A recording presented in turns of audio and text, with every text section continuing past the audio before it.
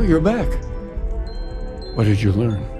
You don't play Bethesda games for the story, is the mantra of fans. Half of the reason for that is the sheer quantity of other activities, in both gameplay systems and role-playing questing. The other half is that they're usually not very good, either in writing, pacing, presentation, gameplay, or a combination of all of them. As far back as Arena, reviewers noted how they often found themselves having more fun with the side quests than the main story, and that was a game that barely had any of either.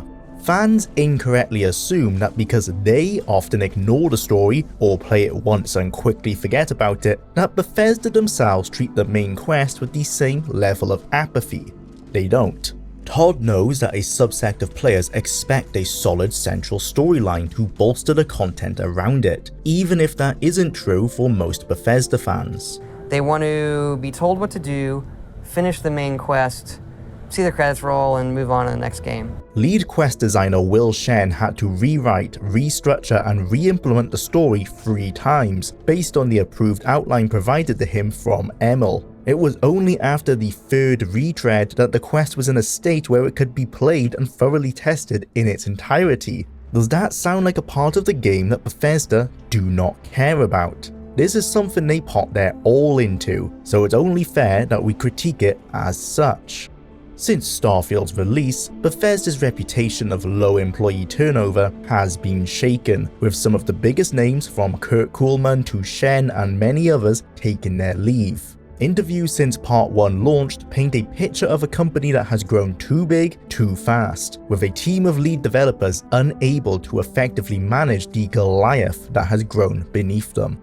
Boy, do we have a lot to talk about today. I'd like to start off on a slightly more positive note as we dive deeper into Starfield's biggest quest lines. As I was continuing my playthrough, I really did garner a newfound appreciation for something spectacular that the game has managed to achieve. Starfield is big. No, it's huge, gigantic, massive. Starfield is loaded with content. The quality of that content is up for debate, but the content itself is totally there, which by extension demands through the odds of probability alone that some of it has to be good. I don't want to just skirt by this fact and not acknowledge that for whatever Bethesda Game Studios lacked or fumbled on this release, its scope was not one of those things, even if the way they achieved it left a lot to be desired. For those wanting to complete the main quest and faction quests, you're looking at roughly 20 to 30 hours of playtime if you're pushing through it pretty fast. Factor in New Game Plus and whatever side quests catch your fancy, and you're easily looking at 40 to 60 hours. And hell, if this is a universe you genuinely catch yourself loving and thriving in being a part of, it wouldn't be hard at all to clock in 100 hours and only have seen a dozen or so hours of repeat content. Which makes it a very difficult pill for me to swallow that I did not enjoy the universe. Not at all, actually. I love sci-fi stuff. The majority of my own channel is mainly just covering science fiction games. I've consumed my share of sci-fi schlock, and I've seen the best of the genre as well, which makes me think I have a pretty decent grasp on what makes it appealing. Starfield has all the makings of a game to capture me and make me love it. Spaceships, other planets, sci-fi weapons, exploration, RPG elements, hell, it's even got space magic, which makes it all the more bizarre that I simply could not make myself care even a little bit about this game. That said, it's all been so... Starfield itself just isn't a very cool game in my opinion. I've never seen in my life a game that tries so hard to take exciting things and beat them into being as bland and unexciting as possible. I complained a bit about this in Part 1, but a massive and consistent issue that seems to permeate across every facet of this universe's existence is a desire to be perceived as believable, to avoid ever feeling campy or cringy. Everything in this universe is believably grounded, and if I had to take a shot in the dark, I would wager that the reason for this is to avoid ending up with an overly schlocky sci-fi universe like Farscape or something, which of course has its fans, but let's be real, it's not exactly the kind of high-profile product that people take seriously, which is what I feel like Starfield was going out of its way to be, a game and a universe that gets taken seriously. But in trying to avoid being too silly, it seems to constantly hold itself back from ever trying anything too risky in fear of being seen as over the top. My point is that when I first played Starfield, I walked away feeling like it was not a very interesting universe. But maybe, just maybe, after a few updates and 2 years to get it right, there really is something worth seeing here. So let's talk a little bit about the game's biggest quest line. We left off in Part 1 having destroyed the Crimson Fleet pirates preventing our escape from the Narion system. With Protocol Indigo in force, our on-rails pseudo-open world gameplay sees us grav drive into Jemison within Alpha Centauri. The closest star system to our own, it is the prime candidate for mankind's first venture into interstellar travel. Made of 3 stars, Alpha Centauri A, the most similar to our Sun, Alpha Centauri B, aka Ptolemy, a slightly smaller, dimmer star, and Proxima Centauri, a red dwarf with at least 2 confirmed exoplanets in orbit. Bruce Nesmith was Bethesda's resident space nerd, obsessed since before his time working on the ill-fated 10th Planet project back in the late 90s. He spent much of his time on Starfield ensuring that all the astronomy was accurate before his premature departure as the lead systems designer. Nesmith was passionate in regards to the implementation of these star systems, the orbits of the planets, and so on. As Shen revealed in an interview with Kiwi Talks, Nesmith was the man who helped finalize the amount of planets to be implemented.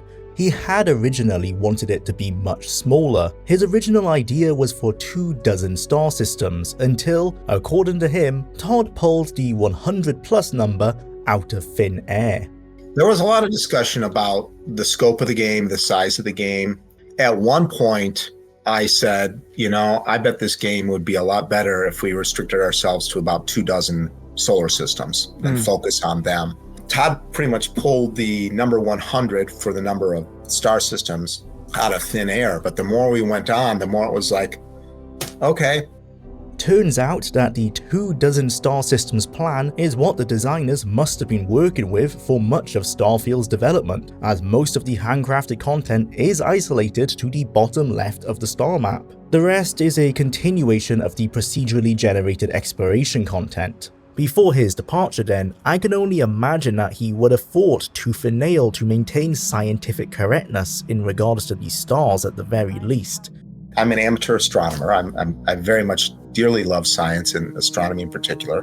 Why then is the 3rd star, the red dwarf of Proxima Centauri, missing? Red dwarfs on other forms of stars can be found dotted around, and even the limited number of objects in orbit cannot be given as a reason. Barnard's star is a red dwarf with even fewer planets. Then again, Barnard's star IRL has 4 planets in its orbit. Obviously, it's a design reason. As funny as it is to joke about how Bethesda missed the damnedest things, interviews show that they were obsessively poring over hard sci-fi and actual scientific theories in regards to helium-free fuel sources, space engines, and hypotheses around faster-than-light travel. The chances they missed the information in the first paragraph of Wikipedia is next to none. Planets have different day lengths, and some moons are even tidally locked. This wasn't an oversight. Without a definitive answer from any of the developers at this time, I would have to theorize that it was to balance the level difficulty of the star system map. Spread from left to right, starting as low-level zones in green and progressively getting harder the further right we go into the oranges and reds, I assume they had hit a number of low-level star systems they were happy with and didn't feel the need to add one more, or have Proxima Centauri as one of the few systems that buck this level trend. Admittedly, very few would have noticed or even cared about this, and fair enough, it literally makes no difference to the game. A one-to-one simulation wasn't the goal, and they play fast and loose with their adherence to hard sci-fi throughout the game. Much of these star system names are entirely fictional, for instance, and usually references to other media, like the Cheyenne system where Aquila resides being a nod to Stargate, or to real life with the Hawkins system. Following our mission to meet Constellation, we land in New Atlantis. As per Mr. Paglarural himself, this is the capital city of the United Colonies, or UC, the most powerful established military and political faction in the game. The city is a true melting pot, and its residents come from every race, creed, and ethnicity. In a lot of ways, New Atlantis is a true reflection of the future of our world. It's easy to assume with the procedural landscapes and removal of loading screens between cities and wilderness that the approximate estimations of the post-Daggerfall games would finally be over, that we have progressed beyond theme park style cities with headcounts below triple figures. This concept art posted to Bethesda's channel in August of 2021, and probably from much earlier than that, proves the reality. We must view Starfield's metropolises in the same way we have those in The Elder Scrolls since 2002, as shrunken metaphors for the real thing. Todd Howard is on record revealing his belief that Starfield failed to grasp the imagination of the wider Bethesda audience because it is too different, likely reflecting on the exploration in that statement. While he is correct that the pivot from an intricately designed handcrafted world was part of the problem for initial backlash, Starfield's further problems aren't rooted in their willingness to experiment, but instead in their fear to push the boundaries too far. This can be seen no further than the appeal to all at the end of the original Starfield Direct, that no matter what, this was a Bethesda game through and through. But why limit themselves with that? And why half-ass the experimentation? Historically, it was expected that we should be able to explore everywhere in a BGS title. If we can see a building, we can enter it. Indeed, this is the exact mentality I brought when I first played the game. Now with more time for it to marinate, I think the opposite approach would have brought more respect. You see, New Atlantis, and every city in Starfield, is small. You may think it would have to be if they want to accommodate this expectation of entering everywhere we see, but they have already taken the first steps away from that. Many of these towers you cannot enter, not properly, only visiting one floor of many or just one room. They are already a facade, as are the crowd NPCs. I don't believe BGS should have stopped there, and instead fully embraced replicating a living, breathing hard sci-fi city that maintained the playable space of Atlantis, but had an exponentially larger outward appearance. Every Obsidian game doesn't have to conform to KOTOR 2 or Pentiment. Grounded is drastically different from both. Why must Bethesda conform to what they have done before? Star Wars Genesis is a mod pack for Starfield created by deity Vengi. I want to make it clear that we have to ignore the strength of intellectual property here. I'm not saying that Starfield should have just been like Star Wars and BGS would have made $1 bajillion. Indeed, so powerful is a long-lasting IP that one of the top-rated comments on a video showcasing the 3-Star Rangers rewrite admired the NPC writing for how homely, KOTOR-inspired and immersive it felt, when the majority of that dialogue is literally Starfield's original writing, with references to the Shore Gang switched out for a Swoop Gang. The reason I bring up this mod pack then is for the complete redesign of New Atlantis. The playable area in the earlier builds remained largely the same, but it's the boundaries beyond that make the city feel huge. Flying traffic among the skyline with towers as far as the eye can see. That's what the concept artists were thinking of. Sure, we can't exit the city into the wilderness beyond organically anymore, but that wasn't the easiest to achieve without jumping the wall of the starport anyway, nor is that wilderness gameplay something that would be sorely missed. In its stead is the illusion that Emil clearly envisioned when that marketing video was released. New Atlantis is a true reflection of the future of our world.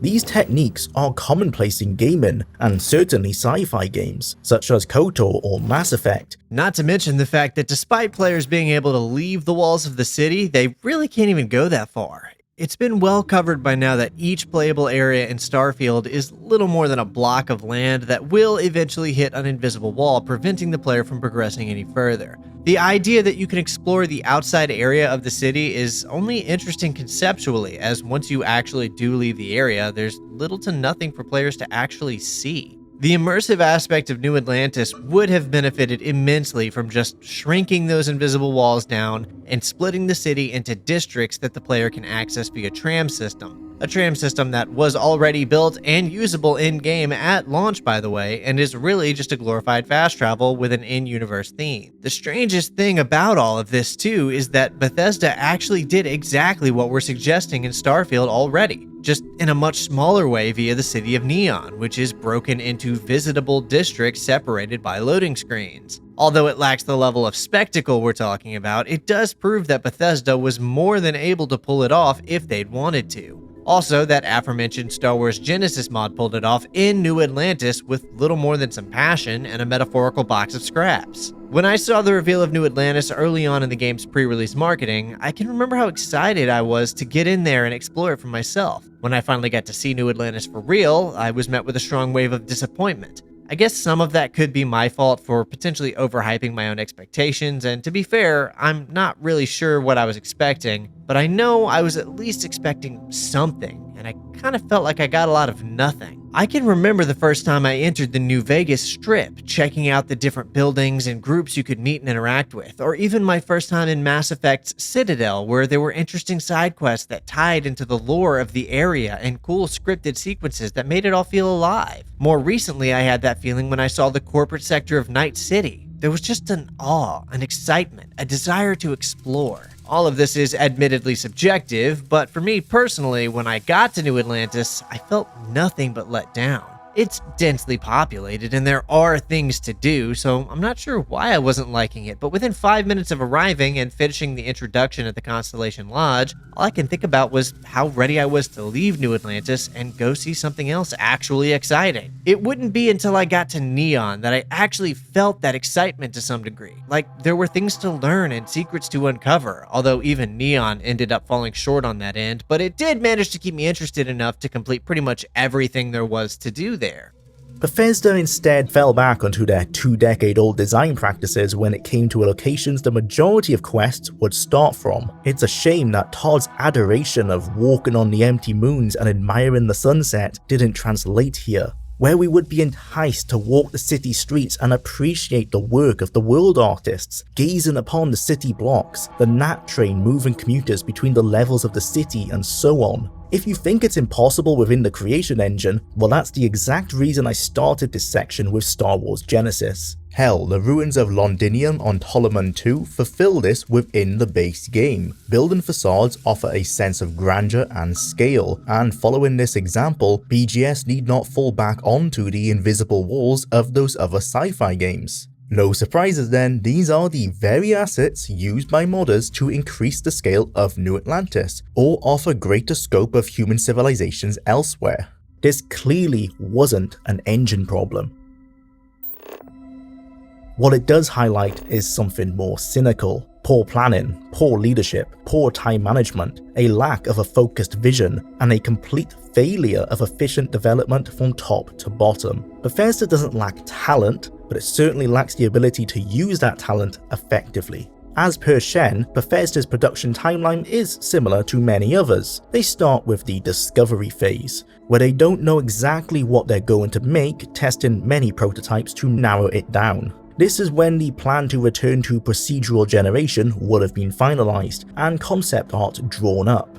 Emo calls it the land of milk and honey, where they are ideating the impossible and narrowing down to what they believe could fit into the time and budget they have allocated based on previous game developments. Remember that. All of the planning is extrapolated from how development worked previously with teams of 100 to 150. Surely then, with a team of over 500, they would be able to do far more. Next is pre-production. They know what they want to make and now need to work out how to achieve that. This is when tech development steps in, where they discovered how to wrap the proc-gen tiles around the planet and worked on improving the technology behind that generation, as well as improving graphical tech, developing the space gameplay, and so on. Then it's into production, where the content itself is being created. Theoretically, the tech is mostly complete at this point, and the designers such as 3D modelers, quest designers, world artists, level designers, and animators begin to populate the game with actual gameplay. After a few years, they enter the alpha period, where everything has to be done, but not polished. The game is feature complete, and in Shen's own words, no new content should be added. Feature complete, no new features, no more content. Finally comes the beta period, where features and content are polished up and what can't be done in time is cut. All remaining time at this point should be focused on bug fixing. Don't try to polish anymore. Don't add in any more shine. Just fix the cracks, and then hopefully you ship.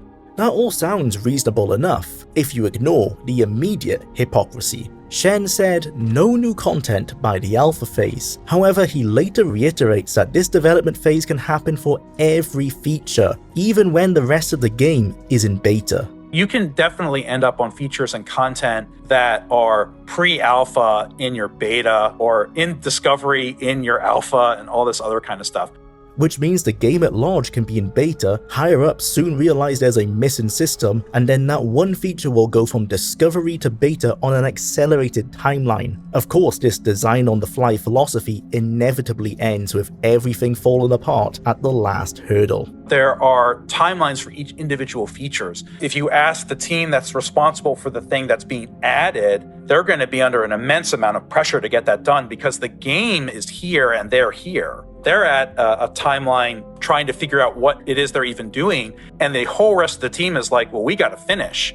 Still, this approach has been with Bethesda since forever. It was what saved them with Morrowind, where a relatively tiny team wearing many hats created one of the most beloved RPGs ever by the seat of their pants. Designing on the fly is BGS's go-to method. Even when they realized it had led to a gut-wrenching crunch period and tons of cut content come Skyrim, they were rewarded with the best-selling game in its genre. Every sign told them that even if it seemed that all was terrible at the time, they would still pull through to critical acclaim. What happens then when you throw scale into the mix? Not just game size, but team size. At the time, it just feels like things aren't working as well as they used to. What we were doing before isn't working anymore. There's something wrong, but we don't really know what, and we can't really agree on what. So we're just going to navigate the seas as best we can into the unknown together, and hopefully it'll work out. It did not work out. Not only did their bad practices not scale, they didn't understand why working in a free-flow method was no longer attaining what they had before. On the strategic level, we weren't aware of what were the big trends that were hitting us as an organization, and how do you manage that? Deep in the trenches on Starfield, they knew something was wrong, but they didn't have the time to employ the management and human resource tactics required. They continued blindly and hoped for the best. Over 500 people worked on Starfield, with nearly 200 of those outsourced, and Bethesda's internal workforce stretched between 4 remote locations. This was no longer the single office space in Maryland where team members could discuss the game over lunch or collaborate with each other by walking over to their cubicle. Now they were run by bureaucracy, and creatives hate bureaucracy. The old saying is true, more money, more problems. Shen and level designer Daryl Bringer, both ex-Bethesda staff, presented a talk at GDC 2024 regarding collaboration in game design and how BGS's rapid growth stunted shared effort between departments, all stemming from that last word, departments. Listening to the tone of despair grow in their voices as they discuss Fallout 76 and Starfield, it's clear that that is the crux of the issue. Previous games had all developers working with one goal in mind, the final game. No matter what, they were all trying to make Fallout 3, Skyrim, or Fallout 4 the best that they could. Level designers worked alongside quest designers, creating content together, sharing a design language and productively distributing the workload. If you were to ask them what they were working on at the time, the answer would be, I work at Bethesda creating this game. As the company grew, those blurred lines between the departments grew solid, and the goal became obscured. They weren't working at Bethesda, they were working for the department under Bethesda. The end goal wasn't Starfield, it was creating X number of quests or levels by the deadline set. Asking for collaboration turned from a quick cubicle conversation into a request over Jwlar, a request that wouldn't go to the employee you may want to collaborate with, but to their department lead, a lead running a siloed off team that was already inundated with work, so these requests were often denied. The team leaders would butt heads to defend their team, saying no to being overworked while all scrambling for these same resources. The end goal of the game at large was lost in the noise. Creative freedom was destroyed. Asking for something as simple as a chair wasn't so simple. Do you need animations for it? Do you need sound effects for it? How much does that add to the schedule? Can it not fit because one of those teams does not have the time? That all had to be wrangled, and so that became a way of life for many people. Ex-senior world artist Nate Perkypile iterated how the focus on hitting departmental checklists and targets felt removed from the artistry and imagination of Bethesda's previous game design. A lot of the great stuff within Skyrim came from having that freedom to do what you want, as opposed to a game with the whole checklist design and design by committee. In an interview with PC Gamer, he mentions his time during the halcyon days of Skyrim, where passion projects like Blackreach or Werewolves, oftentimes made by a few devs in their spare time, could find their way into the final game. You would basically get in trouble for doing that in modern era Bethesda because everything has a cost. As damning as that is, he does rightly clarify that it would be impossible to approach Starfield's design that way with the team scale they now had. If everyone is doing that within 500 people, it's a mess, but with 100 people, it's much more manageable and where a lot of the interesting things come from. And it wasn't just the work style that changed, but the atmosphere at the studio naturally did as well. Shen relates this back to Dunbar's number, a suggested cognitive limit to the sum of people anyone can maintain a stable social relationship with. Outside of this number, theorized to be around 150, it is impossible to truly know someone. It was hopeless for everyone at the company to know their colleagues, and even harder for the leadership who ran them. This hit newer employees the hardest during their onboarding. New hires historically were trained by osmosis, where they would be sat next to colleagues to watch them work and ask questions, learning as they watched. They even had the chance to meet Todd. Shen cherished how despite the fame and position at the top of the company, Todd would make the effort to make conversation with new hires.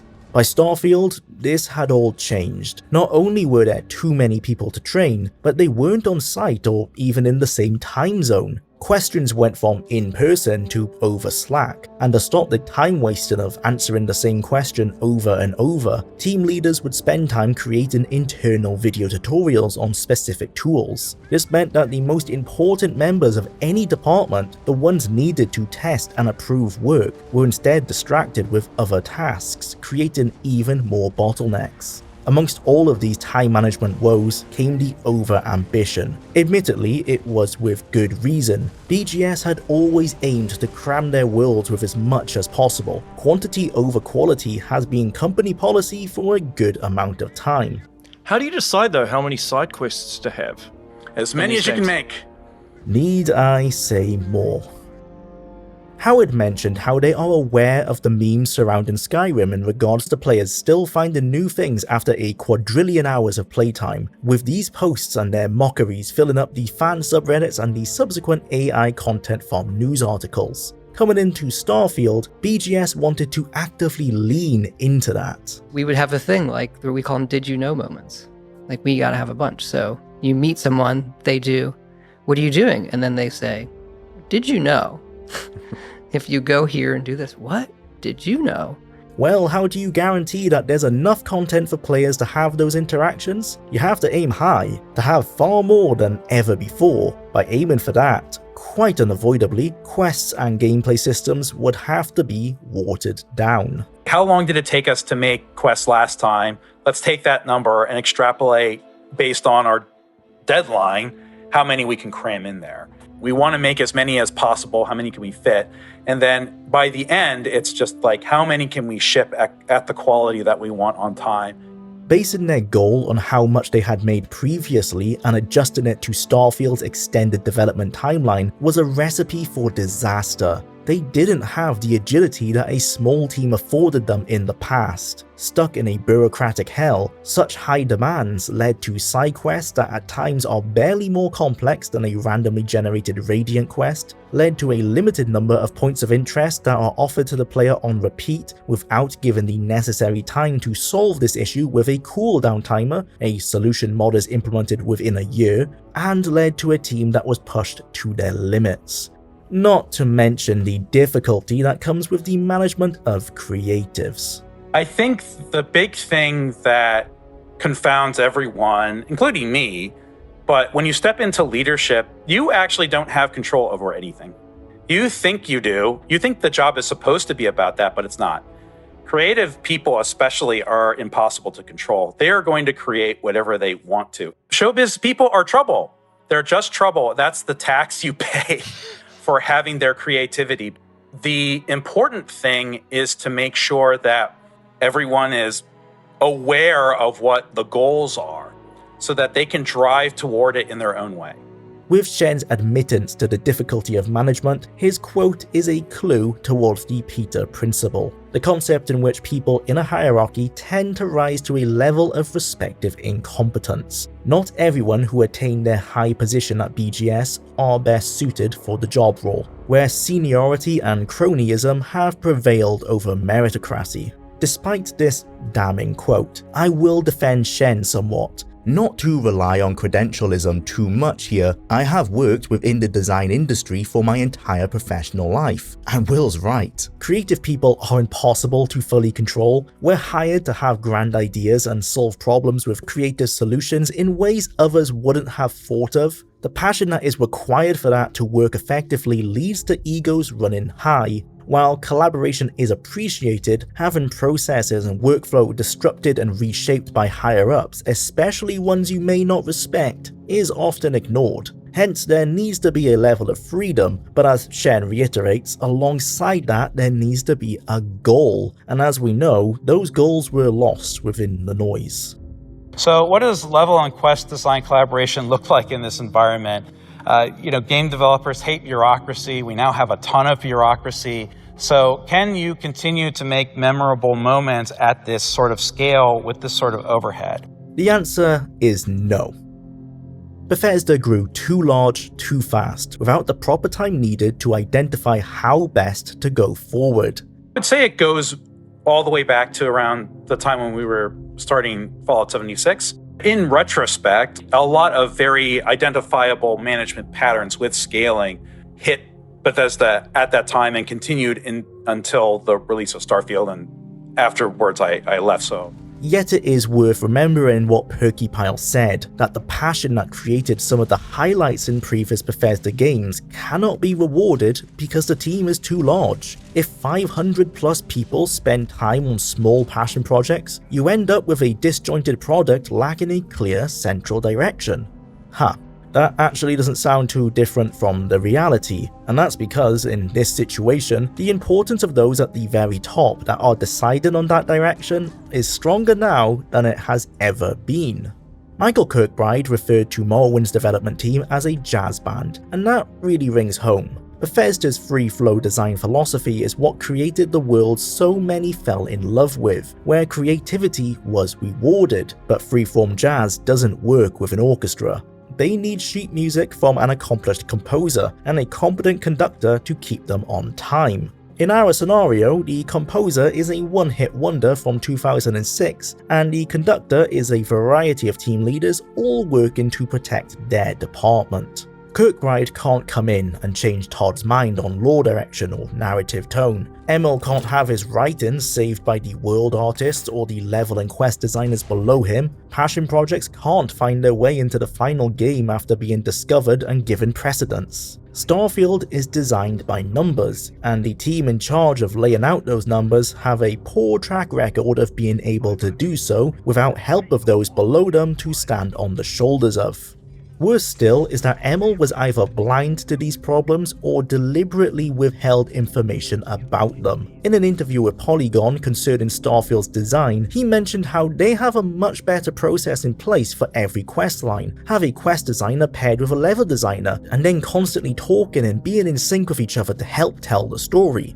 Shen and Bringer confirmed that was very much not the case. It seems that Starfield was kicking around in Todd's head for a long time. We had always wanted to do something where you explore space, the explore space role-playing game. So take the kind of games that we make and give it a little bit of a different spin. But he never figured out how it was going to work, instead leaving that for the collaborative pie-in-the-sky discovery period.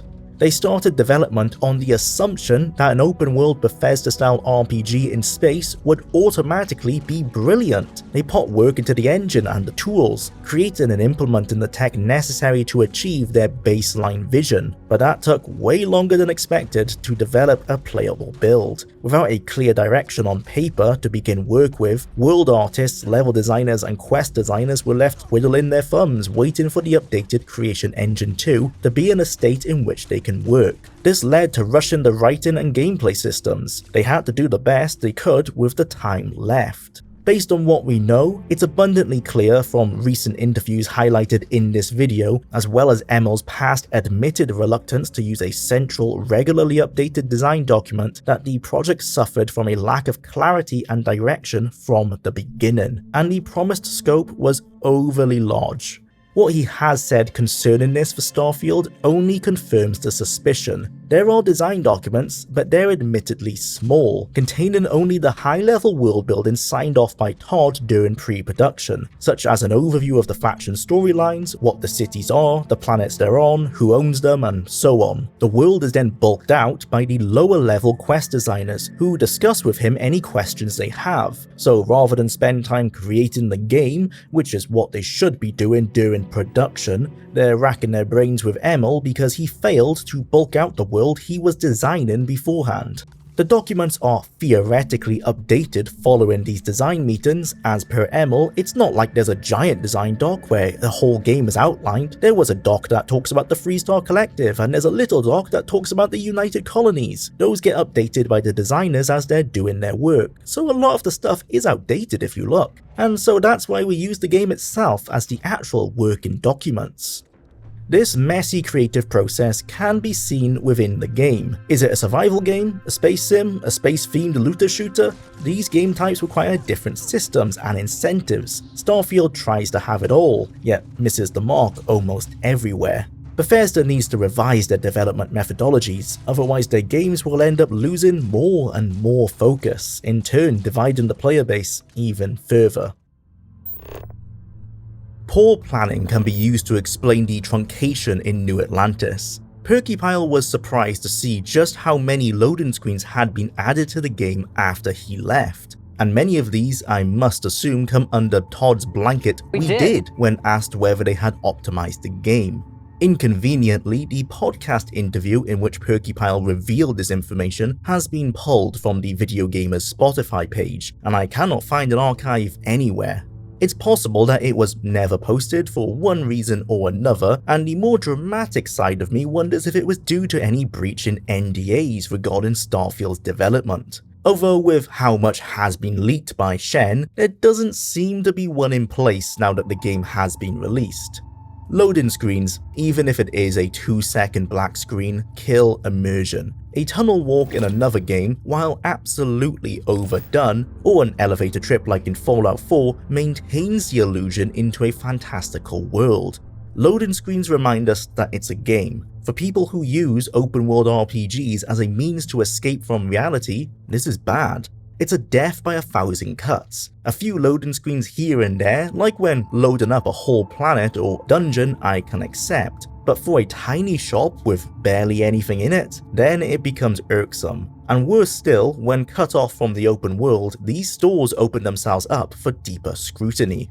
Running around the city, I'm not pulled into critiquing the Viewpoint Bar, Jemison Mercantile, or Terra Brew Coffee down in the starport, because they're all adequately cluttered, filled with named and crowd NPCs, and with a variety of quests to find. Moving up into the city proper, it's more of the same. Enhanced outpatient gene editing, galbank, chunks, and more are open, and don't feel underdesigned or compromised. By cutting off a few of these for optimization, however, suddenly they do. Notably Outland, the golden Art Deco inspired fashion store that apparently sells the best gear in the solar system. Within its own cell, with a loading screen blocking it off, the player intrinsically expects the area to be of a more in-depth design than elsewhere, because that's why loading screens exist within the Creation Engine, for asset streaming. Speaking to Videogamer.com, Nesmith claimed, "We can't have the interiors of all these places loaded at the same time. That's just not an option. Without all the fancy tricks for streaming and loading, you end up with hitching, so we're actually better off stopping the game briefly. According to him, there's too many clutter items that can be interacted with and affected by physics for the engine to naturally stream them without a hard load into a new cell. I crashed out over Outland on my First Impressions livestream years ago for this reason. Where is the level design expected of Bethesda? Where's the back room with stock to steal? Where's any stock? A couple outside even raves about how good the stuff is, only for it to sell 8 relatively weak spacesuits with none on display, no window shopping, not even any boxes on shelves where we can imagine they are. Since launch, only a singular suit has been added as an official creation, and that can be taken for free with no qualm from the proprietor. It's the juxtaposition not just to previous titles, but to its own content that highlights how rushed the game was. If we wander down into the well, we can find the UC Surplus store, a location that isn't cut off from the places around it, has tons of stock on display for window shopping, and lo and behold, it has a lootable back room. If you need further proof that Bethesda was already halfway to the facade approach that I believe they should have broached more confidently and fully, look at the SSNN office. The Settled Systems News Network is the premier and only news station in Starfield. They have radio broadcast beacons placed around cities to fulfill the dynamic role of Free Dog, albeit far less omnipresent. I adore this degree of reactivity, and it's a shame that these beacons are sparsely spread, only found in the major settlements and often drowned out by ambient noise. They really feel like a wasted opportunity, especially when there's a whole mechanic where the player can influence what the newsreader says by giving interviews to the sole quest giver working at the SSNN office. That's the issue right there, a single employee, a quest giver in the reception. No one else works here, except for the broadcaster and an intern who exists to push the quest onto us. There isn't even a lift in the lobby to maintain a level of illusion. Instead, we find a locked terminal bolted onto the wall, one that appears as if it should be kept safely away from public eyes in a back office. This terminal is required for a quest, and if I were to theorize, this seems to be direct proof of how collaboration between quest and level designers fell apart. The quest designer needed the terminal for players to hack into, and wanted a level designer to create an office for it to live within. Unable to get said level designer to do this as they were all busy, we're left with a lone computer randomly placed along a curved empty wall. And where does David Barron, the famous broadcaster, actually broadcast from? Again, previous games show the player where this happens in both Fallout 3 and 4. Without that extra world building, he just hangs out in the lobby and manifests the newsread with magic. Obviously that's silly, but it's not like BGS are raising their noses up at the Star Wars Genesis version of New Atlantis. They were already partially there, including tower blocks with no way to access them whatsoever. The Pioneer Tower isn't even attached to the elevator. No shit, it's inaccessible, it would require teleportation to make it work. The lack of attention to detail harms role-playing. How can a scoundrel have a consistent playthrough when they can sneak into the UC Surplus store in the well and feel like a kid in the candy shop, but then try to do the same elsewhere and find themselves greeted with a solid wall and nothing defined? Fleshed out and believable worlds are a staple of Bethesda games, and it's a shame to see it really lacking here. Some areas appear to have had a lot more time in development than others, which Any Austin showcased unequivocally. His excellent video details the old industrial city of Gagarin and highlights the level of thought put into it by the world artist responsible. Freed from the need to detail every single cell of wilderness, they have been let loose to think deeply about cities in a way not seen before in a Bethesda game. New Atlantis follows suit with the use of pumped storage hydropower to electrify the city, whereby 2 reservoirs on different elevations can be used to store energy like a massive battery. Water can be let through to generate power and pumped back to the top when surplus power is available. This surplus power is generated by the wind and solar farms present in the random point of interest pool in the wilderness. Presumably power lines are present underground. This in turn all powers the autonomous farms that provide food. Delivery of this food is less clear, there are no landing zones connected to them, and there's no roads in Starfield. On a technical level, this is due to roads being infamously difficult to procedurally generate. Cars existed as static props before they became drivable with the RAV8 update, so we know that they are used within the world, yet even with their off-road dune buggy design, after taking the same route enough times, at least some form of trail would have been made. Despite their best efforts, the world artists' endeavours have been sidelined by the game they must exist within. Ironically enough, metaphor in the game's development, as individual silos disconnected from one another, ostensibly connected by an umbrella they have little control over. Wait, no, there actually are farms with landing pads, specifically the hostile abandoned farm. The designer who was tasked with the hostile POIs at least considered how the food would be transported, and the ones creating the peaceful ones didn't, resulting in the only farms capable of supplying food to the city being the one that is currently swarming with pirates and unable to do so. The problem of Emil's method of having the designers update the design documents as they go, ignoring his own concerns regarding the litany of outdated information, is that it requires them to go back and check if previously designed work is still compliant with the new standard. The peaceful farms could have been designed before the hostile farm designer noted that landing pads are needed for the transportation of food. There's also the problem of whether or not the designers actually add these notes, instead of ignoring or forgetting to do so. It's also reliant on them looking at the document before designing anything. This design legwork should have been done well beforehand, so everyone was on the same page. That is the industry standard. Siloing departments from each other is bad enough, but having individual designers working from different preconceived notions of how certain world-building elements should be implemented is frankly terrible. The pirates at this farm are using it to grow metamaze, some kind of hallucinogenic plant. Or this is a common crop and the peoples of the settled systems are permanently high, which would explain a lot.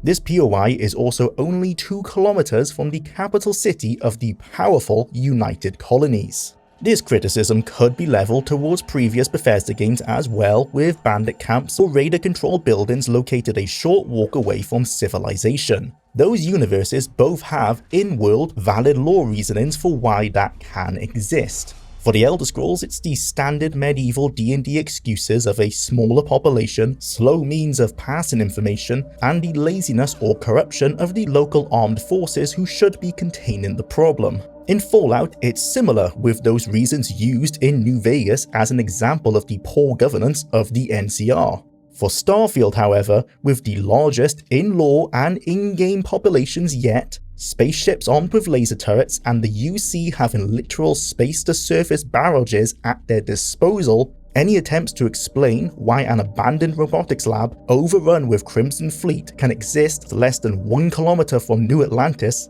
falls flat. Saying that, I wouldn't be surprised if Emil would use the mass losses of the Colony War as the excuse for this lack of security on the city's border, essentially falling back onto the reasons used in TES and Fallout, even with how illogical they are here. It's also unclear where the water for these reservoirs came from. There are no rivers, as these are, again, difficult to proc-gen. The water could have been brought with the settlers and deposited, or created via sterilized wastewater, or if we're really stretching the boundaries, there may be underground rivers feeding the lakes, although these are usually present within more mountainous geology. Then there's the Gnat. It's a magnetized monorail carriage suspended by a metal leg. The track between the Starport district and the city proper goes straight vertical on both ends. With a gyro, this could be possible. The metal leg would move along the track and the carriage would spin on its axis to stay in the correct orientation. Except there isn't a gyro, and the leg would have to go onto the side of the train for this to work, not the bottom.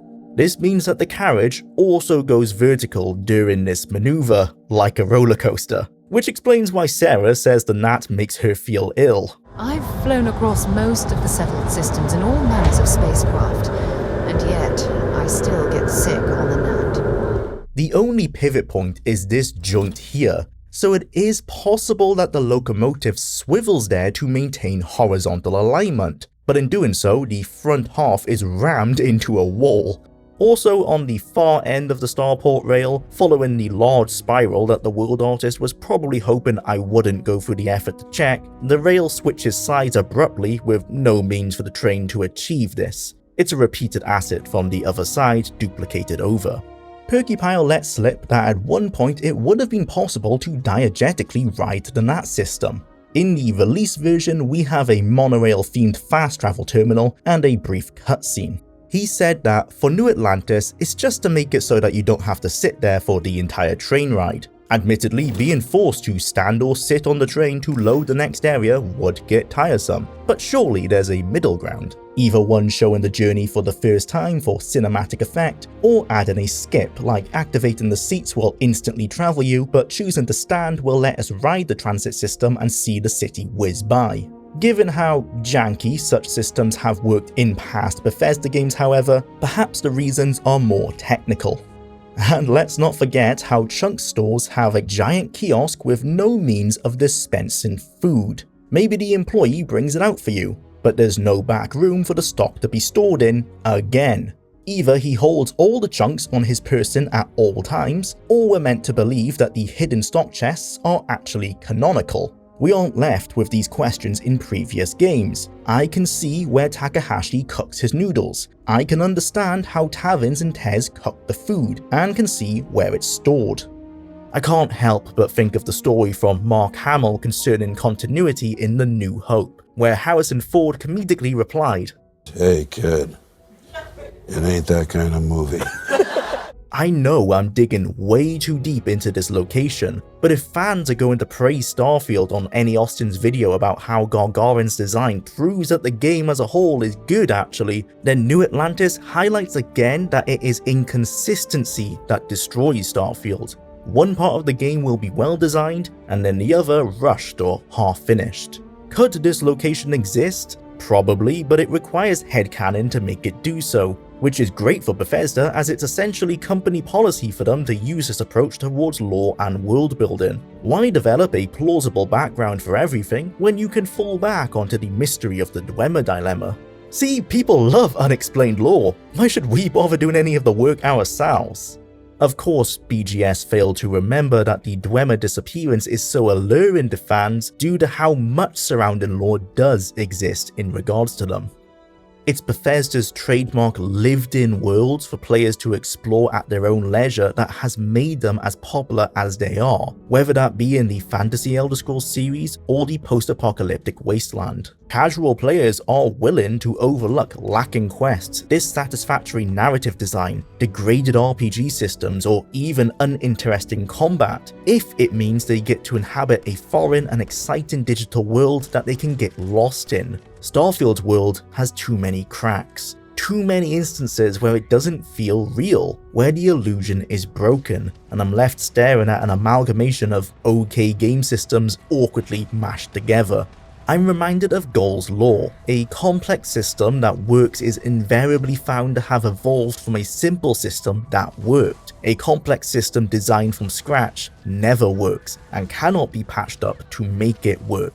Starfield, on the surface, is antithetical to that. Every modern BGS title has built upon Morrowind, which, while not too simple, it was at least working. At some point though, Theseus' ship came into play, and we are now so far removed from that working model that Starfield has become a complex system designed from scratch, rather than one that has evolved from simple beginnings. We're here because we have to go to the lodge. As we enter, an apparent meeting takes place to discuss why we've gone missing and presumably how stupid Barrett is to have let us take his ship freely. Or they just hang out and stare at what artifacts they have collected so far, probably a little column A and a little column B.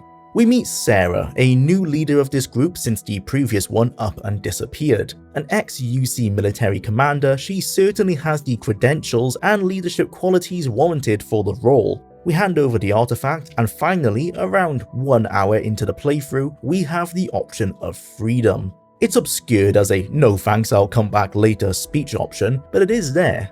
If the player wishes to turn their back on Constellation and the MacGuffin that started this adventure, they're unrestrained, able to go experience the world for themselves. Now the only downside here is that Constellation must take back their only ship. They'll be needing that, so we're going to have to find a new one or earn enough credits from the mission boards and side quests dotted around the city to buy our own. Heck, maybe we should even join the UC Vanguard so that we can get one from them. What's that? They just let us leave with the ship? Their only ship? The Constellation ship? The ship that lets Constellation do the job they've been doing? Oh yeah, sure, that's cool, I bet it's barely an inconvenience. We haven't even reached the first official faction quest for Constellation and they already have a plot hole. I get that Bethesda hates inconveniencing the player to even a tiny degree, but come on. They could have had them offer the player a slightly worse ship without the Constellation livery at least, as a thank you present, not let us run away in the only company car. Yes, Walter could provide another one, he's a megacorp CEO that builds them after all, but he never provides one for anyone else, and the one that we do have isn't even made by his firm, it's a vintage model barely worth 10k credits from a now defunct manufacturer. So much for caring for his little hobby group. There is a prevailing fan theory, and yes, those exist. The Frontier may be this way as Walter doesn't trust Constellation with a nicer ship as they keep running off with it. Barrett says as much in a slate you can find on the Frontier, where he admits to regularly commandeering it when he pleases. However, this ignores that Walter doesn't give anyone else another ship. Sam Coe doesn't have one, Andrea doesn't have one either, she just prayed to the Great Serpent to access fast travel, I guess? The whole group lacks the basic modicum of believable world building. Starships are expensive, not everyone has one, that's understandable, but again, Constellation is literally backed by one of the richest men in the galaxy, whose company builds them. I'm sure he can front the manufacturing cost of a few old models for his friends. He's already sunk money into this lovely Victorian-style drinking retreat in the heart of the most exclusive and expensive city in the settled systems. A few ships off the factory line would constitute a slap on the wrist from accounting at worst. Regardless, this is where the critical choice is made. Do you experience the rest of the game, the eclectic side quests and exploration content, or do you stick to the main quest? The former can lead to a more or less favourable opinion of the game based on which quests and systems you interact with, and the latter offers unique abilities, some of the better level designs, and the stronger choice and consequence style quests, although that's not saying much. This too is the only questline that accesses the New Game Plus mechanic and the inescapable narrative and philosophical themes that come with it. The player is free to do both at the same time, and I'm sure that's what the majority of players do, especially as past a few missions and a twist near the end of the second act, the main quest lacks stakes, giving breathing room for players to be distracted, even if, narratively, it's not really alluded to by the members of Constellation, unlike Caius Cassad's telling us to go join a guild and level up a bit. Starfield isn't quite as literal, but I'd be lying if I believed that the player was meant to be enraptured by and pressed to push on by a sense of urgency. Until Act 3, where Shen must have decided that if we've made it this far, then coaxing us forward with narrative pressure wouldn't go amiss. This is where the Old Neighbourhood, the second mission of the main story that begins after we accept Sarah's invitation to join, stands out. Started as an investigation, as the trail grows warmer, we are compelled to act fast, while Sarah simultaneously supports time wasting on the Earth's moon.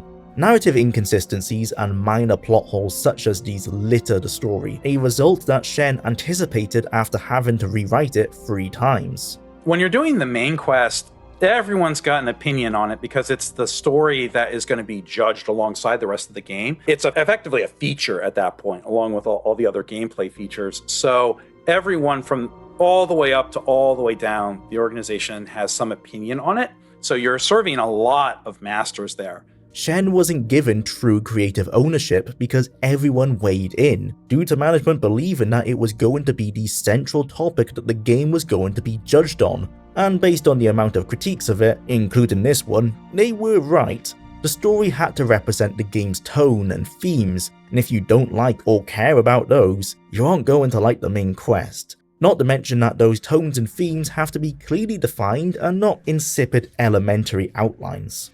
Shen could only push his quest design so far within the constraints of the plot made for him by Emil. It's not clear how much writing and reworking Shen was even free to make when Emil admits that he was the one who came up with the main quest and main story, where he talked it through with Todd, made course corrections, and changed things.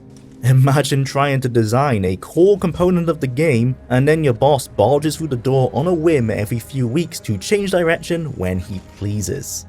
As a trainee member of Constellation, Sarah insists that she tails us to keep us on track, ostensibly maintaining the player's interest to the immediate goal with consistent jibes and sarcastic nods if we take a diversion. She won't outright tell us to stay on task, but I appreciate at least some effort to keep us in line. If I am to believe that Constellation are taking their intentions seriously, this was the necessary compromise between allowing the player to enjoy the open world RPG standard of doing what they want, while maintaining minor narrative consistency. It isn't the perfect solution, but people would definitely complain if they felt forced to follow the mission. That was my main gripe with Protocol Indigo. Constellation is looking for more of the artifacts like the one we delivered. They don't know what they do, which they admit, but as a group of explorers that subsist within a world space known as the Settled Systems, this is the most exciting development since their inception. Even when the billionaire fundraiser suspects it may be a bomb, it's not enough to persuade him from pursuing more of them. If he manages to blow up the city, at least that would be more interesting than existing within the banality of this world. Our lead comes from a recruiter of the UC Vanguard, who has heard a rumor that one of their members has been using the artifact as a dashboard accessory. Sarah is affronted by this knowledge, but it's not like Constellation has any better of an idea of what they are at this time. We're even given a "well actually" style text prompt to lambast the Vanguard for his indignity, despite our group at this time hoarding them for a spinning art display.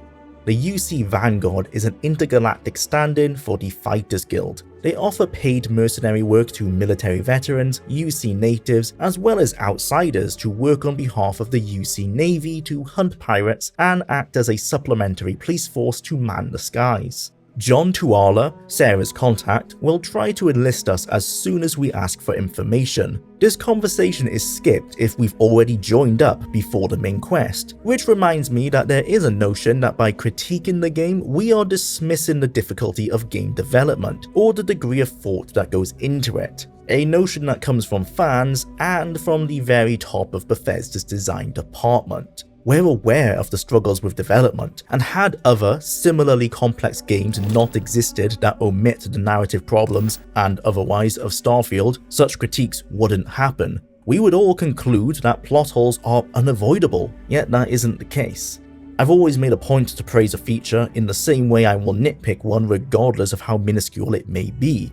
If we're already in Tuala's good graces as a fully fledged Vanguard ourselves, he will greet us and offer what information he has without the required rigmarole. There are a few instances where minor skips like this can occur, and while they may be expected, I'm always glad when they happen as it does highlight a degree of effort in acknowledging a player's choices in gameplay. The same goes for the inclusion of trait and perk based dialogues, although as mentioned in part 1, unfortunately they rarely skip sections of quests or provide additional items as in other RPGs, instead offering an additional line of dialogue, but that's better than nothing. For example, when Tuala lists the benefits of joining and completing our 10 years of service, like becoming a citizen with the ability to purchase property, we can put our chin up and proudly announce that we're already a UC native. UC citizenship is all earned based on service.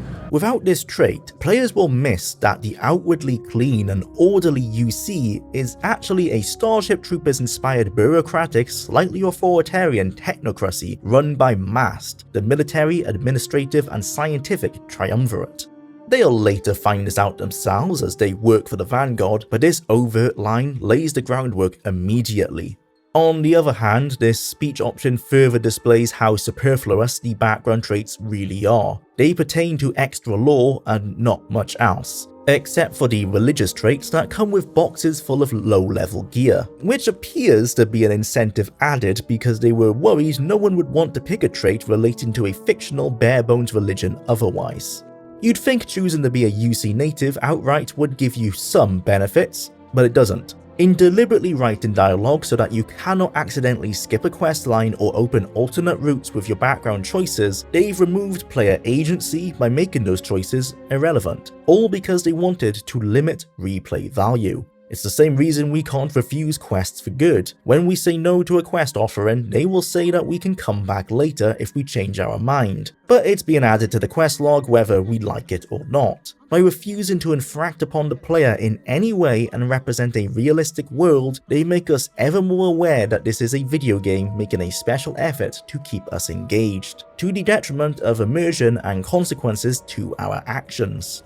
I created Jet as a UC native as I wanted to see what the benefits of that trait entailed, assuming that I would be classed as a citizen and able to purchase property from the get-go. I had played the Vanguard questline on a previous character and was aware of this mechanic, but as I didn't have the trait at that time, I was not privy to the information that a native was not a citizen. Imagine my surprise when the real estate agent amusingly mocks my lack of citizenship, and I'm left with no knowledge as to why. At the time, I thought the game was bugged. If there was ever a time to acknowledge a player's background, it's right here. All she had to do was mention how natives aren't citizens like Jwlar, but if you never talk to him, you won't know this information. This is the degree of inconsistency that poor planning during development results in. Had there been clearer documentation on traits for the NPC writers, they may have been in a better position to accommodate this. We don't know if they didn't have it for sure, so it's possibly a quality control issue instead. If you're working on a side quest off in a corner, you might be the only person who plays that before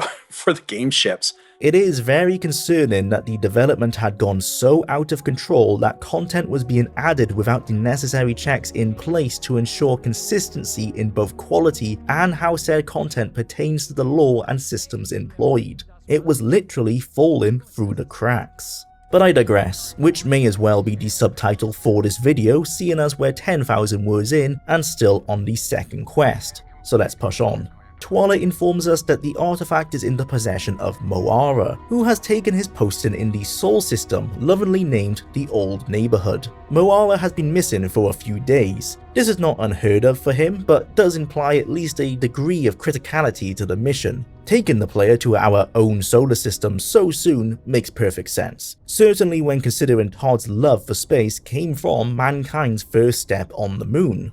Jwlar has no idea where Moara could be within the system, as there's no interstellar wireless communication, a trait inherited from tabletop inspiration 1977's Traveller, a hard sci-fi paper game that Todd used as his stimulus when programming a version on an Apple II in his youth. It was that memory that made him ask the question. Harkening back to those old role-playing games that we loved, and hey, can we pull off something like this with today's computers and consoles, etc.? On the galactic scale, communications in Starfield are a lot more like the Age of Sail than they are our 21st century. To narrow down our search then, Jwlar suggests that we ask around Moara's regular dive in Cydonia, a mining colony on Mars and mankind's first interplanetary settlement. As a mining town for the past 200 years, you'd think they'd run out of resources by now, but the location was picked perfectly, with NPCs muttering ambient dialogue that they too are surprised that they're still finding new deposits. As our first interaction with very low gravity on a planet's surface alongside the added verticality of the boost pack, it creates intrinsically motivating exploration out of novelty. Bounding across Cydonia's vast exterior, watching hanging minecarts move by and taking in the grandiosity of the presentation, this is an instance where the competition is not doing this. It's one of the few times Starfield feels truly next-gen, and where I can make a concession for separating a city's interior from its exterior. The outside is so full of clutter, I can let them off for separating the cells. Not many games outside of Rockstar and CG Projekt Red titles have a comparable level of detail without loading screens. The interior is a 180 from the spread out green space heavy cityscape of New Atlantis. Oppressive industrial tunnels and dirt covered crowds drive forward the stark difference. If there is one team that cannot be doubted, it's the art department. I've already mentioned how I'm not particularly a huge fan of the NASA punk direction, in part due to the complete lack of service to the punk part of that descriptor, but I cannot argue against their complete devotion to implementing it into everything. We're bombarded with quests as we step through the PvC strips, following the Oblivion formula of an overheard conversation starting a quest. The NPCs also have dynamic conversations. These are based on your actions and what's going on in the world. What news have you heard? The news is bad. My characters Troubling just times. learned a new topic based on what they were talking about. Gods protect you. This is a really natural way of doing this. You overhear a conversation, learn a new topic, and ask someone about it.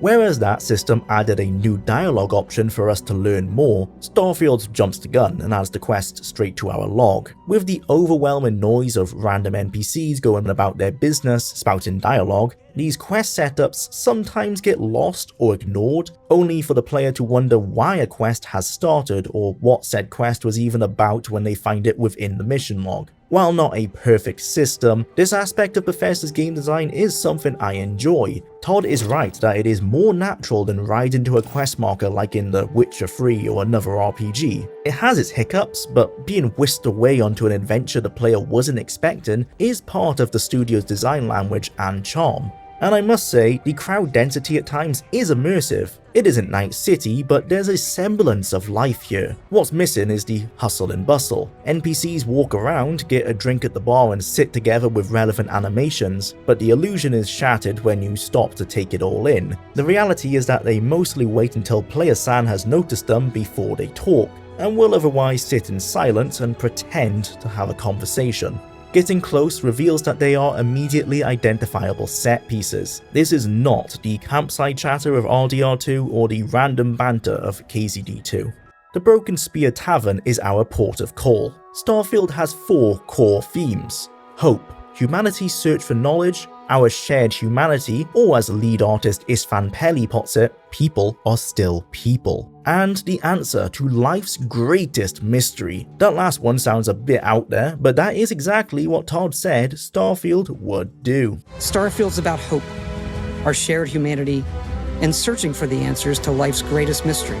By rooting Starfield within the perceived law that humans do not and will not change fundamentally no matter how many centuries have passed, Emil has used this to maintain cultural consistencies, remnants and references to our current understandings, tying much of the world building to the Wild West frontier of 19th century America as his interpretation of how humanity will repeat the tropes of that time, notably with the name of this fine establishment. The Broken Spear, a name pulled straight from the time period of a frontier town saloon where miners, wanderers and drifters gather, likely named in-world for its symbolic resonance as a broken weapon to symbolize a metaphorical break from violence. That atmosphere is what you experience inside, a gritty bar run by Jack, who sells straightforward drinks to straight-talking patrons. Or it's just a reference to spears being missing from the Elder Scrolls since Morrowind. You know, either one. I'm reading too much into this, but the fact that BGS loves to force in whatever is popular at the time of development does carry over. With Oblivion it was Lord of the Rings, for Skyrim the general move to darker, more grounded fantasy worlds, and with Starfield, I hate to parry the common sentiments, but it really does seem like they played Red Dead 2 and combined it with their admitted love for Westworld, as well as Cyberpunk when it comes to Neon City of course.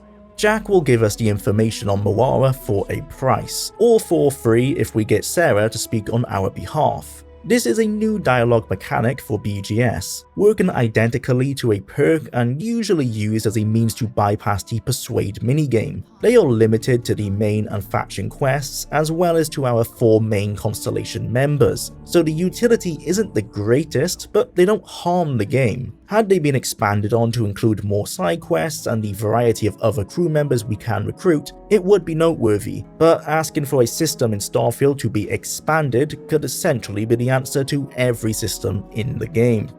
Jack's special information is that he doesn't know where Moara is, but that he knows Moara was waxing lyrical about going to spend some time in the orbit of Venus. Here we are introduced to the cultist House Varun Zealots, and to the space stealth mechanic. Space stealth is achieved by deactivating all primary systems such as shields and weapons, on the surface making this a risky maneuver to pull off. The benefit being to avoid detection from enemy spacecraft that vastly outlevel the player, or are in numbers that will make a dogfight too dangerous. Other than in specific circumstances such as this one where we must fly to a destination near enemy ships, its main use isn't to stealthily avoid detection while working towards a goal as with how stealth works on 2 legs, but to quickly travel somewhere else from the star system map before combat is entered and fast travel is prevented. In that case it has limited situational use, still at least it has one, except that in the immediate 5 to 10 seconds after arriving somewhere, enemies won't notice your presence anyway, even with all primary ship systems powered up, so you have the ability to escape regardless.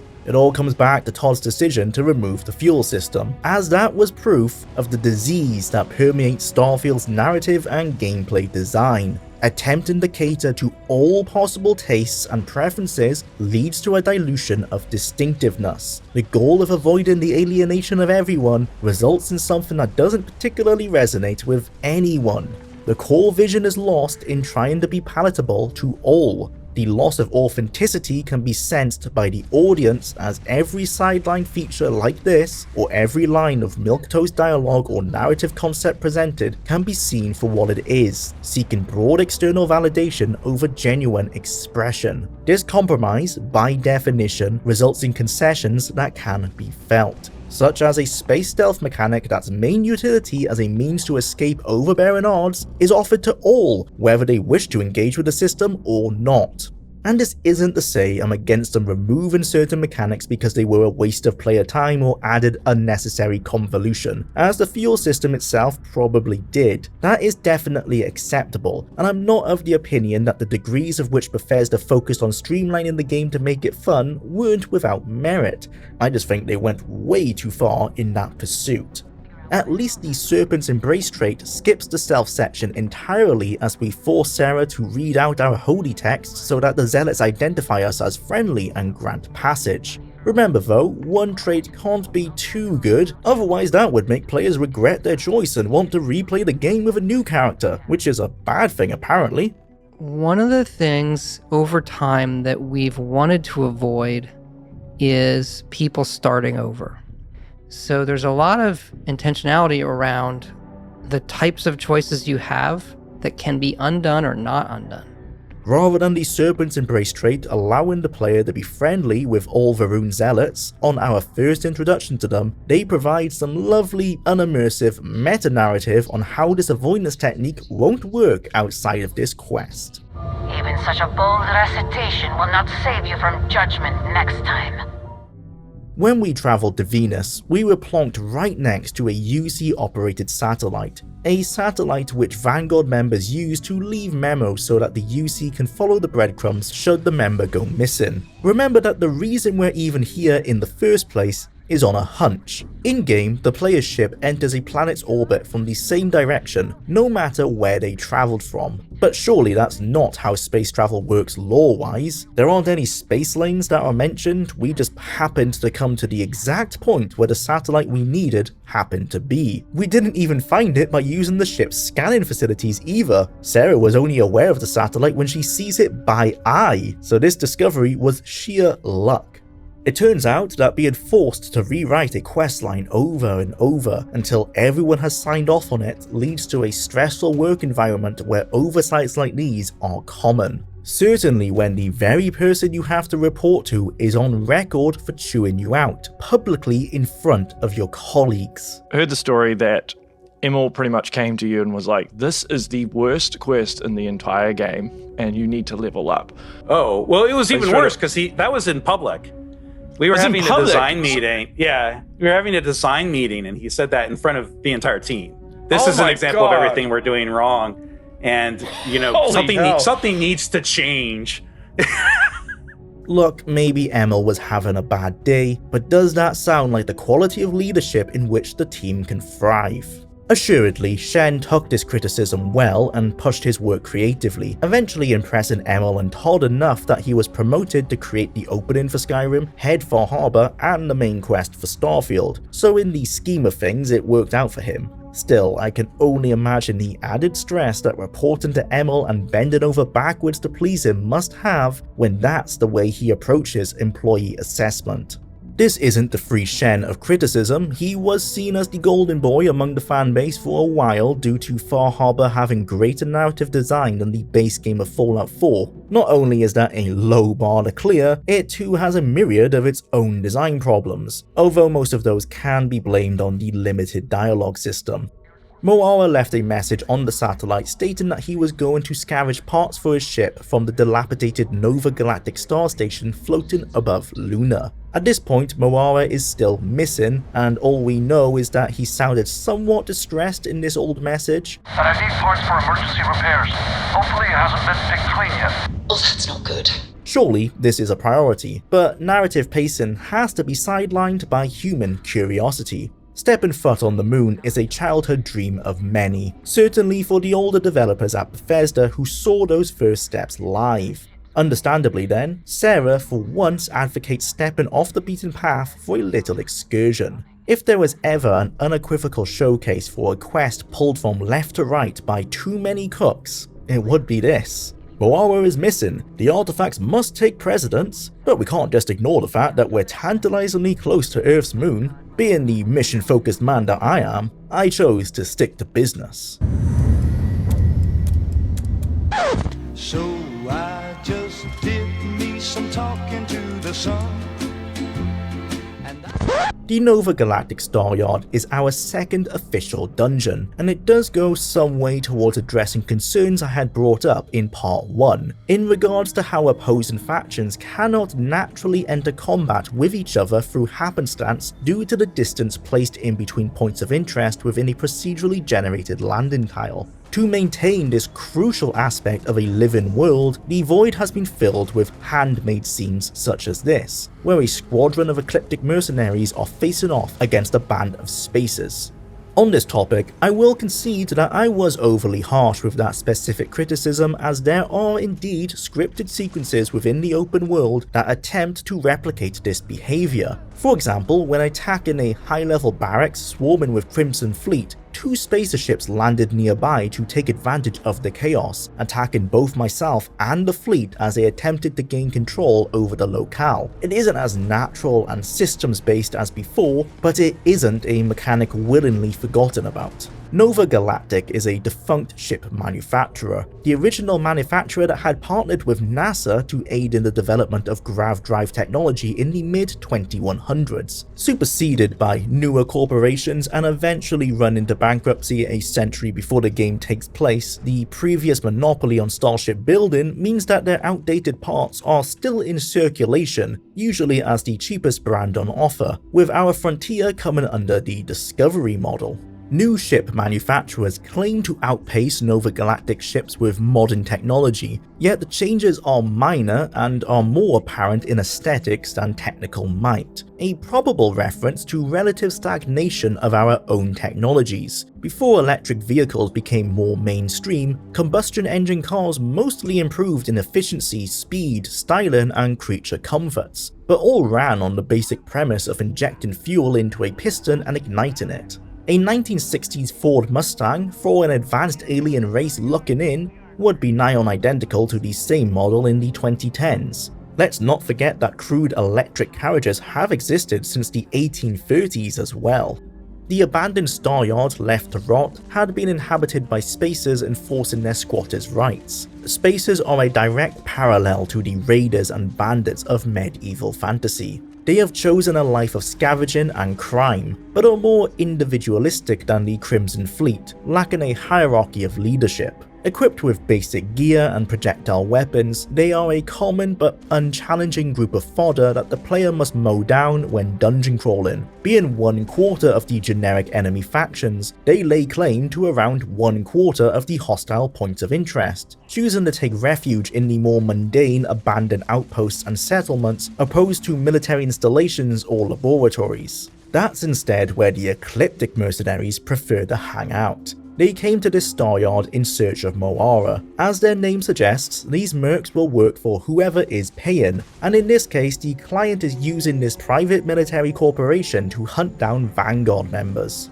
Gossip from passing guards in the cities suggests that they are hired by both the UC and Freestar Collective to handle their dirty work, maintaining a light proxy war between the two factions despite the official peace. This too is the lore explanation for why neither major faction are concerned about stopping the Ecliptic Mercs, despite them having a strong hostile presence within the settled systems. Moara managed to sneak into the Star Yard before all of this commotion took place, finding the part he needed from a ship left partly constructed when the firm closed down, evoking liminal photography of abandoned car factories. He's a cocky guy, deciding to leave a slate behind, celebrating his arrogance and revealing where he hoped to go next. For someone being pursued by a professional mercenary institution, he isn't very careful. Is this bad writing or good writing of a brash, overconfident grunt? It's up to subjective interpretation. It is beneficial for us though. After all this time, we have tracked down Moara's ship, and he's hostile, even if we're marked as a friendly vanguard. He's been boarded, and his controls commandeered by the Ecliptic Mercs. We know this because he tells us himself over the short-range radio comms. Why does Moara have access to these comms in the area he's being held? Surely the guard standing by him would hear him or have prevented him from reaching out. Maybe we can even find him during boarding so he can help us fight. Nope, he could use the radio because he's in the cockpit, right next to the pilot and a boss NPC. That means they heard him make that message as he is literally right behind the captain's seat, and they did nothing. All they had to do was have a punch sound effect with Moara grunting to imply that he was hit by a merc who had noticed his attempt at subterfuge. I would have to assume it's because someone complained that the player may be confused on why Moara's ship is hostile, so Shen had to add in the radio conversation but then didn't consider moving where Moara is being held. Up until this point, space combat has ended with the destruction of the enemy, but that's not going to be the best way to find the artifact or save Moara. Sarah takes this opportunity to introduce the piracy mechanic. Boarding a ship requires the player to neutralize the engines beforehand using a VAT substitute that works similarly, slowing down the game, reducing damage to the player by a percentage, and allowing us to choose a specific ship system to target. First though, we must have chosen the novice tech skill targeting control systems to unlock this ability. Without this, piracy and boarding are impossible. Why then did Shen force the player to need this skill for the second mission of the game? Well, he didn't. We don't need the skill. Sarah says we need to target the engines, but as many players wouldn't have unlocked the skill at this point, a tutorial pop-up never comes. We have to play as if we intend to destroy the ship, and the engines will just break apart on their own. Sarah is trying to teach a gameplay mechanic that has been arbitrarily locked behind player progression, after the voiceover was recorded. Other new mechanics are locked too, boost packs and ship thrusters to name a few. Even mechanics from the previous games are suddenly locked away, such as pickpocketing and the stealth indicator / meter. At first this annoyed people, but to me it's a step towards the harder core roleplaying mechanics of Daggerfall, where your build dictated your playstyle. Trying to play outside of it would only result in misery. By removing core mechanics like the stealth meter, there is a direct message to the player saying, hey, you suck at stealth. You can't even effectively use this system until you spec into it. As only 1 skill point is earned per level and 4 skill points are required to fully max out any given skill, progression has been dramatically slowed down from previous games in an attempt to focus on players roleplaying their character specifically into a certain tree. In principle, this seems good. For example, focusing skills towards stealth results in weaker combat abilities, or a specialized pilot may be useless at stealth. This should enforce great character and playstyle variation, and it does, but only for the first few levels. Every character will eventually be the same. No hard choices need to be made when it comes to builds, because it's only a matter of time before we can unlock that ability. You're also forced to buy perks you may not want to open the ones you do, coercing players all down the same path. If you want to get better at building outposts, you must first specialize in surveying flora and fauna. The same can be said for getting stronger with rifles, or if you want to gain affinity faster with companions. You must first craft a bunch of food items or loot a lot of crates. Progression towards character traits you may want becomes totally illogical. The need to spend 4 total skill points to maximize a skill's potential is tied into the new skill challenge system, an attempt to combine the XP leveling of classic TTRPGs with the use-based leveling of the Elder Scrolls. The resultant amalgamation is seemingly inspired by Call of Duty of all places, with a similar perk improvement system seen in the original Modern Warfare 2. This shouldn't be that surprising, however. Call of Duty has been an influence on Emil since his time as lead designer on Fallout 3. I think people have been wanting something like that for a long time, you know? Give me a game that has the gunplay of Gears of War or Call of Duty with the depth of an open world RPG. And yes, he is implying that Fallout 3 has gunplay akin to that of Call of Duty, but that's a video for another day. This influence can be felt more so in Starfield than ever before in a Bethesda game, especially in the HUD design. Bullet connections are highlighted with hit markers and a corresponding sound effect. XP earned takes center stage in the middle of the screen in a bright white rectangle that cannot be missed, and level ups are joined with a large icon unique to every level, plainly inspired by military insignia, with loud music playing to indicate our achievement.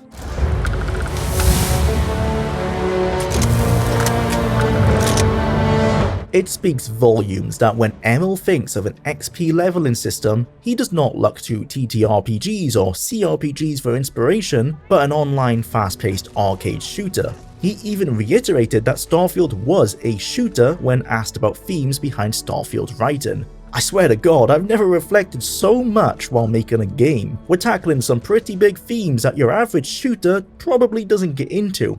Of course, what he is forgetting is that people don't play arcade shooters for mature themes, but they sure do play role-playing games for them, and that's who you should be taking inspiration from and comparing yourself to.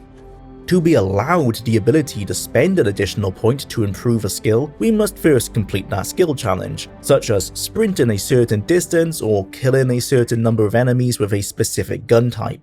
They add additional dopamine hits to the Skinnerbox cycle they perfected in Skyrim to keep players engaged. Grab the player's attention with random encounters, points of interest, quests, things to kill, and then the occasional level up to keep them playing, and never let them become bored. Obviously, much of that loop was changed with Starfield's planet design, as Todd was keenly aware of, so the challenges were a necessary addition to try and prevent player apathy. Hence why progression of a challenge pops up on the right every so often, just so that we can be reminded that this mindless task we're interacting with is still working towards that next dopamine dose. The downfall, as I mentioned before, is that the choices don't actually matter. For the first few levels they will, but by the time you've finished the original universe and the game starts pushing the player towards New Game Plus, most characters will already be well on their way to becoming a monolith of similar skills. Obviously, the majority of players will end up wanting to access a stealth meter, the ability to use a boost pack, access to higher tier ships, and greater crafting capabilities. Without any means of preventing this with a limited number of level ups or perks directly negating others, like in other RPGs, it's not surprising that the reason to roleplay a certain build is limited to the initial 20 hours or even less, depending on how strict you are in following a specific build you have in mind. Some don't mind enforcing these rules upon themselves, yet I would argue it promotes replayability to all players if said rules are put in place by the developers. With Todd's comments and such a heavy narrative implementation of a New Game Plus mechanic that allows players to further strengthen their monolithic builds, undoubtedly replayability with a unique character wasn't the goal. Anyway, Morara's ship is disabled with the correct use of the targeting perk or not, and it's time to dock our ships and wipe out his captors. Docking, like most content in space, is a cutscene. Curiously, a black and white one, possibly an artistic decision to replicate videos of similar events in real life, or to simulate a low-res in-world camera view of the port. I theorize, based on dialogue from companions and crew members on our ship, that this was intended to be a minigame at one point in time. We know that dialogue was recorded throughout development, rather than at the end as is tradition. We do a lot of voice recording. And we used to do it kind of like at the end of the project. And now we do it throughout. We start really early. We're recording for years and years, literally, probably 3 years.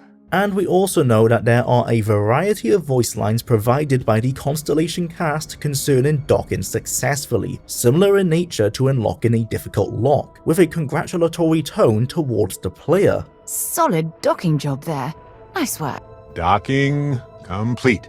We're good to go. Pressure normalizing, undocking complete. This could be pure happenstance. Similar lines are spouted for landing, and seeing as landing zones are generated points of interest within the planet tiles, I don't think it was ever intended for that to be interactive. But with what we know of Starfield's tumultuous development, there is a chance of an interactive docking sequence. It's in the competition after all, and it's because of those games that I'm glad it was cut. There's certainly the argument for the other viewpoint. The lack of interactivity during such a crucial part of space travel stands out. It's a further reminder that much of the space traveling systems are on autopilot. Think of Interstellar. One of the most intense scenes is literally just a docking sequence, but it's thrilling and it's suspenseful because it's active, it's about precision and timing, and you feel those stakes. Imagine if we could feel that in a minigame, possibly taking cues from the lockpicking mechanic, but tailored for docking. Instead of spinning tumblers, we're rotating the ship, aligning it with a docking port, compensating for drift, maybe dealing with a malfunction or interference. Suddenly a routine task becomes something you engage with. This could be used to add roleplay depth. A clean, flawless docking could give our ship a temporary buff to travel handling or speed, for example. Mess it up and instead we take a hit to the hull and need to waste ship parts on repairs. It's not just about punishing the player, but making the moment feel like it matters, giving the option for players who want to take the controls to feel like the pilot they're supposed to be. The problem is whether BGS could strike that balance. Docking is a regular occurrence during gameplay, necessary to access every single space-based POI, and an integral part of the main quest that will have to be completed multiple times. Docking would likely become a frustrating hurdle that players dread, and unlike lockpicking, it couldn't be avoided if it was a mechanic you didn't enjoy. And we all know how much Bethesda hates forcing any level of inconvenience. There would probably be a perk to make it easier or eventually skippable for those who just want to move on with the story, but the point stands that if it ever did exist, I'm not surprised that it was cut, especially as a heated topic amongst the fans of other space sims.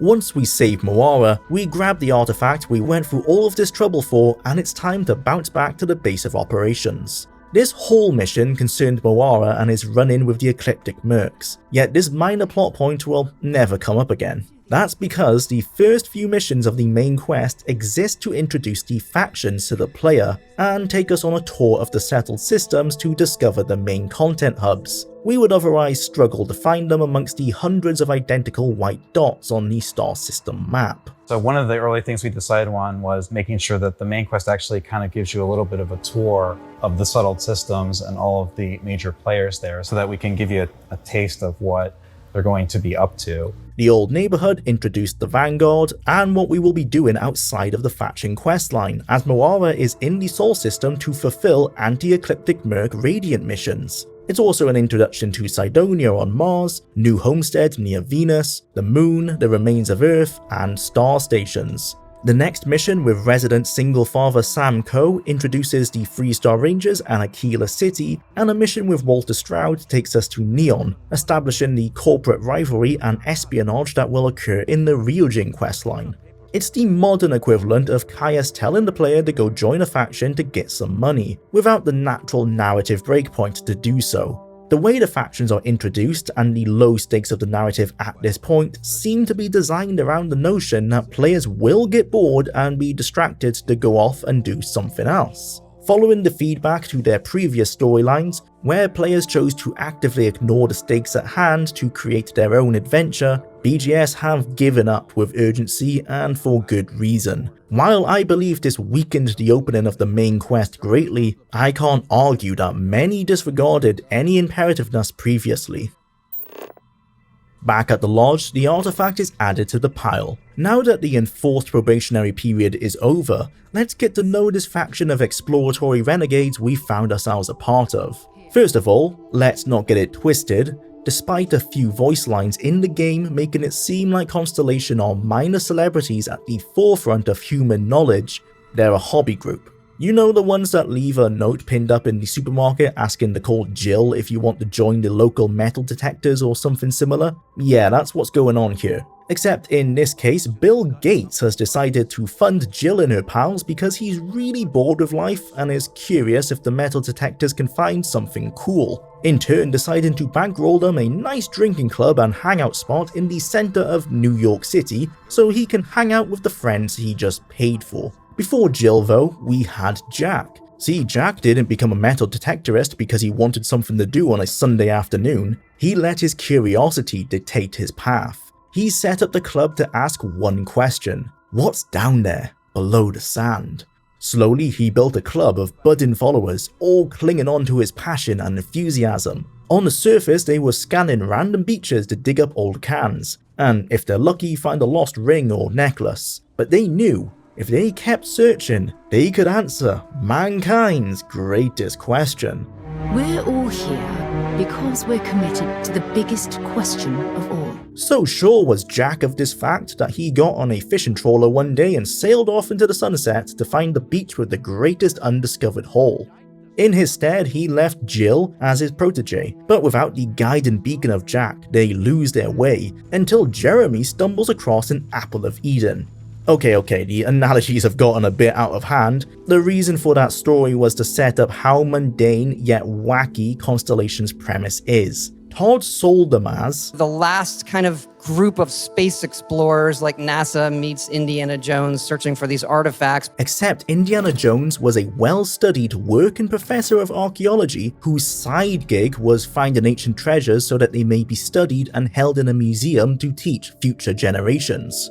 Constellation aren't even true space explorers, they're space catalogers. The approach is more Charles Darwin than it is Christopher Columbus. They aren't sailing blindly into the ocean in hopes of finding India and stumbling upon America. They're traveling to a Pacific island to document the slightly unique characteristics found in one bird's beak shape over another.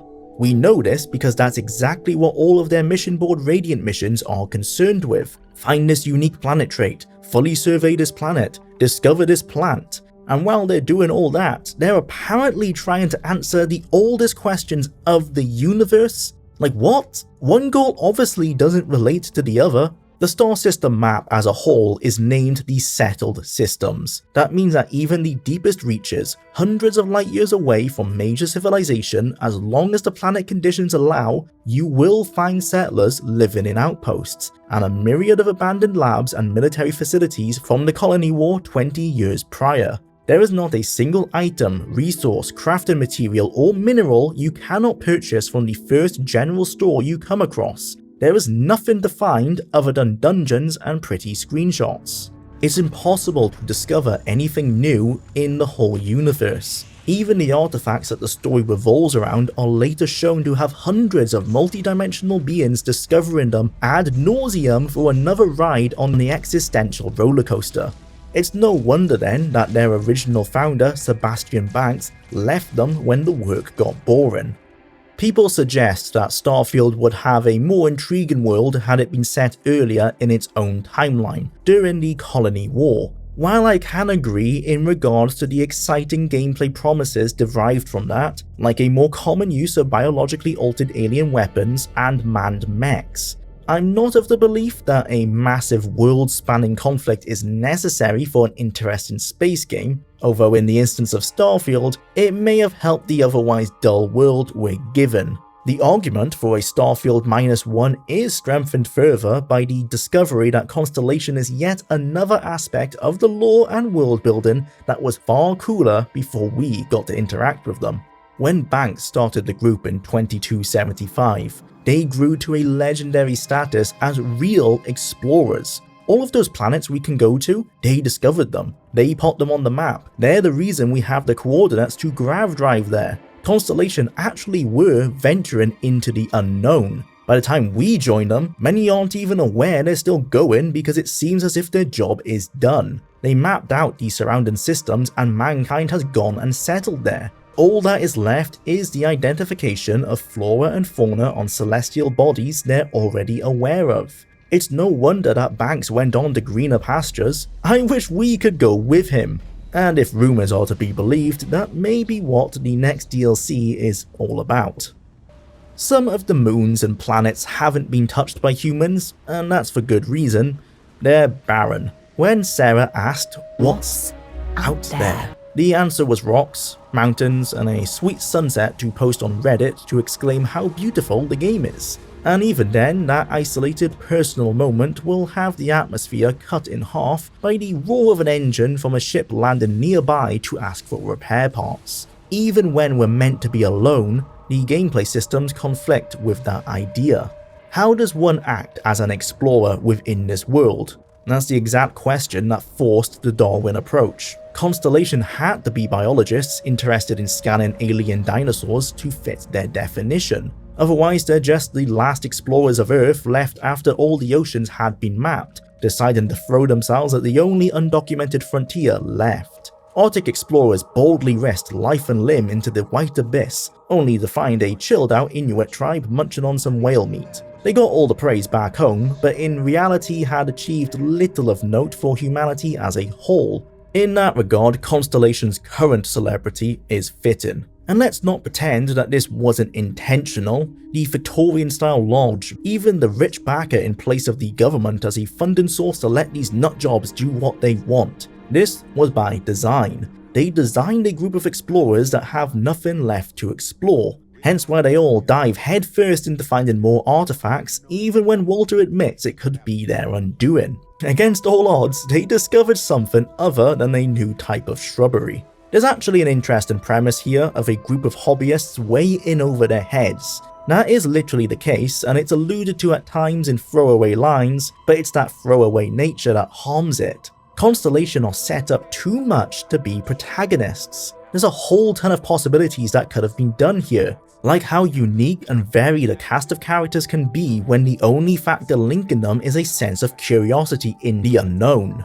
Instead, we have a team with the same moral compass shared between them. On paper, this was answered with different races, cultures, religions, and nationalities, but in-game these differences are rarely felt in their personalities. Any conflict that does arise is immediately solved with a level head.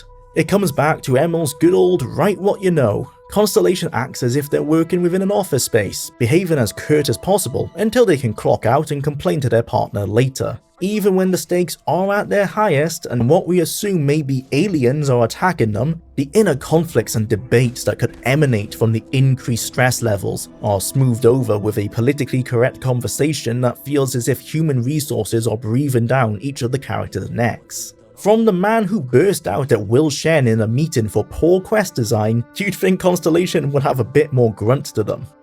Even worse, according to Emil, Constellation is meant to be neutral, saying how they didn't want to necessarily pigeonhole the player into being a good person or a bad person, so Constellation was a good way of having this neutral element. Has he even played his own game? They're all lawful good and will lambast the player if they dare act evil. This is a disconnect between the companion affinity system and Constellation's design, because in certain quests, Constellation is quite neutral. Emil is right that their approach is closer to saying, I don't care how you get these things, I don't care how you accomplish our goal, sort of turning a blind eye because they're not personally involved, but we need to solve this. Yet outside of those main story missions, Andrea is the closest to neutral, and even then she won't fully support an evil playthrough.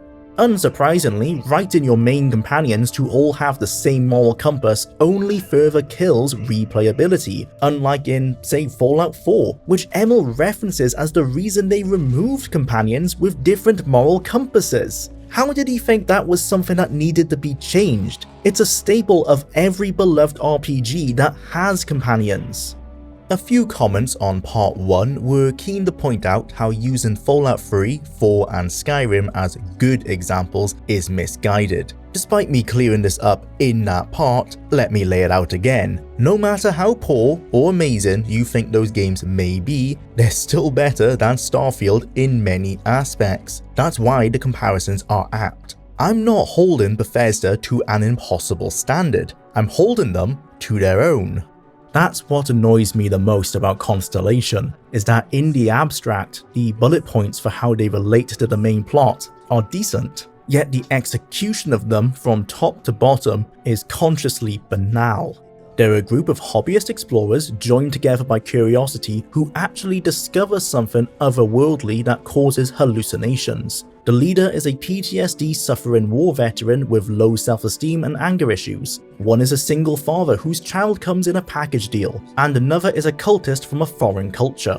The bankroller is a bored megacorp CEO who doesn't care if he blows a hole in the biggest city because he's just looking for something to do. One thinks religion may be the answer, and that a creator of sorts placed the artifacts. By the way, he's right. The others believe science is the answer. Lo and behold, also correct to some degree. The explorers are in over their heads, but when faced with scanning a tree for the millionth time, decide the risk is worth it. It blows up in their face. The artifacts have led ruin and destruction their way. They are offered a warning, but stubbornness prevails. One of them is killed by this ignorance of the warning. Oh no, who could have predicted that?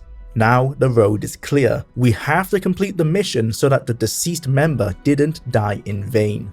Okay, so it's not the most innovative of plot lines, it fits perfectly into a bunch of storytelling tropes, but you see how at every point along this story there is a possibility for companion-based conflict within Constellation, where choices and consequences from the player could decide how the team reacted and changed? Think of KOTOR, where at pivotal points in the story, based on your choices throughout the game, members of the crew would choose to stay or go, and the player could attempt to win them back, cast them away, or even kill them for their treachery.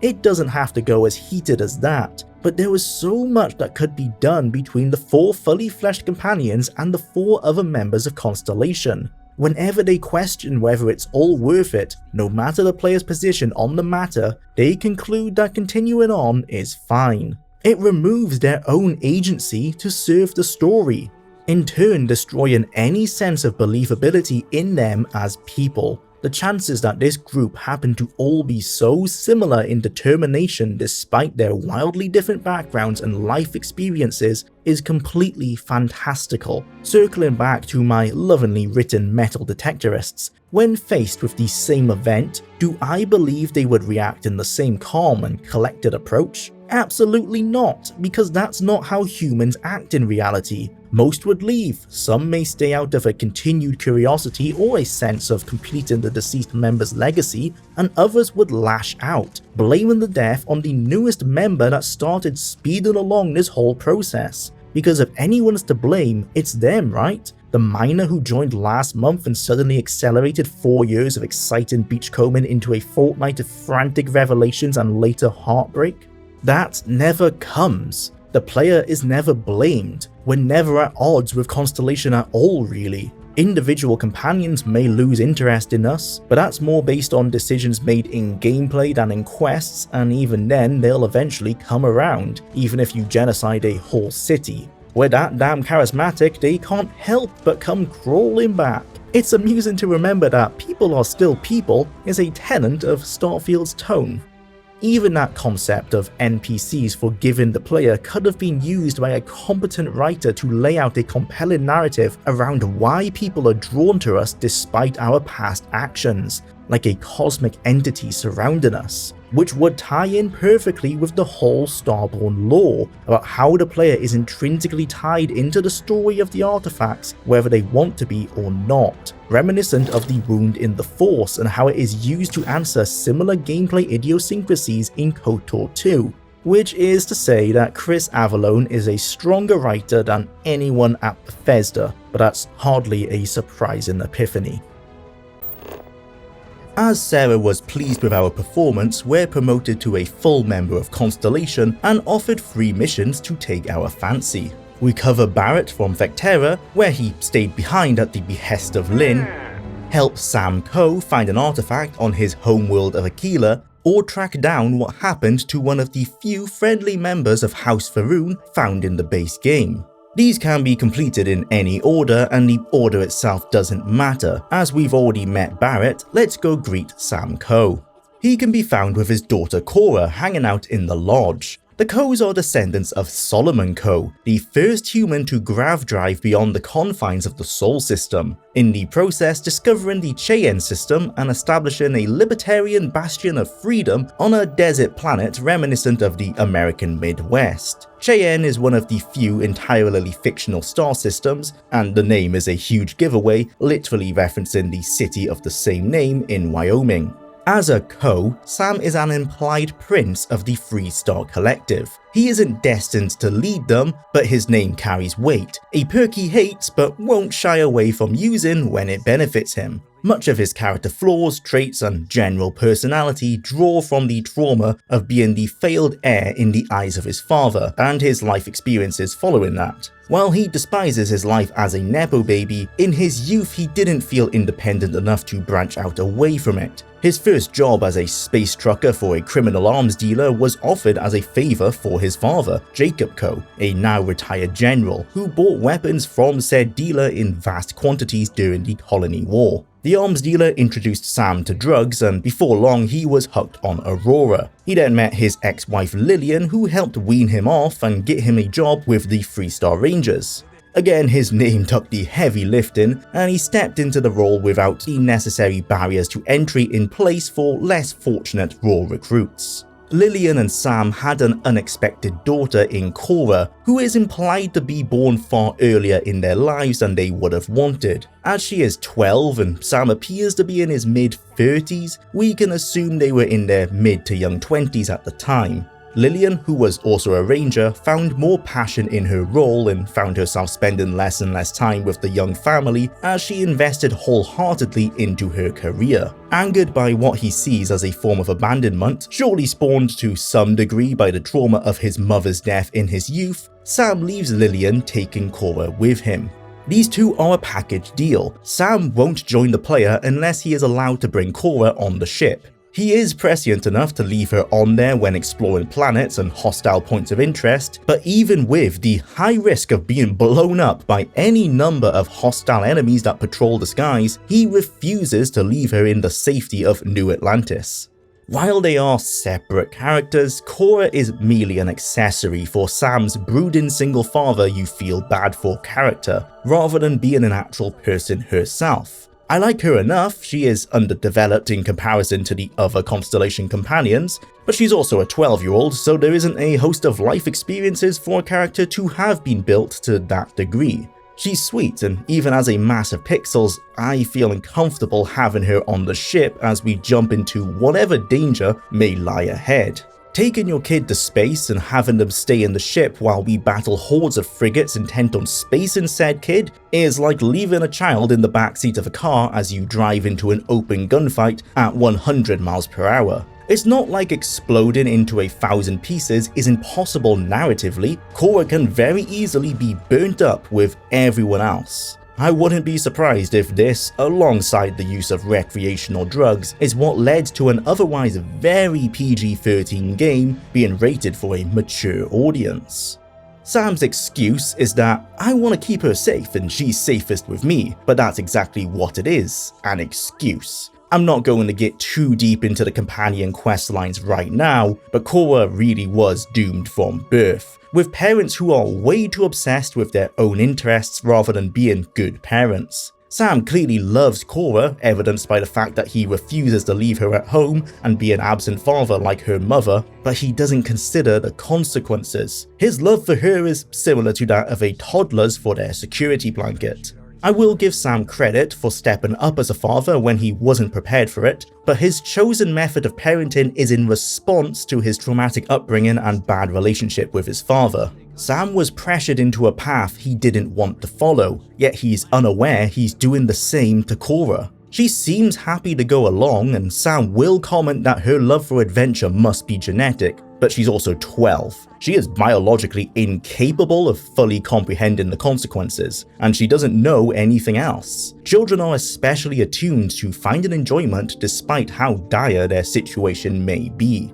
He rides around the galaxy, depriving Cora of a normal childhood. I can't blame him too much. Aquila City isn't the best bastion of safe civilization to begin with, constantly worrying about wildlife attacks and with no community school to speak of. However, she would have still been a princess of the Freestar Collective and would have had many of the benefits that come with that. Yet if Sam is the result of that, perhaps it wouldn't be much better for her. Her grandfather Jacob and mother Lillian likely wouldn't be better guardians, which leaves the alternative in Sam even more depressing. Other than government intervention, which doesn't exist in the libertarian Freestar Collective, Cora's childhood was frankly doomed from the offset. Not that a Space Child Services may have been any better. These are all the objective facts concerning Sam and how he is written. He is a heavily flawed character by design, and it's that approach that is so inflammatory amongst the audience. I've noticed that the response to Sam is generally the response people would have to a person who acted this way in real life, where some emphasize and offer sympathy based on their own experiences with their parents or current parental situation, or project clear disgust and anger towards him. This isn't an example of bad character writing. If anything, writing a character that elicits such a strong emotional response meets criteria of good art, where an expression of human creative skill has produced a work to be appreciated for its emotional power. As I'm highlighting more and more in this critique, it isn't the individual parts that resulted in Starfield being so mediocre, but in how they were implemented. Sam as a character in any other game could have been a provocative case study into the struggles of single parenthood and the effects a traumatic childhood can have on that child's approach to the same situation later in life. Instead, all the questions are asked, but no satisfactory answer is given, again due to a lack of agency for the player and the cast. For example, the inability to alter the allegiance of the companions or dictate how they fit into our story. Instead, they're all forced into meeting the trope of a designated hero, a character who, despite being presented as a hero within the story, doesn't actually do anything heroic. We are forced to sympathize with Sam through dialogue, and all means of openly questioning his choices are quickly pushed aside. Now, there is the benefit of an open world RPG sandbox in that other than the empty nest quest, we can leave him in the lodge or post him to a remote outpost to live out the rest of his days on a frozen wasteland.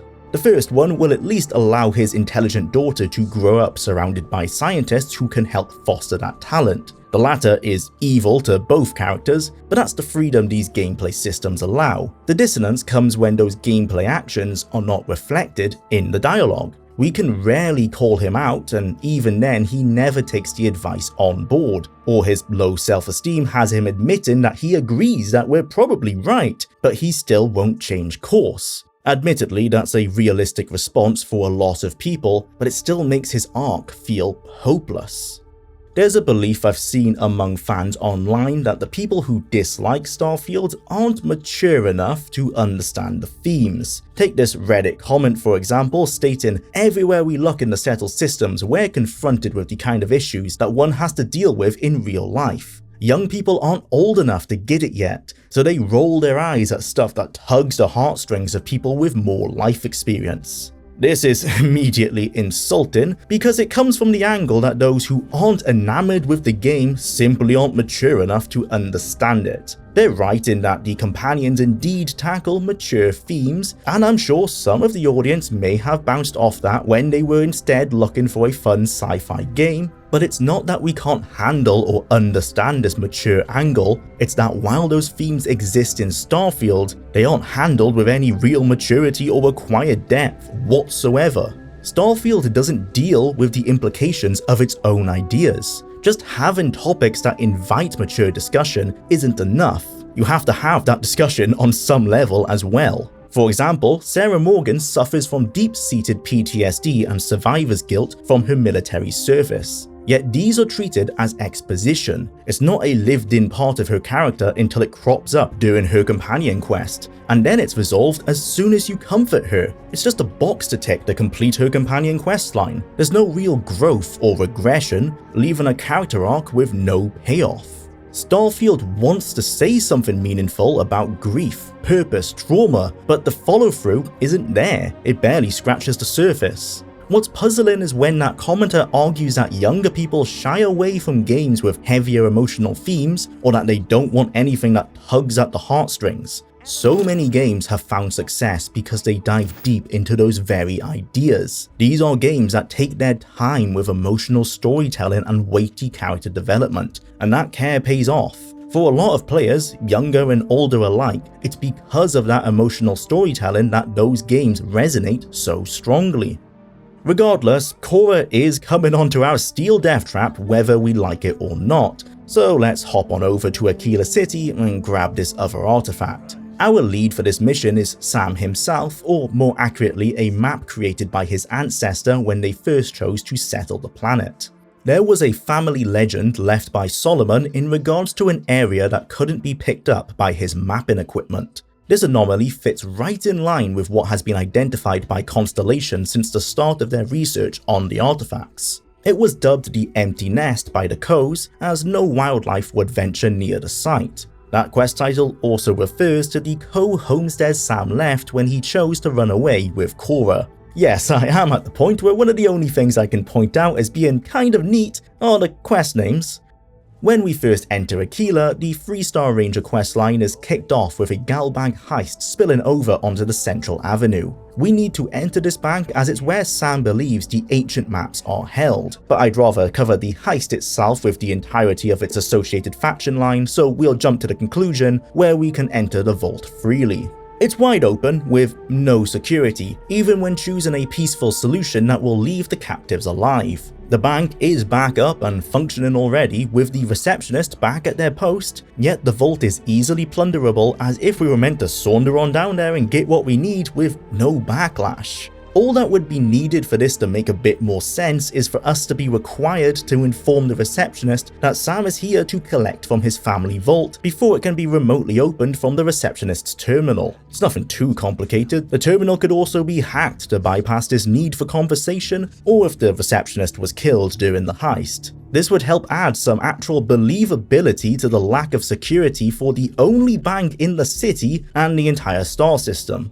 It makes even less sense when the bank manager mentions that the Shaw gang used to rob the place all the time in the past, and that this is where they store priceless family heirlooms spanning generations. Yet he still only now considers that maybe he should hire some guards. A bank with no security in the game's replica of the Wild West. It's brilliant design, enlightened really. Why would anyone leave their heirlooms here if they knew the next random who landed not 15 minutes ago can go grab what he wants with only a master lock to deter them? Unfortunately, the maps we need aren't in the family vault, leaving Sam with the only option he hoped not to need, to face his estranged father for help.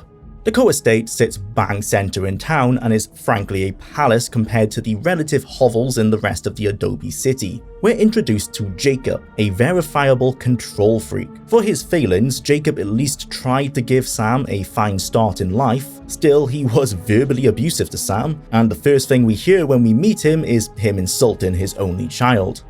Previously in Bethesda games, marked optional objectives usually only lead to an extra reward, a better outcome, or were used to skip a skill check of some kind. Starfield continues the updated philosophy of Fallout 4, where optional solutions themselves were more readily available. In a game that is seemingly built around its New Game Plus mechanic, these establish the desired diversity that quests need to stay fresh. It isn't every quest, or even most quests, but some of the stronger ones do thankfully have these options. These options, dropped near the end of the quest, are a step in the right direction, but when 90% of the quest remains the same, and the main differences between the solutions are a scripted event and a few voice lines, it's difficult to say that the replayability is vastly improved.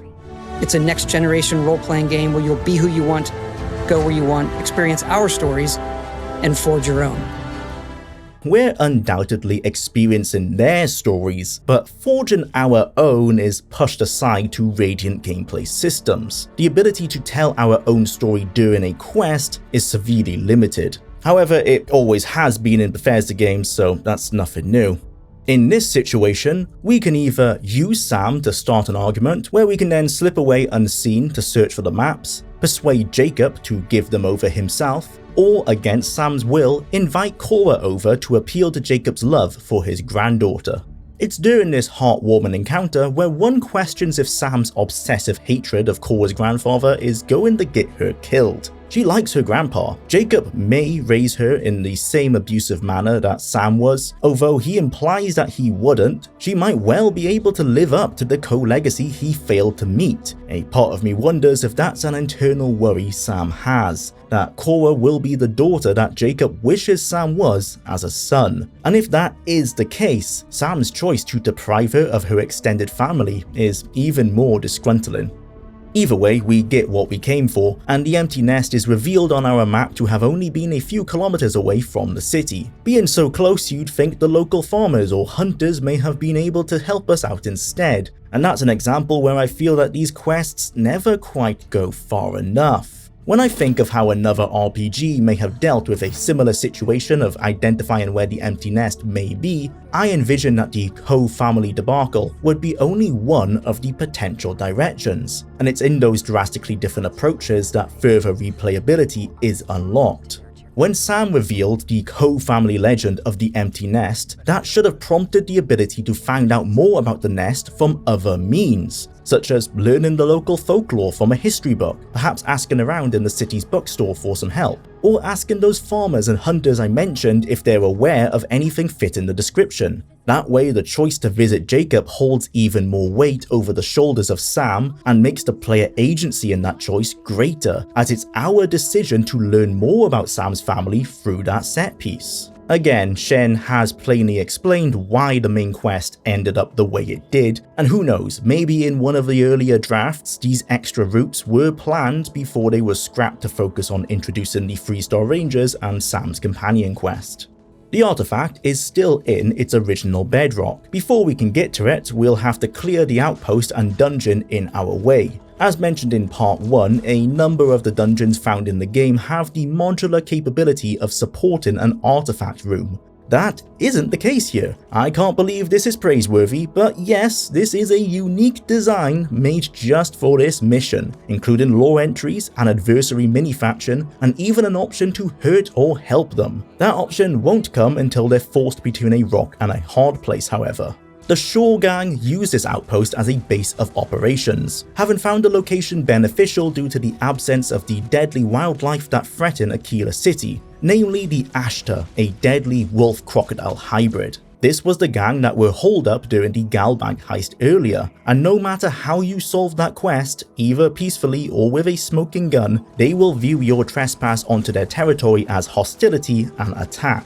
This is another case where we would have been able to locate the empty nest without being forced into Sam's family drama, where the grateful member we negotiated the surrender of could have discreetly given us the location of the Shore Gang base, either for revenge or to meet Shore and discuss how to break them out of the Aquila prison. Missed opportunities is the word that comes to mind over and over. With murder or stealth as our only options, this isn't a game where passive role-playing is encouraged outside of an underpowered non-lethal energy weapon class that didn't even have much use until the Trackers Alliance update 8 months after release. If the game says they're bad guys, then they are. A chance to at least persuade them would have been welcome. When we approached the site, a guard posted on a vantage point or near the fence could have accosted us to inform us that this was gang territory and that we should turn around, leaving the option to start blasting, persuade them that we have business with Shore, pay a bribe, or use one of these social skills like intimidation to make them stand down.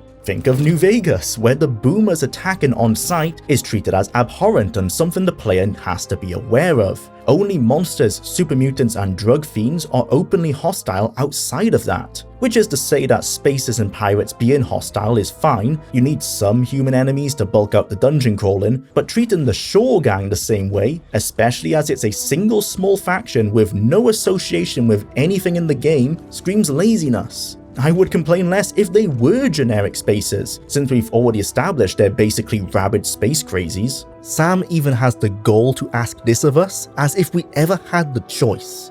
A lot of smugglers are just down on their luck, so maybe a little live and let live. Nonetheless, we wipe them out, enter the dungeon to do the same, retrieve the artifact, receive another out-of-body galaxy-spanning experience to indicate that no one has touched this artifact yet, and it's off to the surface to get on out of here. Let's not even talk about why no one has touched it yet. There was a cutter near the entrance that could have broke through that rock. Let's just assume that they were too scared maybe? Who knows, it's headcanon all the way down by this point. Shaw, the leader of the eponymous gang, has come back from an excursion, threatening the player with a typical villain monologue. Here come the speech options I believe should have been used earlier, where we can bribe Shaw to let us go, persuade her that we're not worth it, or attack. With the cosmic anomaly of the artifact freed from the ground, the Ashta's primal fear has lifted and they encroach on the outpost looking for man-flesh. We can use this chaos to take out the gang, or we can choose a peaceful option with Shaw, joining forces to wipe out the beasts. We never see the gang again, but the reward of extra credits and a level-scaled modified weapon are much appreciated. You can loot these off her body if you choose bloodshed instead, so it doesn't make much of a difference, but hey, we finally got that choice of a peaceful alternative I wanted. Too bad we had to wipe out 15 members of her gang before a friendly method was possible. Back at the lodge, the third artifact that we've personally found is added to the proverbial pile. What are these MacGuffins anyway? We don't really know. We don't know who made the artifacts, the temples, or anything related to their origins. Either they're saving it for a DLC or a sequel, however likely that still is, and even then they won't spell it out, which is fine. As Emil explained to Polygon, there's the atheist view, there's the more agnostic religious view, but we don't answer that question for the player. We don't say what's out there or what's causing their thing, it's open to interpretation. It's another example of the Dwemer disappearance approach, while still lacking the necessary components that make that lore so interesting, because the only questions left with that lore is why and how. We know who the Dwemer were, their history with the people of Tamriel, we can see what they left behind. There are enough sources and answers to build an acceptable level of player knowledge to where the question of their disappearance is one of the only factors truly shrouded in mystery. With the artifacts, not enough is revealed for the investigation into what they are to be enough to maintain players' interest. The real-world reason for why they were added as a major plot device is simple. They were in Traveller. That tabletop role-playing game that served as Todd's oldest inspiration features artifacts and ruins left behind by the Ancients, a highly advanced race whose empire spanned the universe. If this sounds similar to the Rakata from the Knights of the Old Republic, that's because Traveller was influenced by a variety of sci-fi literary works that predated it, works that probably inspired BioWare, as well as the possibility that Traveller itself served as an inspiration to the KOTOR devs. Calling the artifacts a MacGuffin isn't an insult, but an accurate description, an object that is necessary to the plot and the motivation of the characters, but irrelevant in itself. As they are accompanied by an emphasis on unanswered mysteries, their implementation as a plot device in Starfield is worryingly reminiscent of J.J. Abrams' writing, with all the downfalls and frustrations that brings. Somehow Palpatine returned. During a TED Talk in 2008, Abrams explained how a mystery box he had found at a magic shop fascinated him. His grandfather bought him the box, but Abrams decided to never open it, theorizing that it was the excitement of not knowing what was inside that made the object so much more compelling than whatever the actual contents could be. As the catalyst for his now infamous mystery box approach to storytelling, the artifacts of Starfield fit uncannily into this trope, where they're intended to be a stimulus for audience imagination, thrusting us into an unraveling mystery to spark our curiosity in driving the narrative forward. In Abrams' case, withholding information in this way resulted in unsatisfying payoffs because he used the mystery boxes as a crutch to pot off writing those answers for a later date. And when the time came, nothing he could use would gratify our own theories. I don't know if Emil and co have an answer to the artifacts, but if they don't, they have forced themselves into a corner in which they cannot hope to escape. Even if they do have one, it's entirely possible that the answer is anticlimactic enough to deflate what lore fans of Starfield remain. An omniscient presence we meet near the end of the plot gives the ambiguous answer to who made the artifacts as the creators. possibly referring to God, the multidimensional humans known as Starborn, an ancient alien race, or a meta-nod to themselves. We'll digest this more when we get there, but there is a chance that Starfield's deepest lore is mimicking Kirkbride's approach to Kim in the Elder Scrolls, cheekily placing Bethesda as the in-game deity behind everything in Starfield's world, a literal and metaphorical truth. As a character achieves Kim in the Elder Scrolls, they discover they are a creation of the Godhead, or in other words, realize that they're in a video game. That lore is divisive but pretty cool. So why does this similar approach fall flat in Starfield? Because it fails to understand that what makes it cool is the volume and abstraction of the lore that surrounds it. Starfield's answer to the books and dialogues of Morrowind that wallow knee-deep in obfuscation, symbolism, and influences of millennia-year-old philosophies do not compare on any level.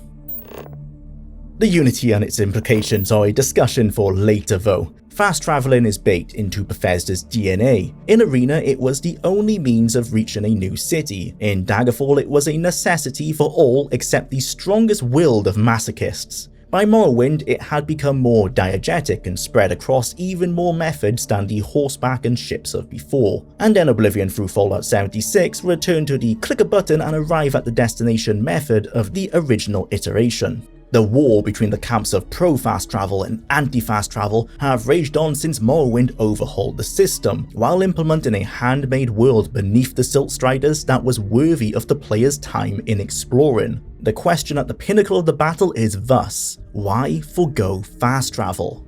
In past games, the answer was straightforward. Skipping fast travel meant unlocking an organic adventure. Every trek between a quest giver and the desired location offered the potential for discovery, be it another dungeon, an unexpected encounter, a rogue bandit camp, or a spontaneous side quest. The journey was the content. Add in the ambience, environmental storytelling, and a beautiful soundtrack, and suddenly that quick errand became a 2-hour game session defining saga. It's that combination of exploration and serendipity that makes BGS games so beloved. The sense that you're not just playing a story, but creating one. In Starfield, that's as true as ever, yet the journey has been impaired. Dungeons are diluted across a sprawling void of procedurally generated planets. Space-based side quests are tied to an outpost in need radioing in a distress call, and in my experience it happened only 4 times, and one of those was a scripted moment for the main quest. As for the atmosphere, well, if staring at a static skybox with a PNG of a planet is riveting for you, then it's tailor-made. Otherwise, the sheer wonder of exploring space sadly falls flat, unless you enjoy the same 5 or so short transition cutscenes. Even the cinematic grav jumps are an automatic cutscene and load screen. What used to be a 2-hour adventure filled with possibilities now stretches to maybe an hour at most, and that's only if you're deliberately poking around and fast traveling to all of the highlighted white diamond POI icons in the current star system. And still, much of that time is spent bouncing from one space sandbox to another, hoping for something unscripted to happen. It usually doesn't. Space encounters are rare. When they do happen, they're often not engaging enough to justify the drag. There's an unspoken disrespect for the player's time. Fast travel isn't just a convenience, it's a mercy.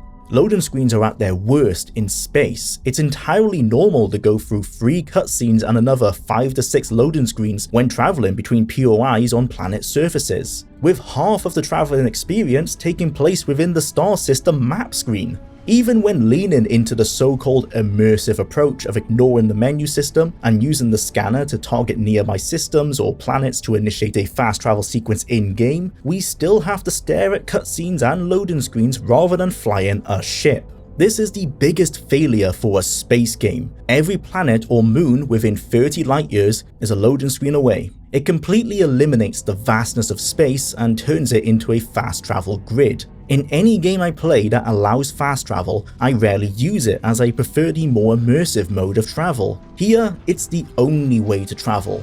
The map isn't even easy to navigate. It's in dire need of a search bar. Unless you rely on using the mission log screen to identify the star system you need, finding a system by name alone is akin to a needle in a haystack, or in this case a white dot amongst hundreds of other white dots. Why take the decision to go back to so many of Daggerfall's design choices, but remove the one that made locating a destination easy? It would be the most helpful feature on this map full of nondescript colored dots. As it is, I installed a mod that permanently shows all of the system names. It isn't as seamless as that 25-year-old search bar, but it's better than before.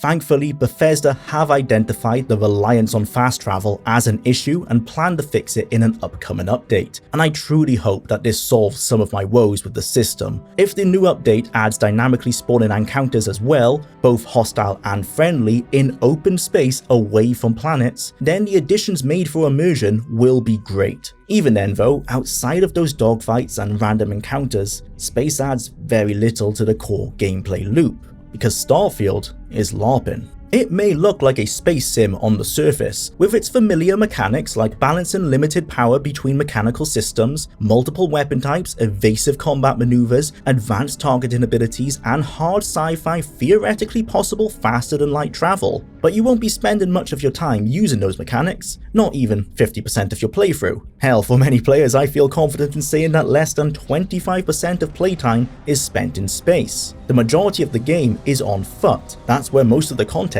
exists. It says a lot when space gameplay amongst fans online falls into two categories: using it to take glamour shots of their shipbuilding creation in the photo mode, or fly into the Serpentis system to test the capabilities of the ship they designed. Essentially, the space gameplay exists to supplement the shipbuilding mechanic, not to exist as a totem of the game design as a whole. It feels tacked onto older Bethesda design practices, and that's because it is. They didn't approach Starfield as a space game with BGS elements, but as a BGS game with space elements. I wonder why the space gameplay was even needed. Just let us straight up fast travel to another planet without this lull in between, or lean more into a KOTOR / Mass Effect style, with more emphasis on the ship interior and interactions with the crew. Then again, NPC writing isn't exactly Bethesda's strong suit, so it's probably for the best that space travel isn't a forced means of interacting with them. Had land exploration been closer to what fans had come to love, that proposed system may have just worked. It's time to grab Barrett from the Argos mining facility the game started at. The courageous main character that he thinks he is, he chose to stay behind to help defend the outpost from additional pirate attacks. Attacks that shouldn't be coming, seeing as Vasco saw to it that we wiped out the main Crimson Fleet presence in the star system during Protocol Indigo. I'll play ball though, let's pretend that the pirates sent out a distress signal during our incursion, and the main fleet over in the Crick system responded. Hang on, no, that doesn't work. There isn't any interstellar communication in Starfield. Okay, there were some pirates in orbit around the other side of the PNG that we couldn't see, and for some reason Vasco didn't pick them up on his scanner? Yeah, sure, whatever, that works. You see what I mean about the headcanon? The player should never be in a position where they feel like they thought about this more than Emil ever did. Of course, the pirates, that shouldn't exist, did attack, killing a few of our ex-co-workers and capturing Barrett and Hella, presumably for a ransom from Constellation and Argos. Lynn was hiding behind some crates, pinned down during combat, and managed to evade capture. Left on her own, she's awaiting evacuation via Argos, who can't come any faster as she isn't able to contact them, what with the lack of interstellar communication. She did try to figure out where the pirate ship was heading using a computer, but it's inoperational, and she needs us to repair it. Fair enough, not everyone is a computer engineer, nor is my character, so this should be interesting. There's two methods of completion available: hack the PC using a digipick, or turn the power back on with power cells found nearby. That's it. It was missing the battery. I'll give Lynn the benefit of the doubt. Not being able to use a digipick is understandable, even though they are always left within hand's reach of any locked container or hackable terminal, but why couldn't she use the emergency power? As an expert in Outpost Management, specifically hired by Argos Extractions for that exact job, I'm sure she understands how. In this case though, it probably isn't a lack of ability, but a lack of remaining will. She's grieving the loss of her crew. Their deaths, however unpredictable, will feel like they were her responsibility, which is obvious from her tone when asking her if she has any power cells that we may use. Don't see what good it will do since they're already gone, but fine. Here. You need any more? Feel free to scavenge around. Using the communications tower, which is capable of localized message relaying within a star system, we find that Barrett left an emergency transmission. As with the Moara situation, how was he able to do this without the pirates on that same ship knowing? Maybe it's some advanced capability of the Constellation watch, I have no idea at this point. Lynn comes to her senses when she hears that Barrett and Hela are still alive, and maybe somewhat nearby. She helps by decoding the transmission to locate the coordinates it was sent from. These coordinates will send us to a random moon or planet. This randomization is on one hand good for replaying the main story, especially with the integrated New Game Plus mechanic, and on the other, destroys narrative sense. When we find Hela, he's worse for wear, injured next to a crashed spaceship. I'm going to be ignoring time frames in between missions for this analysis, as that is a common slam dunk against open world role-playing storytelling. Lynn, for example, was waiting for extraction by Argos, but depending on how long it takes the player to start the mission, that could be days, months, or years after we left Vectera. So Hela surviving a debilitating injury for an unknown time frame and waiting for our rescue isn't the issue here. It's that it can happen in environments where his survival is believable and others where it's less so. Let's assume the injury was internal and didn't damage his spacesuit. Our boy Hela here has been surviving within his suit without food and water in a freezing cold location that gave my character frostbite. Other players can find him in a comparative tropical paradise, breathing fresh air. If you're going to randomize certain plot elements to bolster replayability, at least do it at understandable times. Let's not even mention the food wrappers surrounding him, suggesting he somehow ate these without suffering asphyxiation as he takes off his helmet. This isn't Star Wars with its fast and loose adherence to space scientifics. It's hard sci-fi. If we can't remove our helmet without dying, neither should Hela be able to. Although even this hard sci-fi universe needs some embellishment for the sake of gameplay, so I have no gripe with med packs, for example. Let's just give one to Hela to get him back on his feet, and he doesn't need one? A few words of encouragement were all he needed to get over his injury and stand back on 2 feet with no visible side effects. Am I Space Jesus? By the power of words alone, I've healed this man. The dialogue options for offering Hela medical help read as if it should be a medical skill requirement, but as with the removal of a tracking skill requirement when taking out the ship engines earlier, the game lets you fix them up without any needed skills.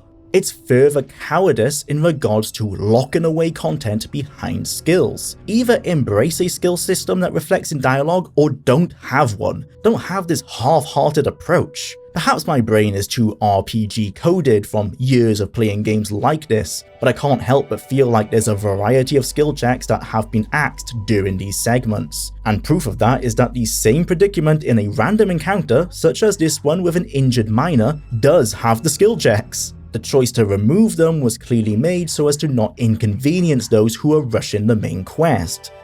He was left in this injured state as the Crimson Fleet ship that he and Barrett were on crash-landed after Barrett attempted a daring mutiny, stealing a gun from an unassuming pirate's holster and shooting the pilot. In doing so, he accidentally put a hole through the controls and the ship began a rapid and uncontrolled descent towards the surface of the nearest planet. Apparently, Barrett was all smiles about crash landing. I'm not surprised by Barrett's reaction. That sounds way cooler than anything we get to do in the game. I'd have the same grin on my face if that level of reactivity existed. The 2 good guys were the only survivors, but Barrett was grabbed by another Crimson Fleet ship before we got here. They must have left Hela because he looked like he was dying. This story is too scared to commit. Hela should have died. I dislike how the guy survived a crash landing and then can suddenly stand back up and join our crew on a moment's notice. Worse still, you can leave him here indefinitely and come back whenever we want to recruit him, and all he will have to say is, "Hey man, I need to get off this rock." Did he never consider going to one of the nearby landing pads, both of which had ships on them when I was here? They're only half a kilometer away. The same goes for Lynn, who despite waiting for Argos, will never actually leave their outpost, existing in limbo until the player comes to give them purpose again. If Heller must live, he should have been able to get himself off of this rock, where we could find him at home on New Homestead. Lynn should have gone to hang out in the Argos headquarters in New Atlantis, or go to New Homestead herself, as she mentions that she lives there as well. It's not like it would be that hard to find them. They both mention that they're from there, and finding them living amongst other humans makes far more sense from a world building standpoint than lying against a crashed spaceship or hanging out in an abandoned mining outpost forever.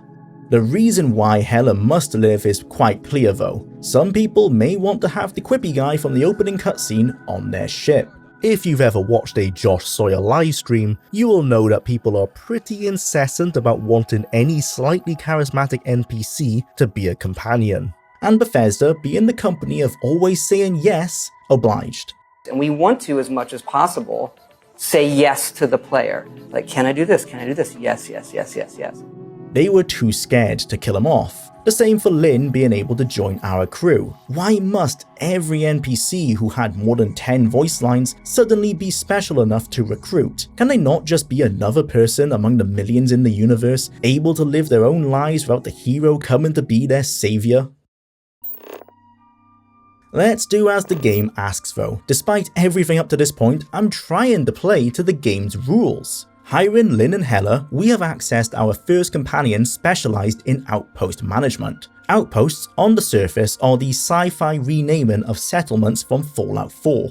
Outposts, kind of like shipbuilding, is a very deep system, and it does involve a lot of resources. Calling it a deep system is very generous. It's first introduced to the player at 2 points, narratively through Vasco, who gives a general overview after we reach Constellation, and through a pop-up message when we first interact with the system. Further tutorial pop-ups offer some guidance if the player chooses to hit that hotkey hidden within the scanner interface, but if they never touch that button, the system is neatly tucked away. Not that it's needed for most playthroughs anyway. The fan reasoning for Outposts is role-playing, but role-playing without quests to support it is just playing in the sandbox. Building a town in SimCity is role-playing as a mayor, but I wouldn't call SimCity an RPG. Quests are what give a role-playing game structure. What fun is it to play a tabletop RPG if the Dungeon Master says, do what you want, and that they can't be bothered to come up with any narrative today?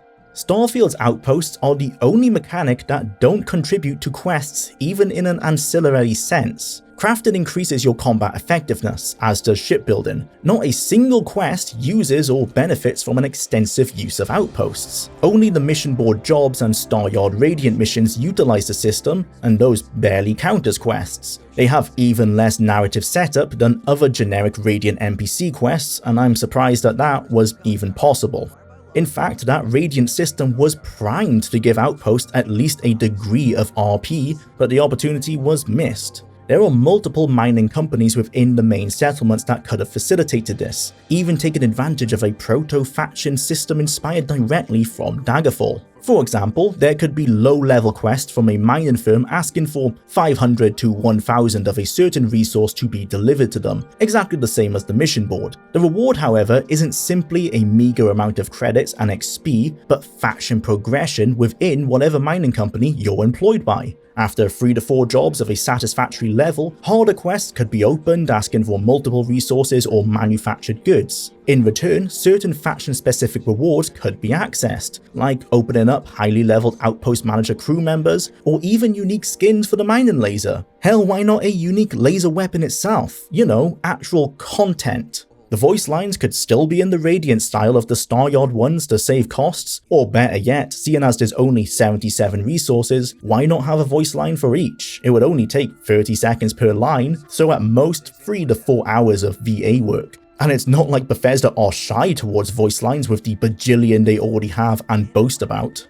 Outposts as they are have no reason to exist outside of I wanted to build one. Player motivation is only one part of the equation. There needs to be a reason for said motivation to exist. As it stands, there are 2, well 3, but I'll come to that. One is to have a player home in a pretty place. This is the most common use by fans online nowadays. Back when the game released, there were some boasting about the complexity of the system, but they soon realized it paled in comparison with basically any game that treats the mechanic more seriously than an interesting side gimmick, and then moved on. The second reason is for the mission boards and star yards, where we spend 10 minutes building the required power source, mining extractor, and cargo link landing pad to then set it and forget it, while hoping that the link doesn't randomly break due to a bug, requiring us to rebuild the cargo link. This happened to me not once, but twice on the same mission board job.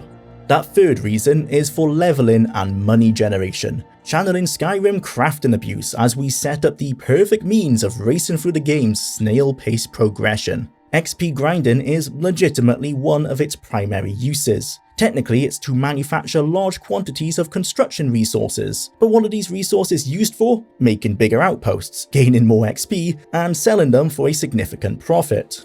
You need these resources for crafting, so you need to build outposts to gather them in a decent amount. You can mine them by hand, but that is excruciatingly slow, especially when you consider you may need to travel to upwards of 3 to 4 moons or planets to gather all the required resources. But we also need resources to build the outpost. So what we do is buy the resources we need, and the whole house of cards falls down. Why are we even bothering with outposts when we can simply buy any and all resources we could ever need? There's no compelling reason to not just buy everything. To give more of a reason to interact with the system, they should have split shipbuilding costs to the materials we can create. For example, a 50,000 credit piece should instead be 20,000 credits, but need 1 0G gimbal, 3 adaptive frames, and 2 reactive gauges. To maintain Bethesda's insistence on letting players interact only with the systems they want to, this could be bypassed with a higher credit cost. The need for manufactured components would appeal to those who want to save a buck, or those looking to upgrade their ship earlier in the game. To stop players abusing stores, manufactured components would need to be rarer in the store inventory lists, and more expensive to purchase to promote the use of outposts to create them instead. Dungeon crawling still exists as a means of gathering the resources for those who really don't want to build an outpost, but at least they would now be more intrinsically tied into the average gameplay loop. Before departing from Bethesda, Nesmith did design a system for this very mechanic, but time constraints forced its cancellation. I can tell you there was a whole building ship components from natural resources system that I had personally worked on. And there just wasn't room in the art schedule and the programming schedule, ways to make it work sufficiently with the design to put it in the game. So it's not in there, even though a significant amount of work went into it. The current system does kind of use shipbuilding as a means to promote outposts by allowing the majority of ship manufacturer parts to be available at the exclusive shipbuilding dock we can build, but this is never told to the player, nor does it cover all the parts, with some of the more high-end ones still requiring us to fly to various manufacturers to add it to our ship. I wish outposts were more worthwhile. The original concept of requiring refueling depots across the galaxy would have been an awesome toggleable option to keep in-game, and it's sad to see that it didn't come back in an official manner with the addition of those customizable gameplay options. Voice lines for every companion commenting on the discovery of a helium-free depot are still in the game files, so the system must have been developed to some degree. Hell, after this, we'll have enough jump fuel to bounce from one end of the settled systems to the next. A remote outpost like this is bound to have kept helium-3 in storage. May as well see if there's any helium-3 still in those tanks. I understand removing it, as they didn't want to force people into mechanics they didn't want to use, but they could have at least fleshed out the outpost system that remains. All they had to do was follow Fallout 4's settlement building, which offered far more creativity with the ability to create our own structures, and not being forced to rely solely on the prefabs available. Nesmith again revealed that this was all planned, but the development woes scuttled their implementation. We wanted to have a complete set of being able to mine materials, send them to a factory in another world that would then build spaceship modules that you could then build your own spaceship with. We wanted to have an entire economy working with that as its foundation, and so it'd be kind of a little bit of a strategy game or a resource manager game on top of the role-playing game. But it was just too much. This same idea was proposed by Nesmith for the cancelled 10th Planet project of the late 90s, which I've covered before. For Starfield, we're left with a simplistic factory simulator without clear progression. So many games do this better, yet for some, that's Starfield's strength. It's an everything game. You can play Borderlands but worse, with Factorio but worse, and Avorion but worse, and Freelancer but worse, and a Bethesda-style open-world RPG but worse, all in one. Why play 5 best-in-class games when you can maximize your time within a lesser version of them to create an overall 5 out of 10 title? For some, that's Starfield's appeal. To others, it's failing. The crafting system that should be tied to outpost building but doesn't really need it is ported directly from Fallout 4. Despite verifiably working on Fallout 76, especially to help with the Wastelanders expansion, Bethesda Maryland, where most of the game design is localized, did not refer much to any changes made for that multiplayer installment, as confirmed by Kurt Coleman, lead systems designer on Starfield. I don't know if 76 really, it's more like Fallout 4 to Starfield. I think Starfield built off of Fallout 4 largely, but the difference between Fallout 4 and Starfield was huge. This is the equivalent of Microsoft going back to Windows 8 as a base for a new operating system, while ignoring any additions brought in by Windows 10. Any improvements made are completely forgotten about. The development of the crafting system from Fallout 4 to Starfield then is almost one-to-one. You can make modifications to weapons and armor with stronger mods locked behind the unlock of a skill perk. The new addition to this system is the prerequisite research lab. Before any modifications can be crafted, even with the required skill unlocked, first the player must discover how to create the modification using this new interface. Narratively, I can understand this. The skill unlock is the gain of theoretical knowledge, and through research the player character learns practical know-how. It's the methodology that is lacking. There are 5 research trees, 4 for the various forms of crafting: cooking, pharmacology, weapon modding, and spacesuit modding, and then a 5th tree for outpost building. Below these are individual tiers that must be completed to unlock the corresponding craftable items or modifications. To complete a research tier, the player must use resources, the resources that they will already need to craft the items in the first place. There is even an entire skill dedicated to decreasing the materials needed, where again 4 slow-earned skill points are necessitated to speed along research to a reasonable level. This needlessly dragged out progression system screams free-to-play mobile game, but in a $70 title. Why slow down progression arbitrarily like this? Probably for the new Game Plus system. Research resets when the player goes through the Unity, so even with the crafting skills unlocked, we won't be able to craft an overpowered weapon straight out of the gate. Gathering resources immediately upon entering a new universe is slowed down by a lack of credits for purchasing them, and the inconvenience of all of our outposts being left behind in the previous universe. If we wish to benefit from the character build we have focused on then, we need to clear dungeons and complete quests to gain credits to get the resources we need to build outposts to gather even more resources to finally craft what we want. Or we could just keep the already modified weapons we find in the loot pool during that process. The benefit of customizing a spacesuit or weapon to an overpowered preference is entirely nullified by the main methods of gameplay players will be interacting with to even access them. If the new research interface wasn't cock-blocking modified weapons and armor, this wouldn't be so much of an issue. Not that it is anyway, as research has been nerfed to the point that it is a very minor roadblock at best, with the ability to critically succeed and skip half of the resources needed by sheer chance. I struggle to even understand what point it has. Perhaps during its early design phase there was more sense in adding an extra layer of complexity to the crafting systems, but in true Bethesda fashion, they've overcorrected for the sake of minimizing player inconvenience. There is a solution to this, where research instead requires the item itself for reverse engineering through dissection and analysis. I.e., if you want to learn how to make a med pack, research wouldn't require random resources, but instead an investment of 5 med packs. This would work well for the cooking and pharmacology trees. If you want to learn how to make a sandwich, you need to find one in a restaurant or out in the open world and bring it back for inspection. The same goes for all the drugs.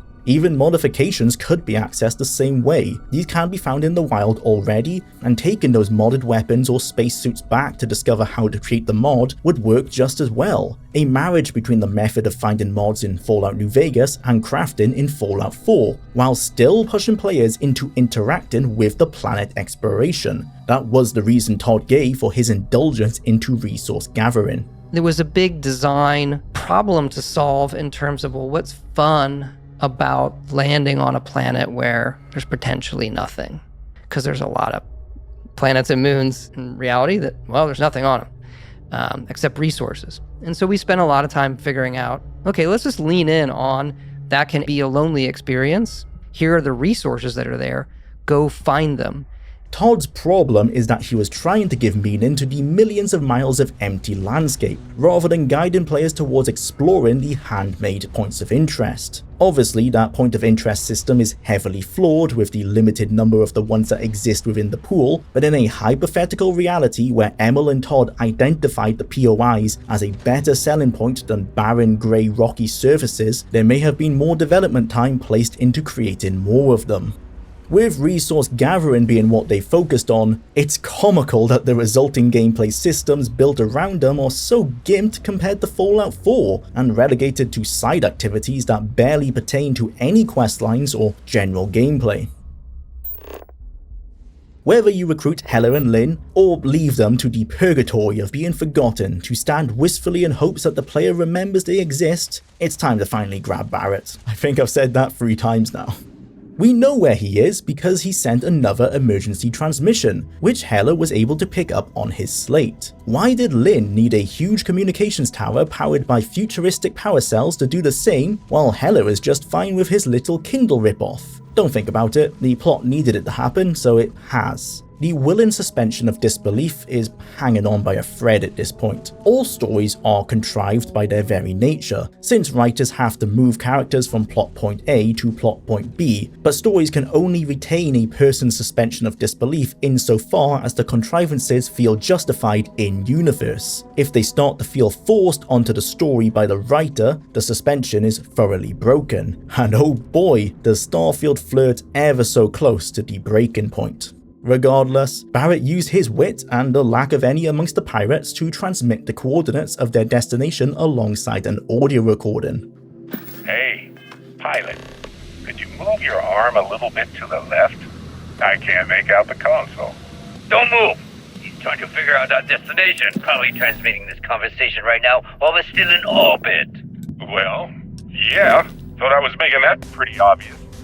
Cooped up in a small base on Vessel 3, the Constellation Paragon is sharing tales with his captors. We can either take them out with stealth, standard combat, persuade them to let Barrett go, pay the 4,000 credit bounty, have Sarah Morgan defuse the situation using Constellation's insurance, or even use faction leverage if we had joined the fleet beforehand. Each member of Constellation even has a unique comment on how this is a common occurrence for Barrett if they're a companion, and if we bring Hella or Lynn instead, they will have unique dialogue berating Barrett for making them think he was dead. This is the level of quest reactivity fans love. It's just a shame that this isn't the regular level of quality when it comes to solution variety and companion acknowledgement, as well as the quest up to this point feeling overly elaborate.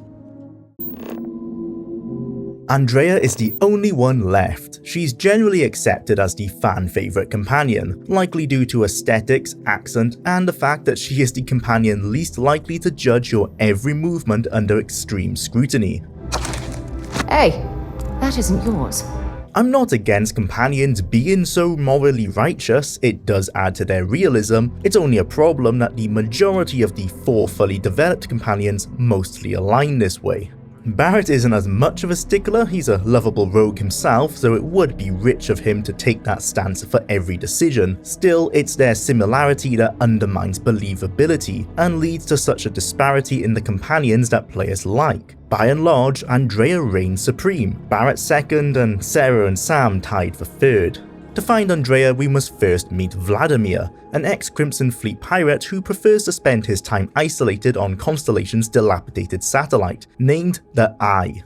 Why the satellite is in such a state when the universe's richest man runs the operation isn't explained, but let's assume he's not just wealthy due to shrewd business practices, but also because he's demonstrably frugal. To be fair, the technology housed in the satellite is meant to be cutting edge, and the only one capable of galaxy-wide scanning, so we can attribute this to budgeting choices and the age of the satellite itself. Vlad uses the tech to pinpoint artifacts for us, identically to how the Greybeards feel a word of power, or how Preston Garvey receives news of a settlement that needs our help. It's that part of the main quest, the forced Radiant gameplay to bulk out playtime. Other Radiant quests are the most developed they've ever been post-Daggerfall, but not these. Finding artifacts is exactly as those examples given, except that the implementation of the random POI system poisons them.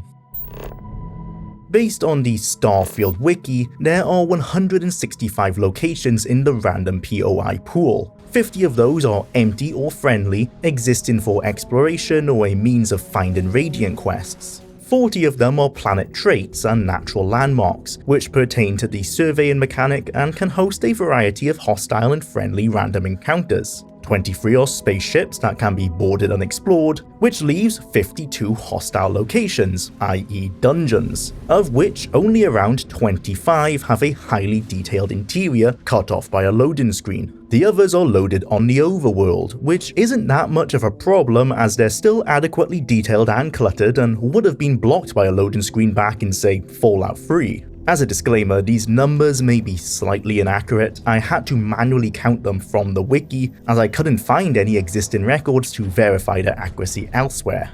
Still, 142 ground-based locations for players to find on the procedurally generated surfaces seems a decent enough number, except Skyrim had 343 locations in its base game, and Fallout 4 had 325. Not to mention that players usually want to find something to sink their teeth into, not a small empty location, and especially not a pretty rock formation. That leaves the 52 dungeons of Starfield then, spread across 1,000 planets and moons. Worse still, the type of hostile locations that can spawn are based on the kind of planet's surface and the level of the star system. A rocky moon in a level 5 star system may only have 10 hostile locations that it can potentially spawn. Inevitably, this led to the constant spam of repeated POIs, which turned off many within the opening 20 hours of what should have been a much longer playthrough.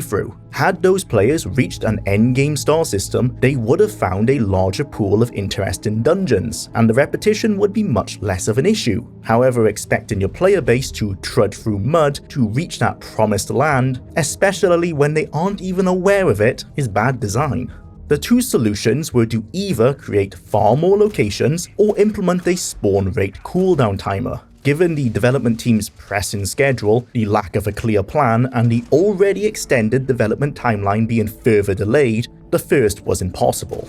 The fan-made timer mod then is the band-aid that Bethesda should have implemented themselves. Players don't enjoy clearing a dungeon, jumping to another planet 3 star systems away, running 2 kilometers and then finding the same dungeon they were at 20 minutes earlier. A background timer that affects the spawn rate resolves this issue. Once the dungeon is spawned, it's taken out of the pool for several in-game days. Without system mods to increase the pool, this can lead to no dungeons being available. Seeing as many also complain that planets should be barren for players to feel truly isolated, that may not be such a bad thing. And fair enough, planets should either be empty or thriving, not this weird middle ground where a planet is completely barren and apparently uninhabited, except for Jimmy and his under construction pipeline. Why is there a pipeline here? Where does it even go?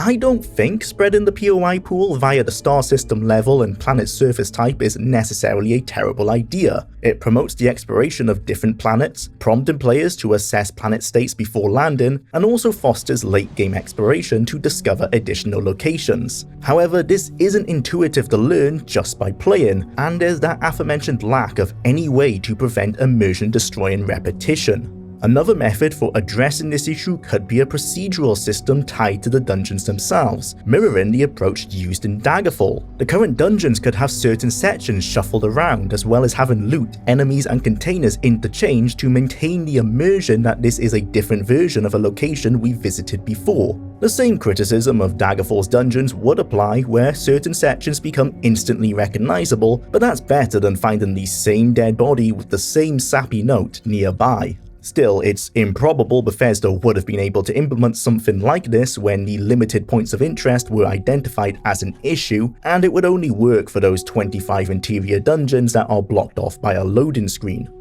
When it comes to this main quest mission, as the artifacts are only located within that relatively small pool of internal dungeons, and said magic fossils are only located in the lower level star systems, the list of possible artifact locations is truncated even more. Hence, this forced radiant section is even more perplexing than in previous games. At least in Skyrim and Fallout 4, it existed as a means of encouraging less curious players to explore more of the map, visiting places they wouldn't have before, bringing them to different holds or geographic locations, forcing overworld exploratory gameplay that couldn't be skipped with fast travel. The whole time it's teaching players why they should explore on their own volition, and the Greybeards only sent players to word walls they hadn't found themselves. So while the tileset of a Draugaden was always the same, at least the dungeon layout was something unique. In Starfield, we discover a different shade of rocky surface and a dungeon that we have a relatively high chance of having explored before.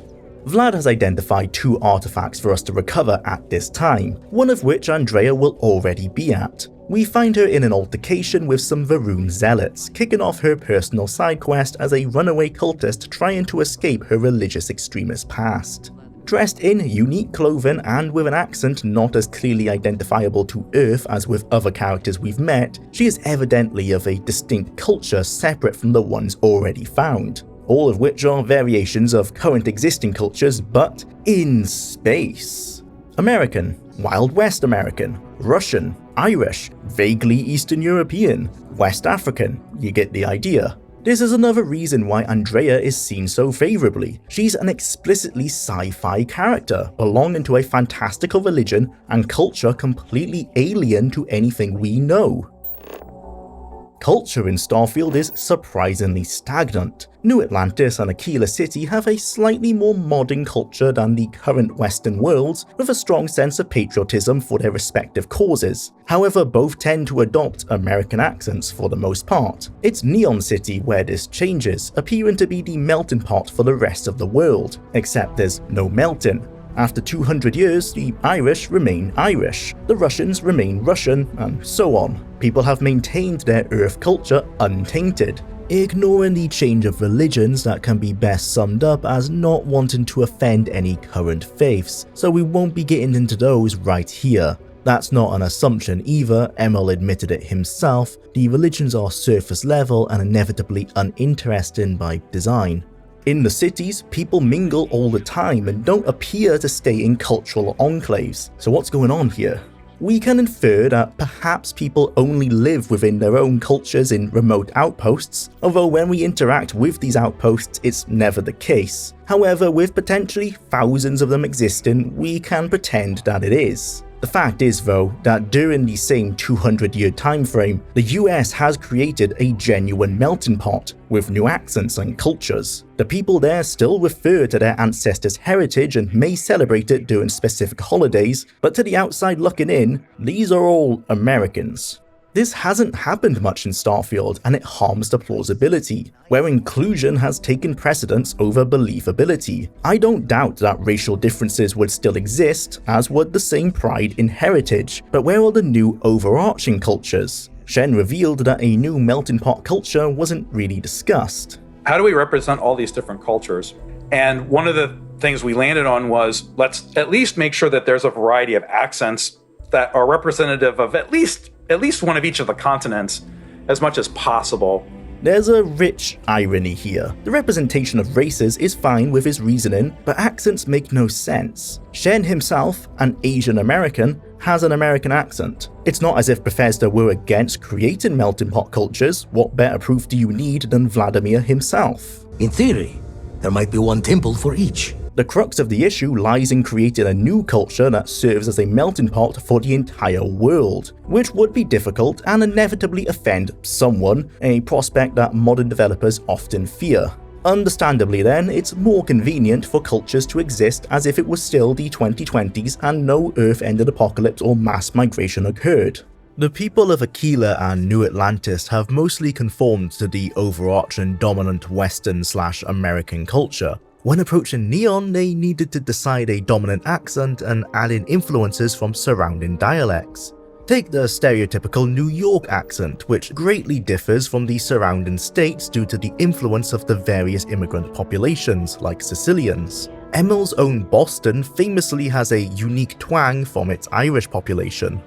To make Neon more interesting, why not have the dominant accent not be an English-speaking one, like Russian or Chinese, then throw in some Indian or Nigerian lilts to get something really different? The problem here is that the voice actors would have to be trained for this, so the easier choice was logical. It's possible that they did play around with this idea before scrapping it, as Dennis on Cydonia mentions having an amalgam accent due to growing up on various ships with different cultures. Ah yes, it is the accent! I have been asked this before. From a very young age, I spent most of my life among the stars, aboard one ship or another. I picked up many ways of speaking. Perhaps this is a remnant of a melting pot culture idea. It's a shame that the same company that devised the gruff, sand-blasted accent of Morrowind's Dunmer hadn't come up with something more unique. While I would call that decision lazy, I actually can't because in another half measure, they did do the legwork to design a conglomerate culture for House Va'ruun, with their own unique religion, accent, fashion, ship designs, and so forth. You know how there's a common consensus that Fallout 3's world design would fit a lot better had the bombs dropped only 20 years ago instead of 200? Bethesda has done it once again. The settled systems feel closer to the immediate aftermath of Earth's evacuation, where for some reason the Va'ruun are the only ones to progress as a civilization. A terminal entry on an abandoned star station, used by mad scientists to bind alien DNA with humans, lists this as one of their weekly goals: to establish culture. I like to imagine that this was added by a designer who identified that much of Starfield was indeed lacking one. It doesn't just stop at accents either. Emil mentioned that the Freestar Collective is about the belief in the sanctity of personal freedom and individuality. What even is individuality in Starfield? Even the cyberpunk-inspired Neon is so vanilla when it comes to human appearance. Enhanced Genetics Lab specializes in real-time gene editing with a focus on cosmetic surgery and facial reconstruction. Yet the most outlandish change we see is a possibly trans person using it to change their gender appearance in New Atlantis. Where are the crazy hairstyles or eye colors? Even unique skin colors. Blue Oblivion humans could be canon. All we get are standard humans everywhere, reflecting my critique towards the basicness of the character creator in part 1. When world building does allow for something interesting, the result is utterly insipid. To be fair to the artists, they probably didn't predict that mullets would come back as an unironic hairstyle when they were designing some of these. It's not as if these outlandish appearances would go against hard sci-fi. The literature I have consumed often makes a point to describe how fashion changes over the centuries, frequently as a way to highlight humanity's progression regarding trends and fashion conventions. It's no surprise considering the authors of these novels, written in the latter half of the 20th century, saw such significant changes, including the emergence of the hippie, punk, mod, and goth movements to name a few. I guess the red-clad Crimson Fleet would count here, but my god are they lame with how overly edgy they want to be. With the Va'ruun Zealots dead, Andrea welcomes us to Constellation and will help us recover the artifacts we need. Which begs the question, why are we the ones who must find the artifacts? Why us? Because we're the main character. That is the answer. Even with Andrea on her way to grab one, we're there in the nick of time to stop her. Barrett is the only other Constellation member who has seen the magic of touching an undiscovered artifact, and even then, we can't convince him to touch another. In the mines, it was because Lynn saw us as an expendable new guy. Only she and Hela knew the Vectera dig was for a Constellation contract, and she wasn't going to send her right-hand man into the cavern. As for Constellation itself, I can only buy the new guy's reasoning to a point. We eventually build strong and possibly intimate relationships with the companions. Wouldn't one of them ultimately say, let's not use my best friend / lover as a guinea pig? They can all see that Barrett is fine after touching his artifact. It's hard to believe they would all be too scared to touch one when they're so eager to throw their lives away when broached with the possibility of venturing into the Unity later on. In New Game Plus, an option to skip the main quest results in them having to touch the artifacts, as Constellation goes to find them without us. They never mention touching them, the visions they saw, or any such detail, because that would have required in-depth planning. My ritual is to just go. I like stream of conscious. I think like I sometimes can be a little bit manic, but like my process is just like, it might be sending an email with dialogue. It's just like, hey, let's talk this out. Let's do it. Like there's no, the process is really just like, let's do it. Let's go and like create as soon as, and like I've done that. All of the four of us have done this together where we're like trading emails back and forth, writing scenes together and writing dialogue. And like, that's it. Let's put it in the game. Despite the "for all into the Starfield" tagline, Constellation is in it for themselves, the satisfaction of being the first to explore the unknown, and that selfishness pertains to how they're happy for the player to potentially fry our brains more and more as we experience stronger and stronger visions. We can only bring up this fear once during the opening quest and the first time we speak to Sarah. After that, it's swept under the rug. Imagine if the wound in the Force in KOTOR 2 was only mentioned once and never again. Regarding that tagline, I'm unsure how much the pursuit of knowledge for all humanity influences their mindset. You would think they'd bring in entire research teams for something as revolutionary as the artifacts. The only legitimate scientists in Constellation are Noel and Barrett, and Noel is the sole one spending any significant amount of time studying them. Narratively, these explorers should be clamoring at the opportunity to see what we've seen, especially when we're granted otherworldly powers completely out of the realm of anything a human was previously capable of. We've reached them, it's those damn temples. The grind to maximize powers absolutely destroyed many potential fans of Starfield. In a perfect display of the oft-repeated adage, gamers will optimize the fun out of a game, they spent days of playtime chasing glowing balls and spamming the same journey back to the eye to find another temple. Rinse and repeat an eye-watering 240 times, and you too can finally enjoy the Elder Scrolls magic system hacked into a space game, all for the low price of your own sanity. This method of gameplay was obviously not intended. The idea was likely that players would visit a temple in between side quests and other activities as a change of pace, slowly progressing their character over the predicted 10-year lifespan. Even then, the reason to interact with temples is solely for progression. They aren't fun. I may dislike outpost building, but I understand the appeal. It may have been designed better in Fallout 4 and other games, yet it still features a modicum of interesting mechanics and problem-solving elements, both of which make interacting with the system entertaining due to the creativity and player expression allowed. The same cannot be said for floating towards some sparkles 6 times and gliding into a bunch of rings for a cutscene. Don't get me wrong, I love the zero-G gameplay. It's a mechanic I believe they should have leaned into more as a USP. Not many have executed 360 degrees of free movement with ballistic combat as well as Starfield. The sound design in the temples is suitably epic, and the visuals push the mystery behind the artifacts. For the first temple, this works as a tutorial. It introduces orb collecting as a means to reach the goal of entering the rings and gaining magical powers, dumping us outside with an unsuspecting enemy we can then test it on. The enemy failed spectacularly at their job, which was to patrol the temple and prevent us from gaining these powers, but hey, they're a lovely practice dummy.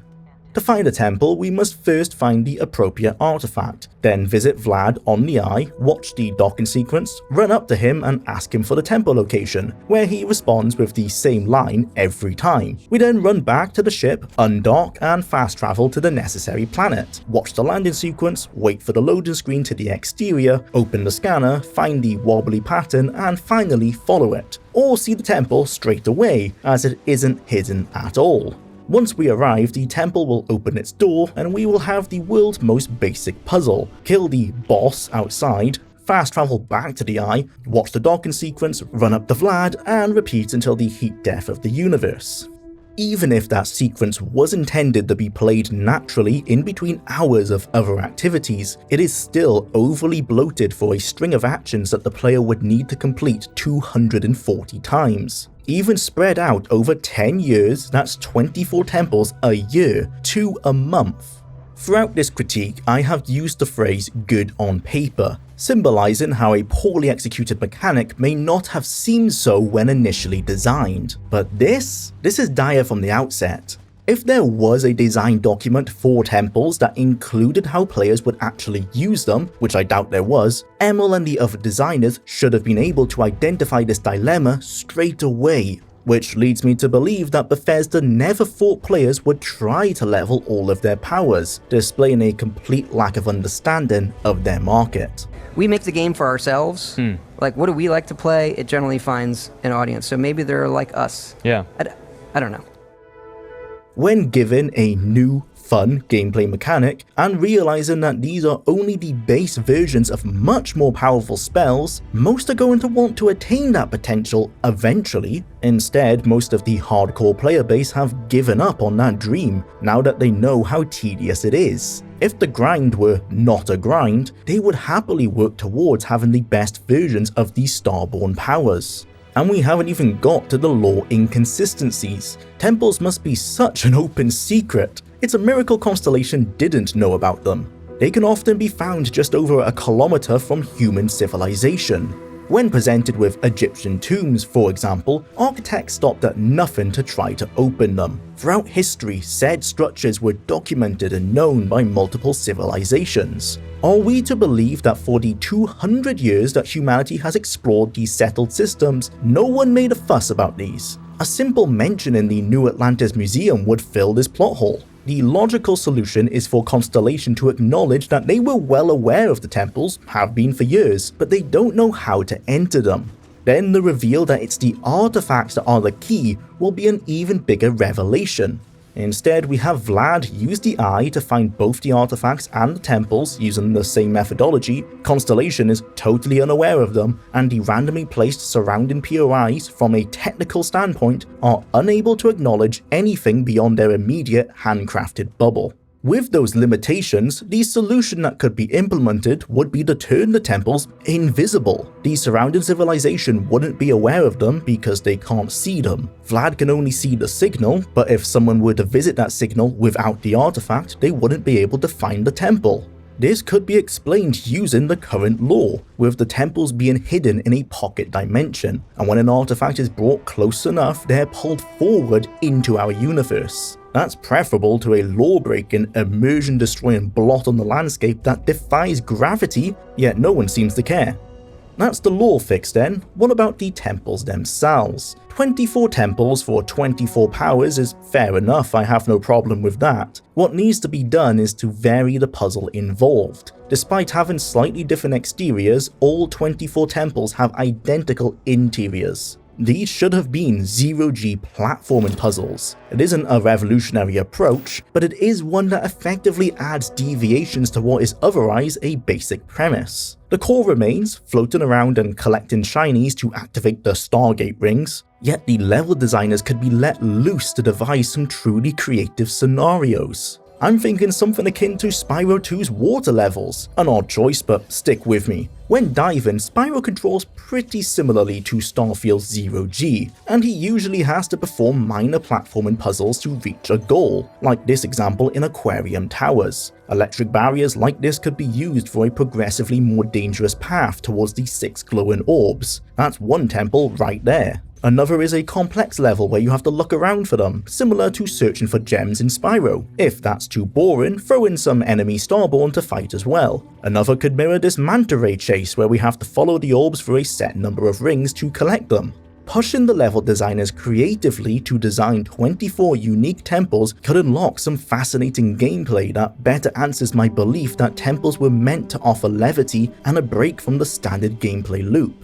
Suddenly, playing 24 temples doesn't sound too bad because you don't know what new challenge the next one will offer. It doesn't solve the 240 temple problem as much, and that's because that should have never existed. Instead, upon unlocking the Starborn powers, a Starborn skill tree should have been unveiled, like the Vampire Lord skill line in Skyrim. The powers would be upgraded by using them to unlock the next tier of their associated skill. It would still take 96 skill points in total to maximize them all, but at least the grind is playing the rest of the game, not isolating oneself to the most boring loop I've ever experienced. I forgot to mention as well that during this temple grind, the player is unable to choose which power they want to upgrade, and quite a few of them are much less helpful than others. With my proposed skill tree method, players could choose exactly which ones they want to level and which to ignore. When researching if a Starborn skill tree may have been cut content, as I'm sure I couldn't have been the first to think of this, I was proven correct by a mod that has implemented a similar feature. It's not the same, as the player still needs to go through the 240 temples even with this mod, but at least I'm not alone in this line of thinking. It also goes without saying that these ideas I'm throwing out are to fulfill the requirements of constructive criticism. It's relatively easy to point out why something may not work well, but it's a far more rewarding endeavor to identify possible solutions. While I believe that these solutions will help improve the game, it doesn't mean a better alternative isn't possible, perhaps even one you thought of yourself. That's what makes the comment section for videos like this so great, and lets everyone throw their hat into the ring. With recent discourses, some may feel that because I speak with passion, I believe all of my ideas are objectively better than anything Bethesda could ever come up with. That isn't the case. Kiwi Talks, who deserves maximum praise for his interviews with so many XBGS staff, discussed with Dennis Mejiones how the developers are not only aware of the fan criticism even before a game releases, but try to propose and implement possible fixes that would be akin to, and likely better than, any of the suggestions made in this series. As an ex-character artist for Skyrim, Fallout, and Starfield, he knew as well as anyone the problems with animations and the dead doll eyes, even offering graphical solutions to Todd. I was trying to add simple things like eye shadows, where the eyelid meets the eye, and then a little glimmer of wetness at the bottom, and also a new shader for the eye. Because a lot of the problem with our lighting is that our lighting doesn't always cast, most of the times it doesn't cast shadows. So, I was trying to find ways to I felt like the eyes were like the most important thing to the models. That and adding eye movement. And so, I pushed really hard for a lot of that stuff. So Todd was real quick to add, for example, the werewolf. But when I was trying to get tech for the eyes, he was like, no, it's not important. It was frustrating. Due to bureaucracy, a lack of time, and the game director's need to allocate resources where he believes they are most necessary, not all of the identified issues could be resolved to the best of the team's ability, oftentimes aiming for a good enough solution. I have my own strong criticism, we all do. I can almost guarantee you that like 95% of the stuff that players have brought up after a game was launched, every single developer just about has brought up as a concern in the meetings. Like, hey, this is an issue. We're gamers. We go in there, we play the game. We play and see the same things that the gamers do. We're like, this is not fun or as fun, or we need to do this differently or whatever. Todd used to say at our meetings all the time, we can do anything, but we can't do everything. And that's a very true statement. It's just the reality of it. Now that we're acquainted with all of the Constellation cast, Walter is going to use his level 1000 business acumen to help acquire another artifact from a prospective seller on Volii Alpha in Neon. Seemingly inspired by Camino in Star Wars and drawing from numerous other sources I'm sure, Neon is built upon a fishing rig designed to farm the native species, the chasm bass. Xenofresh Fisheries originally installed the lone platform for meat, but soon discovered that the alien chum produced a substance with psychotropic effects when processed. Before long, the business plan was entirely altered to place the firm as the largest drug manufacturer in the settled systems. The distilled commodity became known as Aurora, a reference to the colors and visions users may see, mimicking those of the old light phenomena in Earth's northern hemisphere. A colony of the Freestar Collective, Neon enjoys the liberty to govern itself, where it has become the only place in the known universe where psychoactive explorers can get their fix. Aurora is heavily restricted as illegal contraband across the rest of the settled systems, including Aquila City. However, in Neon, it may be freely purchased and consumed from authorized vendors. Quite expectedly, Aurora's production and status as a highly illegal substance outside of Neon plays a key role in the city's lore, as well as many of the quests contained within. As soon as we arrive, we're made privy to this via an arrested smuggler and an exposition dump from the security guard. Aurora is a hallucinogenic which is legally available for purchase in Neon. The audio editing on Sophie Jex is subpar. It's almost like the original line was saying how Aurora isn't legal, but the writer realized a mistake too late and tried to fix it in post. I do the same to repair any errors in voiceover, but this is even worse than my offenses. And there's the obvious, I'm an amateur YouTuber, not a multi-billion-dollar corporation selling my videos for $70 and up. Anyone caught transporting the substance through this checkpoint will be arrested, fined, and jailed, if necessary. Her voice acting, regardless of the YouTube poop level of stitching, is also ropey. It really sounds like it's the first time they're reading the script, with odd pauses and emphasis on random words without reason. Out of the thousands of voice lines, most are well delivered, but inevitably there are outliers. Several characters, including Walter Stroud himself, have chopped up voice lines regarding Aurora. If you're curious, the name is Aurora. It appears that the lore surrounding the drug was revised or renamed at a relatively late stage in production, and not all the actors could return to re-record their new lines. Conventionally, designing a game with so much volume of writing without comprehensive pre-planning is a risky maneuver. If something drastic were to change with the in-world lore, lines have to be rewritten and re-recorded, or in this instance, cropped and cut to fit the edited script. This is a problem that's only compounded by the multi-skilled approach used by Bethesda's design team. There's some of it is that we're jack of all trades, especially at Bethesda, right? We were not pure writers. You had to do everything. We had to be good enough writers. We also had to be good scripters and make the missions and come up with the stories. And because of that, we couldn't focus all of our time just on writing and rewriting. So we had a relatively limited amount of time to write something and then iterate on it. Without a dedicated team solely for narrative design, Coleman admits that writing couldn't receive the necessary time it required, as designers were stretched between scripting the quest stages and actual gameplay, not just the story and dialogue. I will mention, however, that out of the thousands of lines I've heard, only very few have noticeable defects such as this, although others, like little-known YouTuber Patrician TV, have noticed some more glaring omissions. It is hard to know whether Anisco was interpreting the serpent's will correctly. I believe these cut-up lines allude to Aurora's effects and usage in the game having changed late in development. Evidence for this is circumstantial, as no developer has mentioned it yet, but beyond the multiple hacked-together voice lines, there's also the central sales hub for the drug as proof, the dreaded Astral Lounge. What can be said that hasn't already? The footage speaks for itself. Fundamentally, the problem arises from its designation as a bar. So, just like every other bar in the game's cities, it has job postings and recruitable crewmates, despite visually being a nightclub that is so loud it can be heard 30 feet away as you walk towards it. The voice performances make no effort to convey the loudness of the environment. Excuse me, would you be interested in participating in a psychological study? And the dance moves often fail to translate effectively to the music. We've already established that immersion in this game is frequently impossible, and this is one of the many reasons why. The knockoff trance/house music is mediocre, closer to muzak than anything meant to be actively listened to. BGS should have hired a more competent producer to create these tracks if an energetic club was the goal. This music doesn't feel like it would organically create the reactions of the Radiant NPCs, drug or no drug.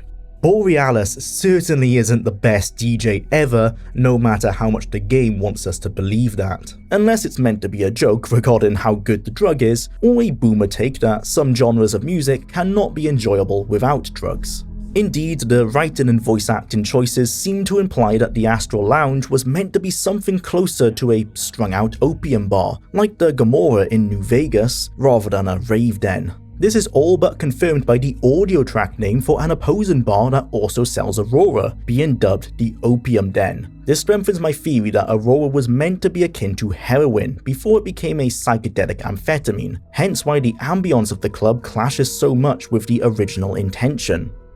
It's also in that bar, Euphorica, that we can see a further example of poor planning and a lack of communication between departments, as the owner mentions that the members' lounge is down below, but it's upstairs, not in the basement.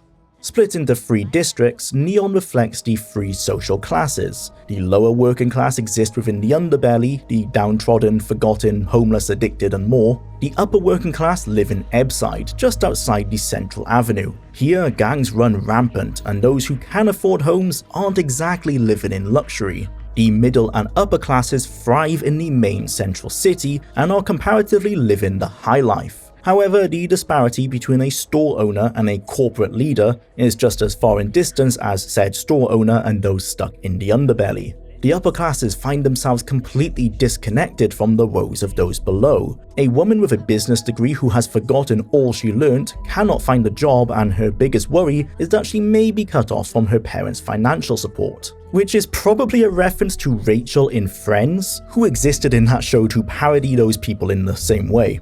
Where this fails is that any commentary on the class divide and struggles of those at the bottom is entirely stale and even cringeworthy. It seems like it's written by older middle class people who are so disconnected from violence and lower class city life that they are incapable of writing it, and didn't bother to do the necessary research to be able to do so convincingly, for example with Ebbside's gangs and any sort of criminal activity. An NPC warned me about a Disciples gang and how they're so much worse than the Striker gang, yet unless you're actively taking part in straightforward quests involving said gangs, they offer no threat whatsoever. As minor factions do not exist, there is no system in place to maintain a level of danger for acts committed against the gangs. After a bar fight with some members of the Disciples, their deaths are instantly forgotten, and there is no retribution or jeopardy for the player in choosing violence. Other gang members in Ebbside simply don't care.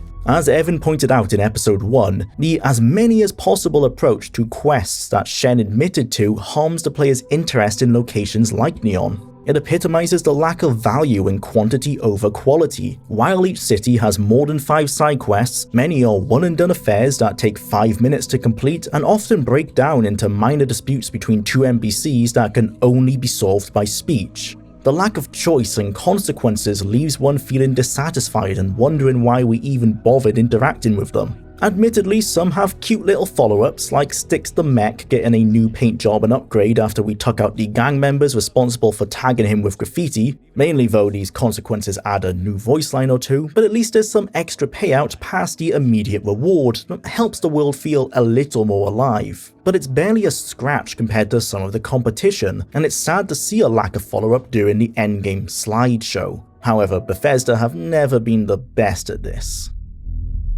Walter's business, Strauss Eklund, is based in Trade Tower. Here we find a number of the largest and most powerful corporations in the settled systems, or at least their headquarters. Core Kinetics is the manufacturer of the MagTech railgun rifles that look like a kid's Kinect's wet dream. According to the sales rep, they fire projectiles faster than a conventional gun and can pierce through solid concrete, which of course isn't possible in-game. No such material penetration exists, like in other shooters. Even ship ladders can block a projectile with thin air. To give credit, however, invisible barriers in terrain are far less common than in Fallout 3 and 4, which makes cover-based shooting in particular less annoying. The railguns all fire in an array akin to a shotgun but with a controlled spread. This limits their effectiveness to a close to medium range. They never quite felt like they had the punch I was looking for, partly due to their sound design, which is expectedly weak but probably realistic as this concept can be. Genodyne Industries created and maintains the electromagnetic conduction grid that powers Neon, utilizing a large net-like structure that collects electricity from lightning and stores it in battery cells. As mentioned, the illusion of a large world continues with these tiny head offices. At this point, we may as well continue to treat the game world through the lens of a shrunk-down approximation, as with the Elder Scrolls since Morrowind. Genodyne, for example, has an executive suite member staffing its reception desk, and only a handful of employees are found elsewhere in this cramped suite. From a gameplay perspective, this was likely to ensure that the player would interact with this unique NPC than if they were hidden away in the back room with the other generic executives. Kelt Corp again has a high-level employee on the front desk, the CEO's daughter. This is more believable as the CEO wants her to learn all about the business before she takes over, and in her own words, she's there to present a pretty face for potential clients. Kelt Corp is apparently a mega corp, but like the other businesses, it only has 10 visible employees, and I have never seen any information about them elsewhere in the game. They're meant to be a loan shark, which is fitting for Neon. Slayton Aerospace, a competitor to Walter's firm, is the one facility that bucks the trend of being overly small, and that's because it's a dungeon used later in this main story quest. It isn't even trying to hide this fact beforehand. The security personnel are marked as enemies with a red level indicator above their heads, and the receptionist, despite being named, has no dialogue. Other guards throughout the game are not marked this way, unless they are made hostile through crime. It's reminiscent of the guards in the castles of Daggerfall being pacified enemy night sprites. I could argue that this is a time and technical issue, but with 23 years of better technology and 6 times the development time, it's hard to justify this oversight here. I was even able to override a locked elevator that we'll need to use later, without anything negative happening as the quest hadn't been started. At least the elevator is still locked, so I couldn't break the quest. This is somewhat praiseworthy as it allows inquisitive players to streamline the first section of this dungeon beforehand, yet it doesn't account for a more unique outcome, nor NG plus metagaming. With the omniscient knowledge we can bring as a Starborn, it would have been far more satisfying had we been able to clear Slayton Aerospace before we needed to,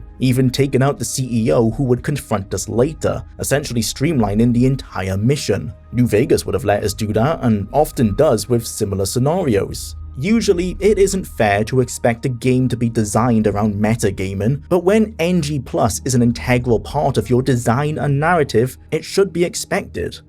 Finally, we have Strauss Eklund, the reason we're here. The two namesakes are both business and romantic partners who express their love through corporate mind games. It's strange, but endearing in a way. Following a somewhat awkward encounter where we're left third-wheeling, we're sent to scout out the meeting spot in the Astral Lounge and to learn more about the buyer from a contact. Being a main quest, All That Money Can Buy is one of the few quests in Neon that provides multiple approaches, with optional tasks to be completed beforehand to make the meeting go smoothly. While their inclusion is appreciated, these tasks barely qualify as obstacles, and ignoring them doesn't really punish us. For example, we can negotiate with the Neon security to leave us alone, yet no matter how the meeting concludes, Eklund informs us that our ship has been impounded and bounties placed on our heads, forcing us into confronting the CEO of Slayton Aerospace, who outbribed us. Fair enough, he has far more funds than we do, but why have these optional tasks in the first place if they don't change the quest in any meaningful way?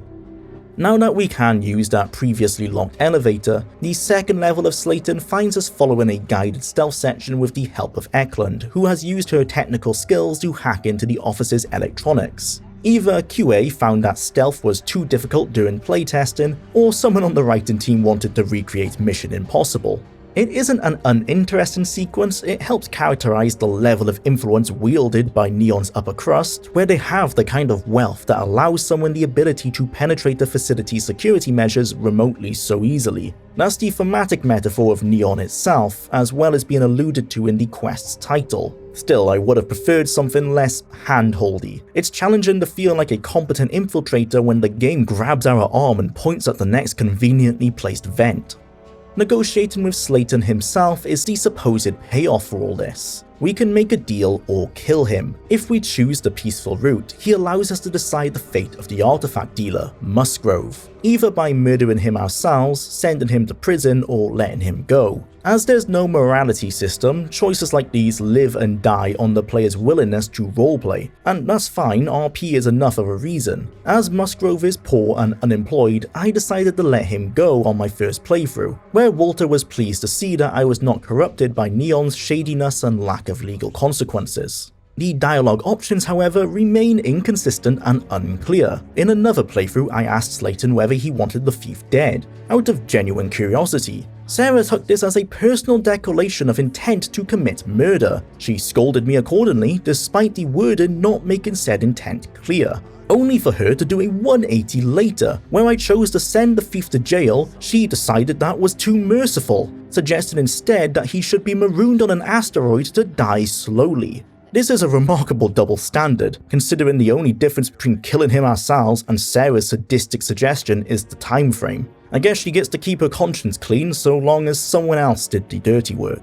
Both All That Money Can Buy and Neon encapsulate the essence of Starfield itself. Grand yet hollow. Every corporate office, basic fetch quest, and NPC conversation projects an image of scale and complexity, yet behind the veneer there's little depth. It reflects a studio that still believes in its own myth of grand interconnected storytelling, even as its development processes can no longer sustain it. Bethesda hasn't stopped caring. If anything, Starfield demonstrates how much manpower and effort they still invest in trying to create a cohesive world. The problem is that their structure, tools, leadership, and creative culture have grown too bloated to support their ambition, resulting in a game built with conviction on the individual level but delivered without focus, without the support structure of a strong plan. It's an imitation of the old Bethesda spirit that many loved. With another artifact and our ship no longer impounded, we set off to return to New Atlantis, when the big twist rears its head. The Starborn belatedly reveal themselves as one intercepts us, demanding we hand over the artifact. The dialogue is deliberately written to be ambiguous, and it seems to suggest that players should assume this is a first encounter with an alien race situation. My people have killed for this. Don't waste this one chance to show us we're wrong about your kind. Our distance from you is the whole point. We interfere now because we must. With the knowledge that these are just humans who made it to the Unity, the lines make a whole lot less sense, where this one appears to be acting as if he is not human himself. We can later attribute this to a kind of delusion where the Starborn doesn't truly consider himself akin to those around him, however it does come across as shoddy writing to force a misdirection twist. Starborn are positioned as the true protagonists of the story, serving as the symbol of multi-dimensional travel around which the narrative revolves. From how humanity discovered faster-than-light travel, to the collapse of the Earth's atmosphere, the foundation of the largest new religion, and possibly the creation of the universe itself. They are Emil's Nerevar, by which I mean how Nerevar, not the player, is the centre of Morrowind's fable. As Kirkbride explained to Polygon, where I think Morrowind is probably the most successful is that it's the best novel about a character you never meet, and that would be Nerevar, the guy that you're supposedly the reincarnation of. Everything orbits around that character. Even if you're not on the main quest, he was such a vital part of the earliest history of that nation. The world couldn't exist and the cultures wouldn't be the same without that inciting incident, so that helps make it feel real. It's a moderate success. Small props in cities like this statue in Aquila allude to a Starborn being involved in its creation. Fan theories point towards characters being Starborn themselves as a means to explain otherwise unexplainable behaviours, like how Barrett is a Starborn, which is why he's so keen to lend the Sol Constellation ship over on a whim, or that Constellation's founder was one. It's another thought-provoking incident akin to the one when Shen had Dima imply that Nate/Nora may be a synth themselves, willing players to make these theories and connections even when the evidence is slim or non-existent. Hence why they don't have the same appeal as Nerevar. Emil's comparatively more grounded approach to world building doesn't broach the same level of curiosity, where the lore nuggets surrounding the Starborn lack the levels of obfuscated depth, knee-deep in Gnosticism that Morrowind's outlandish lore has. As Ralston had to say of Kirkbride, he was absolutely essential, and also crazy as a rat in a drainpipe, which is necessary. Somebody had to be really crazy, and it's better that your lead designer isn't. While Emil is assuredly less eccentric, which is needed for a lead designer, as narrative lead, the creativity required isn't his forte. At this point in the story, we're not meant to know a whole lot about them. In fact, unless you encounter this ambiguous fella when we first arrive at New Atlantis, all we know is that they have a futuristic ship centuries ahead in technology than anything else. Constellation uniformly decide that despite the ominous warning received, we're going to continue collecting artifacts and push that fear deep down. Actually, Sarah says that we should collect them even faster now that the race is on. I initially planned to defend Sarah's action here. Other than the incomprehensible spaceship, there was no way of knowing just how powerful the Starborn were before they later attacked. However, with the combined implied intelligence of these explorers, they have more than enough information to know they should be more careful. They're all aware that I have magical powers now. It doesn't take a genius to figure out that the ones we're racing against likely have them too. Then again, with how unimpressed and uninterested they seem to be towards these powers, perhaps they thought these party tricks couldn't possibly be of any worry. Of course, they were wrong. The following two missions are filler. Further Into the Unknown is, as the name implies, a rehash of the Radiant quest Into the Unknown, except there isn't an attractive companion to find near the end. Alongside this, more temples are discovered to expedite the player's power scaling in preparation for the upcoming fights. Short-sighted highlights Shen's need to rewrite the main quest 3 times, as it exists only to set up the necessary exposition and explanation for the fast-approaching Hunter battle. We're allowed the time to confer with Constellation and get to know them better if we've made no effort to beforehand, as we help each companion repair various sections of the eye. These are displayed through pop-up messages in a Daggerfall style, which feels like a shortcut made to save time and not quite AAA, but other than a short cutscene which would require a lot of art and animation time for such a minor piece of content, I can't see how it could be done better. Perhaps a fade to black like in KCD2, at least that would allow some minor change to the geometry to show that the area is now repaired. It feels a bit rushed for a first-person immersive game, but it's understandable from the perspective of releasing a finished game versus one that's still in development. The repairs themselves could have benefited from multiple methods of completion, a la a similar quest design when fixing the USS Constitution in Fallout 4, but that's really nitpicking. The purpose of this quest isn't for role-playing as a repairman, but to ensure players have developed at least a modicum of a relationship with the main Constellation team to try and make a later forced death hold more weight. Having now been pushed into not one, but 2 Radiant quests by the main story, it's worth examining how Starfield's procedural content actually functions moment to moment. A large portion of my recordings ended up involving Radiant quests, partly because I enjoy non-linear repeatable gameplay loops, as with Daggerfall, and partly because Starfield's exploration structure leaves little else to interact with meaningfully. In the mid-2000s, there were 2 titles that, if combined, would have been my dream game. When I was first introduced to the Elder Scrolls and spent hundreds of hours immersing myself within Morrowind, letting simple quests spiral into long chains of improvisation. And Microsoft Game Studios' Freelancer, a 2003 space sim epic whose repeatable gigs left a strong impression. Starfield promised a fusion of both. Open-ended roleplay from Bethesda's lineage and the systemic replayability of classic space sims. That combination should have been the game's strongest pillar. Instead, it ends up exposing its structural weaknesses.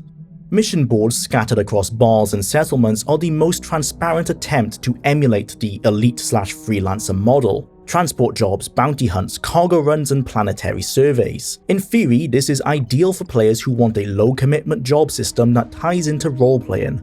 In practice, the rewards are negligible, often 2 to 4,000 credits, less than the sale price of a mid-tier lootable gun. With so little gameplay incentive, they function primarily as set dressing, reinforcing the idea of a living economy without providing meaningful engagement. To understand how the designers might have expected players to use exploration, Radiant quests, and the general Skinner box loop, I conducted a focused 2-hour session starting in the orbit of Jemison. My first stop was a ship icon in the Alpha Centauri system. Boarding it triggered a zero-G firefight that erratically transitioned to standard gameplay when the damaged gravity generator rebooted, with myself, enemies and hundreds of props slamming into the floor without warning. It was one of the more memorable dungeons in the game. No wonder it's placed right next to the first major city then. After clearing the ship, I scanned a nearby moon and landed at the highlighted mining outpost. The foreman immediately assigned a standard kill nearby spaces objective, which led me to an abandoned research tower. As it was 2 kilometers away, that time sink would have otherwise killed any enthusiasm, hence ground vehicles were a good addition to the game. As the moon only contained 2 surveyable minerals, even the surveying system would be unable to add meaningful gameplay to this trek pre-car update. The Spacer dungeon was predictable, and returning to the foreman offered the usual minor payout. Next, I flew to another moon, through menus naturally, since conventional travel in Starfield is, at the time of writing, still a UI abstraction. A random encounter pulled me into a skirmish between UC Systems Defense Forces and Ecliptic Mercs, granting me some more credits in return. Landing at a marked fracking station POI yielded another job, scouting a nearby mine. This led to a small surprise as I found a sick colonist in need of a med pack. It wasn't exactly deep, but it showed 2 Radiant systems overlapping, the mine scanning job and the randomly spawned injured worker, producing a moment of emergent gameplay. Todd has long expressed his interest in such systematic interactions, and this is the sort of small occurrence he likely imagines when raving over procedural storytelling. After returning for payment, I grabbed a transport job from a mission board to shuttle miners back to New Atlantis, wrapping up the session by selling loot and crafting any available recipes. It was an enjoyable 2 hours. In fact, these sessions became my go-to way of closing out a recording block, and ironically became my favourite part of the game. Not because it's deep, but because it scratches a familiar, repetitive roleplay heavy itch. Enjoying this loop, however, doesn't make it a good design, just a familiar one. The structural problem with Starfield's Radiant gameplay isn't that it exists, it's that it operates on a completely different orbit from the rest of the game. Radiant jobs behave like an indie game wedged into a larger space RPG. They sit adjacent to the main quests, factions, and authored side content rather than supporting them. The result is a disjointed experience where the Radiant quests lack the mechanical or narrative depth to stand on their own. Each faction offers its own flavour of Radiant quests, but there is no direct gameplay incentive to perform these instead of the standard ones, due to the lack of a reputation system or a progression system within the factions themselves tied to the mission boards. Compared to the space sim contemporaries, Starfield's USPs of competent ground-based combat and dungeon crawling are too limited to sustain long-term Radiant gameplay. The dungeon variety is too small, the combat builds are limited well before we enter the endgame, and the Radiant quests rarely encourage anything more than a linear result. Todd has repeatedly described his preference for open-ended tasks that require players to devise their own solutions. His Find Me 5 Daedra Hearts example is the usual reference point. The best ones for me are actually where all of that was far more open-ended. The how I am going to accomplish this task is completely up to me, and I'm going to find some ingenious solution. Go find me 5 Daedra cards or whatever, like find me X of something that's hard to get. It's a very simple set. You can give a simple story setup for that. And we're not telling the player where to get those. And they think, now where could I get those? If those objects are in the world in some, believable way, that there's usually some challenge at getting them. Funnily enough, in the comments of this interview, some pointed this out as a reason behind terrible quest design, focusing too hard on the fetch quest element and not enough on the freedom of their completion. Morrowind thrived on this kind of loose, player-driven problem solving. The simplicity of its objectives worked because the game didn't dictate the solution. Skyrim and later games, however, often removed this openness. Quest markers insisted upon a solution, limiting creativity and agency. Starfield inherits that design tendency. Even when Radiant quests could embrace open-endedness, the game sidelines that potential. With so much emphasis on Radiant gameplay to fill the open world, their random nature inevitably brings mistakes and ludonarrative dissonance, further harming immersion. On Mars, a miner asked me to rescue a colleague who had been injured by native wildlife. Mars, of course, has no native wildlife. The Radiant Quest template simply ignores the planetary context. There's even examples of design changes made without updating linked systems. At one colonist outpost, a worker asked me to place sensors on vents to test gas volatility. The journal required 8 sensors. The moment I popped the first one down, barely 80 meters away, the entire quest was completed, with the new journal entry downgrading the requirement to 1. The designer must have decided that 8 was too much and chose to lower it to 1, but forgot to update the journal entry. We're left with a task so trivial that even the colonists' laziness becomes unbelievable. This might just be the easiest fetch quest in gaming. I spent more time playing around in a nearby 0G football pitch. Many of Starfield's small, non-Radiant side quests even feel like lightly rewritten Radiant templates, fetching a specific ingredient for a chunks location or helping a janitor buy a cup of coffee. Simple Radiant-style micro-tasks presented within a thin narrative frame. As Shen admitted, there was no upper limit on how many quests they were instructed to add. As many as you can make. And the result shows. And there are the random encounters. As with the points of interest, these are tied to star system levels, hence why players often feel like they've seen everything within the first 20 hours. Only after venturing into higher level systems do new encounter types appear, finally breaking the early game repetition. For instance, in a low-level star system, a ship landed nearby often indicated a stranded crew needing repair parts or water, a combat scenario with pirates or mercenaries, or a traveling trader. A more compelling encounter in a level 30 system saw a similar setup involving a ship posing as a 3-star collective vessel. However, boarding it triggered a Radiant smuggling scenario, with the smuggler captain assuming I was their intended contact. Accepting the package granted me a high-tier spacesuit. To avoid the vaguely threatening they who would supposedly come looking for me if I failed to deliver the goods, which I couldn't do as I wasn't actually the contact, I decided to kill the crew. Hours later, an Ecliptic squad dropped out of Gravdrive, claiming the smuggler had told them I stole the package, and demanded 10,000 credits in penance or a fight to the death. I don't know how they learnt that from the smuggler, as I had killed him. This is the weakness of tying emergent moments to rigid templates. The system can't account for player actions it doesn't expect. Had the mercs claimed that they tracked my ship's signature using satellites, as we've seen in the Old Neighbourhood quest, then the immersion would have been preserved. Unless the designer creating the scenario wasn't aware of this lore tidbit due to poor planning. At least the smuggler wasn't made unkillable, so there is that. Starfield, as a first for a recent Bethesda title, has totally struggled to make an impact within gaming popular culture. What lasting power it has is with what you're watching now, critiques and reviews of the game often negative. There are no arrow-in-the-knee jokes spread across the internet. Even the return of the annoying fan only carried any meme power surrounding his reveal during the gameplay presentation months before release. That returning character says it all. Starfield does not create memes, it feeds into them, with some of the peaceful space-based random encounters reflecting this, such as a spaceship insurance salesman mocking Geico and similar brands. It offers a somewhat comedic way to waste up to 200k credits that earns a at best.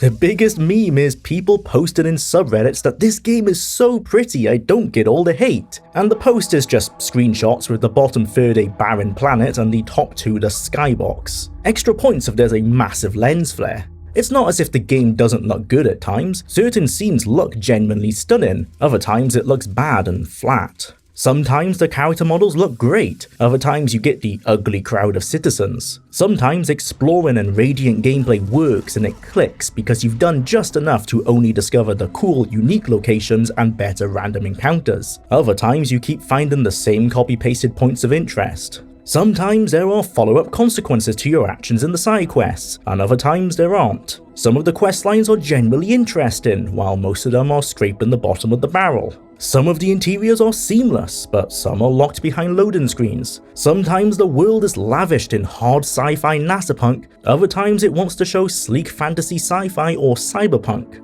The persuasion minigame sometimes reflects your choices with unique replies, other times they use the exact same generic lines. Sometimes characters notice what the player is wearing and react accordingly, other times they try to sell us a cognitive implant we clearly already have. The level of disparity as a direct result of the too many hands in the pot problem Will Shen mentioned.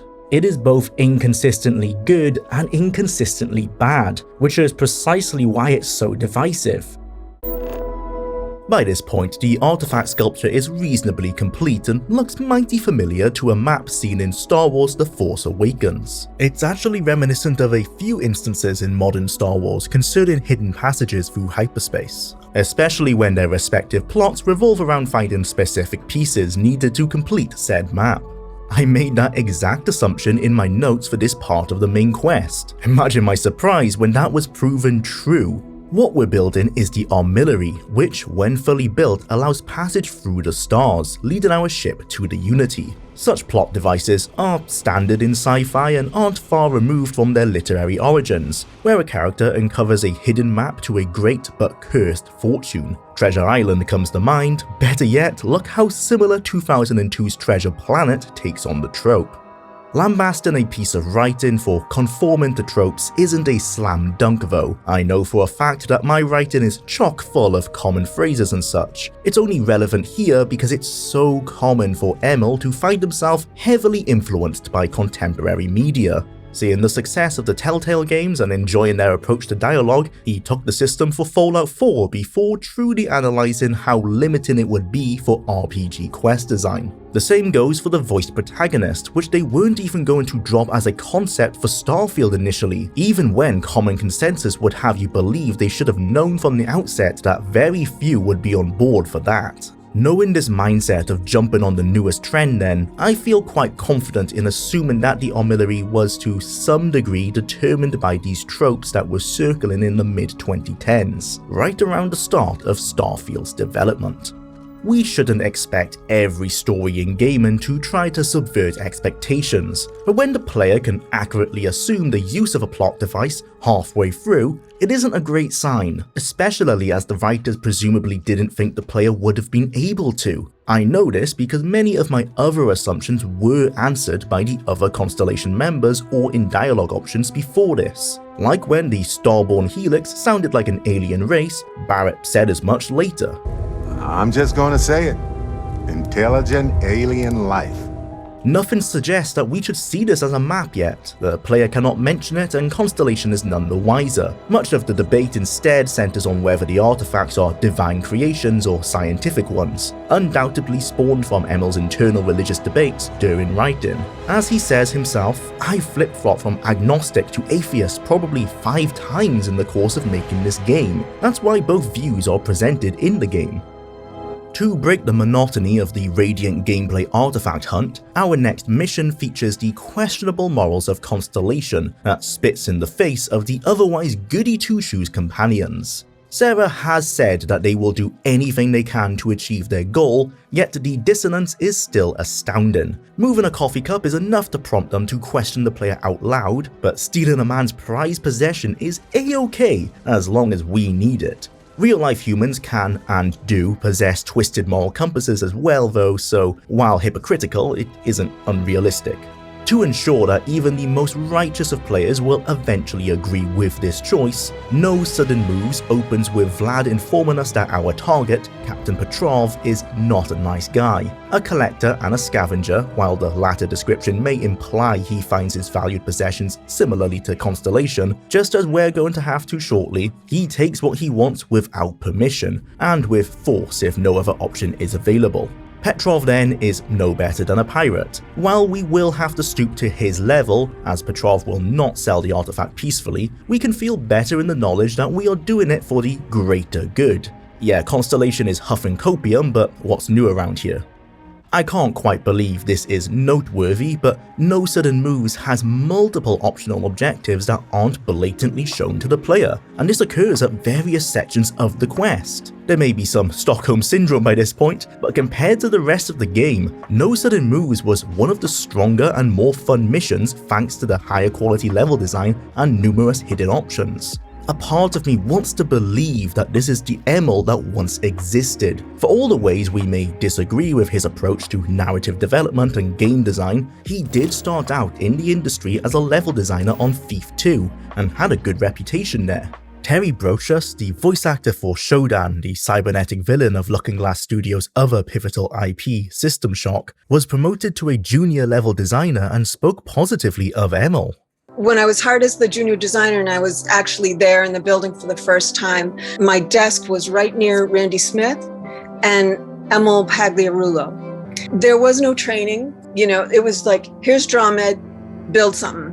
Emil and Randy were just like, here's a great width for your corridors so that you can have places to hide. And every question I had, they were there to answer in a friendly, non-confrontational way. Level design was his strong suit, and where he should have stayed. People don't necessarily remember or enjoy Oblivion's Dark Brotherhood for its Catholic metaphors and edgy writing, but for the inventive level and quest design in comparison to the rest of that game. No Sudden Moves feels the closest to this, even starting from when we first approach Petrov's ship. There's a speech check using persuasion, or we can force our way on board via the piracy mechanics. A variety of RP options like this dictate how the quest plays out, and fail states force the player to take actions they may not like. If we choose the wrong speech options, for example, the scowl will open fire and we will have to fight our way through the ship. An actual consequence to a choice. The baseline of RPG quest design that's otherwise sorely lacking in many places. If we're successful in boarding peacefully, we may use stealth to navigate the ship's ventilation and bypass Petrov altogether to steal the artifact, but only if we can avoid detection and open any locks along the way. To aid with this, we can open a zoo of dangerous fauna to distract the crew. It isn't explained why these creatures aren't hostile to us though, which is a lore oversight, but appreciated from a gameplay perspective. They should have included an additional requirement to find some consumable musk beforehand, so the zoo release choice makes more sense, but I'll take all I can get at this point. If stealth isn't best suited for our build, there is always the brute force option after confronting Petrov. A wiser player will have exhausted speech options elsewhere to discover that we can hire the nearby bounty hunters to help us in the upcoming battle. As Petrov is an easily antagonizable man, we'll either find ourselves fighting him in an open arena surrounded by his guards, or with the correct amount of flattery, isolate him in his vault, as he takes us there to show off his collection, in turn opening the vault without the required key, and making the ensuing fight much easier. There's still no legitimately passive approach, but that would be null and void by now, as such a playthrough has not been accommodated for beforehand. While stealth has been worked into a few of these quests and ostensibly has its own faction line with Ryujin, it is ultimately unchanged from previous BGS entries. And as with the Thieves Guild in Skyrim, stealth in that Ryujin questline is not mandatory, only implied.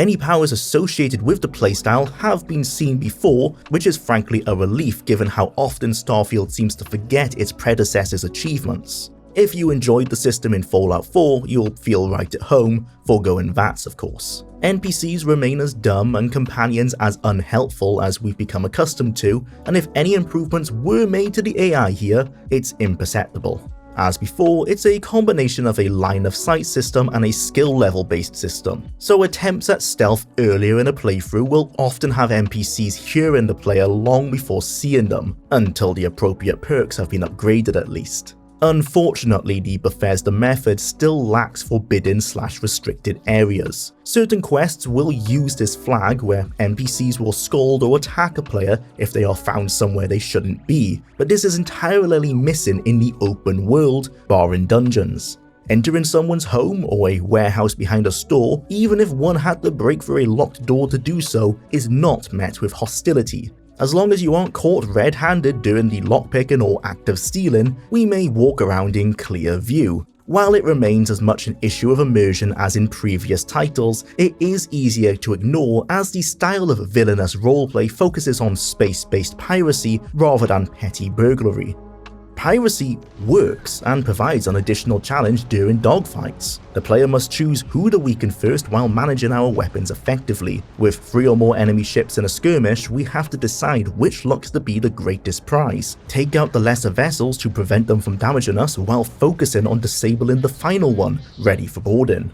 With too much firepower, it's all too easy to accidentally destroy a target as well, rather than neutralize their engines and shield. Kitting out our ship with electromagnetic weaponry helps prevent this, as EM guns cause more damage to ship components than to their total health. The downside with piracy is with the economy balance. A bounty with the respective factions is expected, so that isn't a worry. It's that selling a ship requires it to be registered first. Fair enough, these are legal resellers, they don't want to be caught by the authorities with stolen goods, but there is no illegal method for hire credits. We have to register the vehicle, no matter what. And conveniently, the registration cost is only a few thousand credits below the sale price. So not only do we need to stack up a mountain of cash to have the right to sell the ship, but when we do sell, we make a profit of 5% or less. As with the mission boards, it makes more sense for the player to hoard enemy loot and sell that instead. What makes the lack of a way to sell the ships illegally even more frustrating is that an illegal method of sale for maximum profits does exist elsewhere with the contraband loot items. These are miscellaneous objects that are illegal to smuggle but can be sold at a high margin to the right buyers, the Corrupt Trade Authority and the Crimson Fleet Pirates. When joined, the pirates even offer an installable shielded cargo hold to help us ship contraband into the heavily policed main cities. So why can't the pirates buy our stolen ships? Do these edgy space punks with their flagrant disregard for societal regulations all register their ships with the correct authorities and haven't set up any form of black market? Mejiones offered a defense against critiques concerning the quality disparity in the systems offered. And I think nowadays, especially, a lot of people seem to focus on what they don't have versus what you do have, on what you can get. You're going to be a lot happier if you're focused on what is available to you and what you have, versus what you perceive not to have, especially when it comes to gaming. It's an admirable personal philosophy that I can agree with. It's one that works for aspects of life where we may feel we have little control, but I don't think it applies to Starfield, because what we do have is rarely satisfactory. These systems, as implemented in 1984's Elite, were revolutionary, but times have changed, and people do expect more. We would rather have 5 fully developed and fleshed out features than 10 rudimentary ones. Contraband, for example, feels like it exists because smuggling is one of the gameplay mechanics in Traveler. Any features that could have been built around that smuggling have been sidelined. There's no trading or economy around it. We can't buy contraband for cheap from the Trade Authority and then sell it to an illegal star station that wants it. It comes back to the expectations of the space game genre. Whether the devs at BGS want to admit it or not, there are certain assumptions within the genre, and if you only meet them with a simple implementation, it won't be seen as enough. Frontier Elite 2 had deeper applications of similar features 20 years prior. It's as if Bethesda tried to reinvent the genre without thorough research into the history, especially ironic when Todd does list classic space sims among his inspirations. Returning to the lodge with our newly stolen artifact, the Starborn belatedly make their move. There are 2 choices here that correspond to the decision made in Short-Sighted. Whoever the player decides to leave back on the Eye to aid Vlad in keeping the satellite running is placed at risk. Vlad rings in a distress call that the Eye has been attacked, and a Starborn vessel is now heading for New Atlantis, at which point the imaginatively named Hunter cuts in. Hello, Constellation. Are you there? He's coming for our artifacts. We must decide to grab and protect them as we retreat from the city, or rush to the Eye to offer aid and let the remaining Constellation members pull off that maneuver alone. If we leave the Lodge crew, the companion amongst them with the highest affinity stat to the player will be sacrificed. If we stay with them, it's the one left on the Eye who dies. We're being spoiled with all these consequences lately. This one isn't obvious either. Every chance of affecting a companion's affinity in dialogue, gameplay, or their personal quests indirectly determines who will die, as well as who we choose to leave behind on the eye, and finally whether we stay or go during the attack. How impactful this consequence is heavily determined by how invested the player was in the specific characters at risk, but that's unavoidable. For my first playthrough with the introvert trait, playing with a companion was out of the question, so I had barely any interactions with them. As a result, Barrett was chosen as the sacrificial lamb, probably as he was the first member we met, hence there were marginally more times in which his affinity could be raised. In fitting with that build, as I hadn't grown much of a relationship with the character, his resultant death lacked the weight likely intended by the writers, especially given the sappy dialogue lines available. In the second playthrough, where I had completed Sarah's personal quest and married her, the death, while expected, seeing as I had made the conscious decision to kill her off by deciding to leave her on the eye, had a bit more of an emotional impact, but not much. The scene in general just isn't well enough constructed to evoke the expected empathy, certainly compared to the competition. Lacking a somber soundtrack and appropriate animations, the attempt to hug at the heartstrings is hampered by simplistic direction. In sequences such as this, the decision to take control from the player to ensure the correct level of anguish would have been wiser.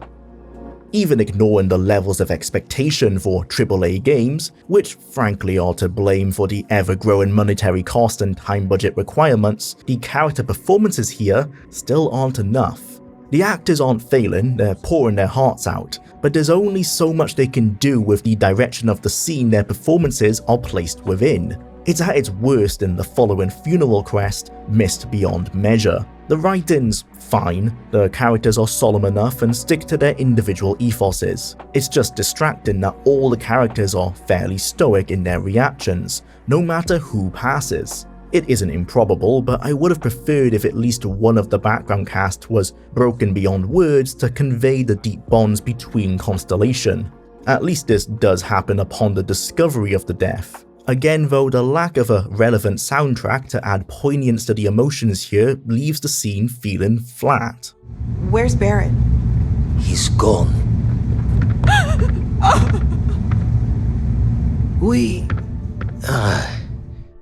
Regarding the lack of suitable music, according to audio director Mark Lambert, who has worked at Bethesda since 2005, Enon Zur composes much of the game's music very early on, alongside the concept art, starting with the main theme, which then acts as the signature that influences every subsequent track. The design team would even listen to these tracks during meetings as creative inspiration. Well, actually, music is one of the first things that we start with when we make a game. We do concept art and we start writing the music. We did that very, very early. So when we're working on the game, we're looking at the concept art. The music is giving us all a feeling of what this world feels like, what this experience feels like. While the music, which you have been hearing in the background of this video, fits the open-ended, vast theme of the game, it rarely evokes any great swells of emotion. If these vapid tracks were the basis of creative inspiration for the design team, perhaps we shouldn't be too surprised with the outcome. The compositions aren't bad, but I wouldn't call them memorable or strong enough to reinforce the intended moments, except for the action scenes. Zur has always been quite strong when it comes to the faster paced tracks for the Fallout series, and these are in line with that. And it's not as if the tracks were thrown together with little thought. It's apparent in what limited snippets of Zur's thought process we have access to that he thought deeply about his approach. The way I looked at Starfield always is what I called the sanctified triplet. Everything is changing and everything is returning back. Ta-da, ta-da, here's your development, and then ta-da, and back. So basically it presents itself, it develops, it goes back. Circular. You go out, you adventure, discover, return. Yes, there's always the strive to go back home. If what Todd and Lampert said about the production of the soundtrack taking place so early on is true, the question is how much music was composed after the game had entered full production. Was Xur available to create soundtracks for specific story beats? Was he even asked? I don't doubt that he would be able to throw together a piece that could add some much needed sorrow for a death scene or a funeral. His end and slide music used in Fallout 3 and New Vegas is proof enough of that. On top of a missing backing track for these sad moments, the facial animations too fail to convey the mourning, and the gameplay scripting stunts the whole affair, as we watch NPC actors shift, move to their marks, wait overly long to start their lines, and fail to act realistically. This is an issue across the scripted sequences, where the spaghetti code is metaphorically visible. Akin to The Sims, each character is reacting to the list of instructions given to them in order. It's challenging to feign believability when these moments happen. It isn't always the case either. Other sequences appear to have gone through more scrutiny, or put together by a designer with a closer eye for detail when it comes to timings, so I'm hesitant to call this a purely technical issue.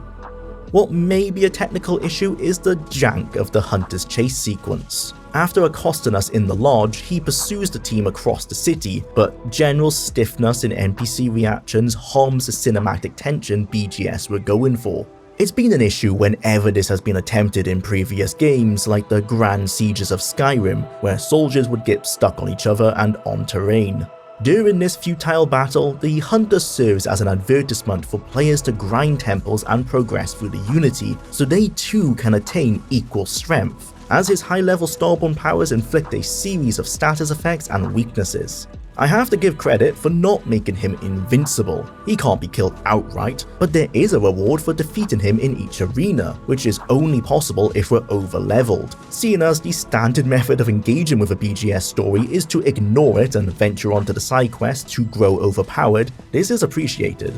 The humbled hunter awards a unique weapon upon reaching space, praising our guile and determination. How he passes the gun to us through the vacuum of space isn't explained, and at this point, the excuse of "it's just a game, don't think about it" is valid here. Even if we aren't able to best him, he admits that this hasn't happened before, implying that in previous universes, he has always been able to kill us and take the artifacts. Hence why, in his curiosity, he advises us to continue collecting artifacts so that we too may glimpse the Unity. A phrase that spurs on our next mission, as Constellation's resident theologian can't get the term out of his mind. Mateo as a character usually exists to act as a foil, expressing his esoteric theological opinions so that the other science-based characters can disagree with him and share their own. Now though, it's his time to shine. He implores that we seek out the local religious leader of the Sanctum Universum, Keeper Aquilus, to find out more about the Unity. The Universum is a new religion, spawned only a couple of decades before the game begins, and growing rapidly in that short time. The belief system, written by and proposed by Aquilus, holds that God exists somewhere within the stars and is spurring humanity to find him. It claims that the invention of the grav drive is divine evidence of God's willingness to be seen, which is partly true, as the essential philosophy behind the religion is Aquilus' lies and deliberate abstractions. Keeper Aquilus is the Hunter, or more accurately a version of the Hunter, as Starfield takes place in a multiverse in which Starborn are capable of venturing to other universes. Multiple versions of the Starborn can also exist. Hence Aquilus' name, the Latin word for dark-coloured or blackish, like the Hunter's Starborn suit. Quite a few hidden details akin to this exist throughout the game. I've pointed out some with the quest titles already, and there's the final main quest named One Giant Leap, completing the famous quote started by the first quest, One Small Step. I can't shed the feeling that many of these were designed to give "whoa dude" realizations for lore channels. Too bad no one cares about those for Starfield. Aquilus may not have necessarily gone through the exact life experiences of the Hunter, but given that they would have had similar lives up to the discovery of the Unity, their shared personalities likely imply a similar pursuit of power for power's sake, where the Hunter admittedly jumps between universes so that he can find the temples and grow stronger, virtually confessing he's grinding for XP and extra perk points. At some point during his life as the Hunter, Aquilus decided to settle down and adopt a philosophy other than all-out nihilism. In doing so, he made himself a messiah, teaching his flock a theoretical idea of what he already knows to be true. From this viewpoint, while Aquilus may not be as murderous as his alter ego, it's not as if he's stepping away from ego-stroking entirely. He's frankly a cult leader. What can be more self-gratifying than appealing to people from a moral sense of righteousness? Even if he was the most Reddit-pilled atheist of all time, Aquilus can feel safe in the knowledge that the religion he's peddling is the truth. Grav drives can be described as proof of the Unity reaching out to people, but only because the scientist responsible for creating the tech was told to by an artifact vision. For simplicity's sake, Aquilus analogizes the Unity as God. What we don't know is whether he believes this himself, if his conclusion is based on divine belief and understanding, or on a personal man-made mythology he uses to feel important, giving himself power through the secrets he holds.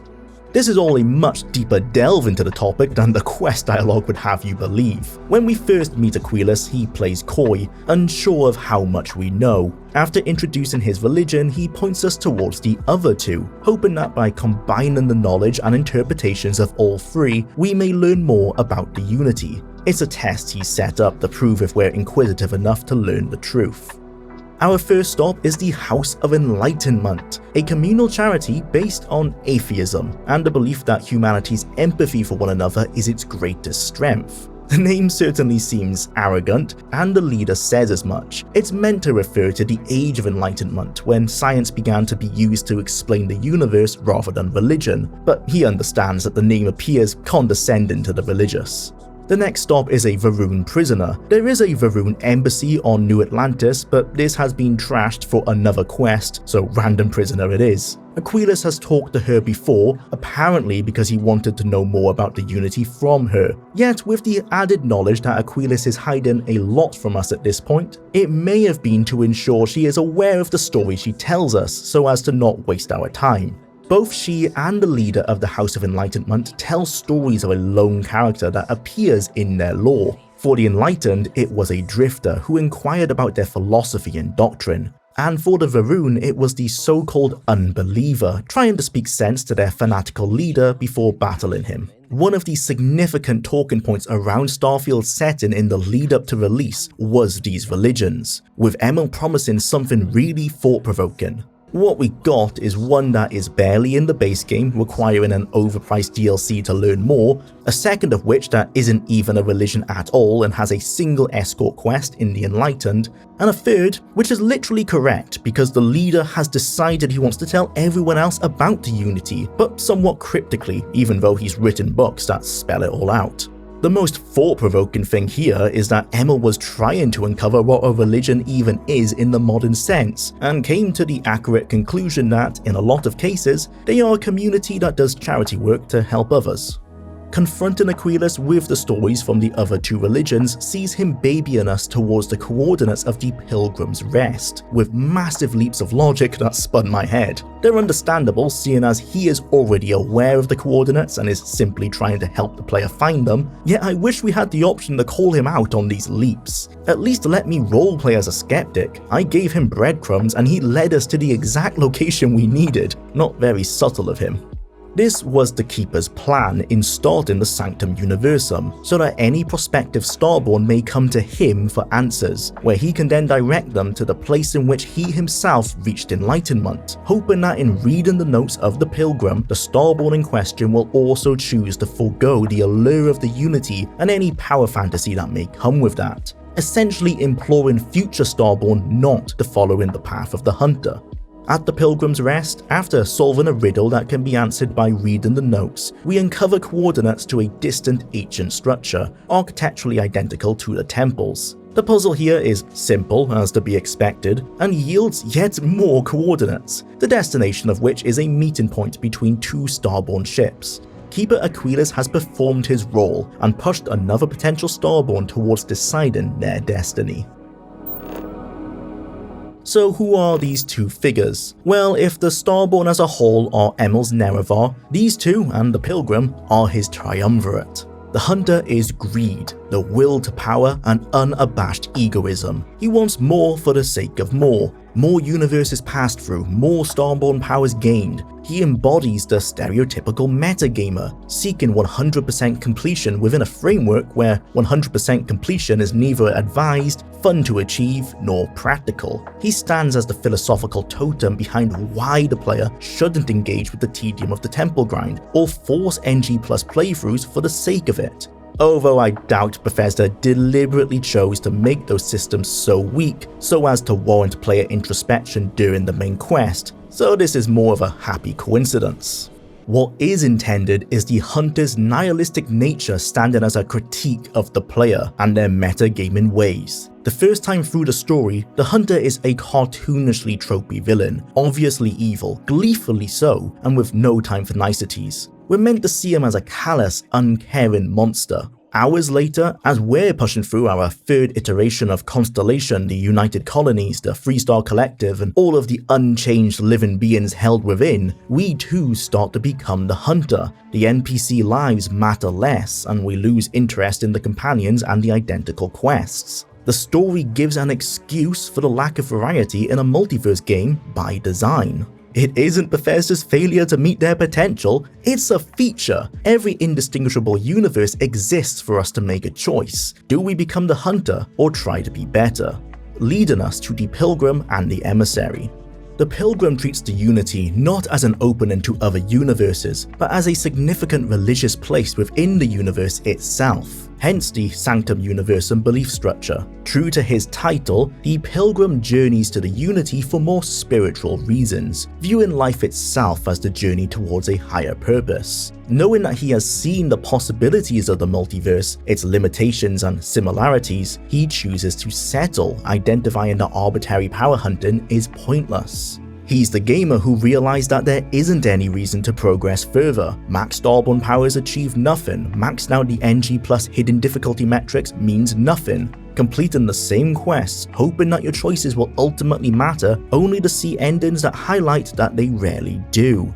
Who the Pilgrim is Keeper Aquilus, the retired hunter, or at least that seems to be the expected conclusion. He knows where the Pilgrim Rest is because he is or was the Pilgrim, embodying the question a time-conscious player would ask when faced with infinite resets for barely any reward. Why are we doing this? This philosophical realization wants players to introspectively reflect on why they seek power and leveling up. But it's entirely built upon the belief that up until this point, players would have been totally engaged until this dawned upon them. Unfortunately, Starfield's unable to achieve this for the myriad of reasons throughout this video. The realization doesn't just fall flat, it's evident from the moment the player first reads the Pilgrim's notes. We don't need to rush through multiple NG+ to relate. I was already asking why I was playing this when so many of the quests and gameplay loop felt meaningless.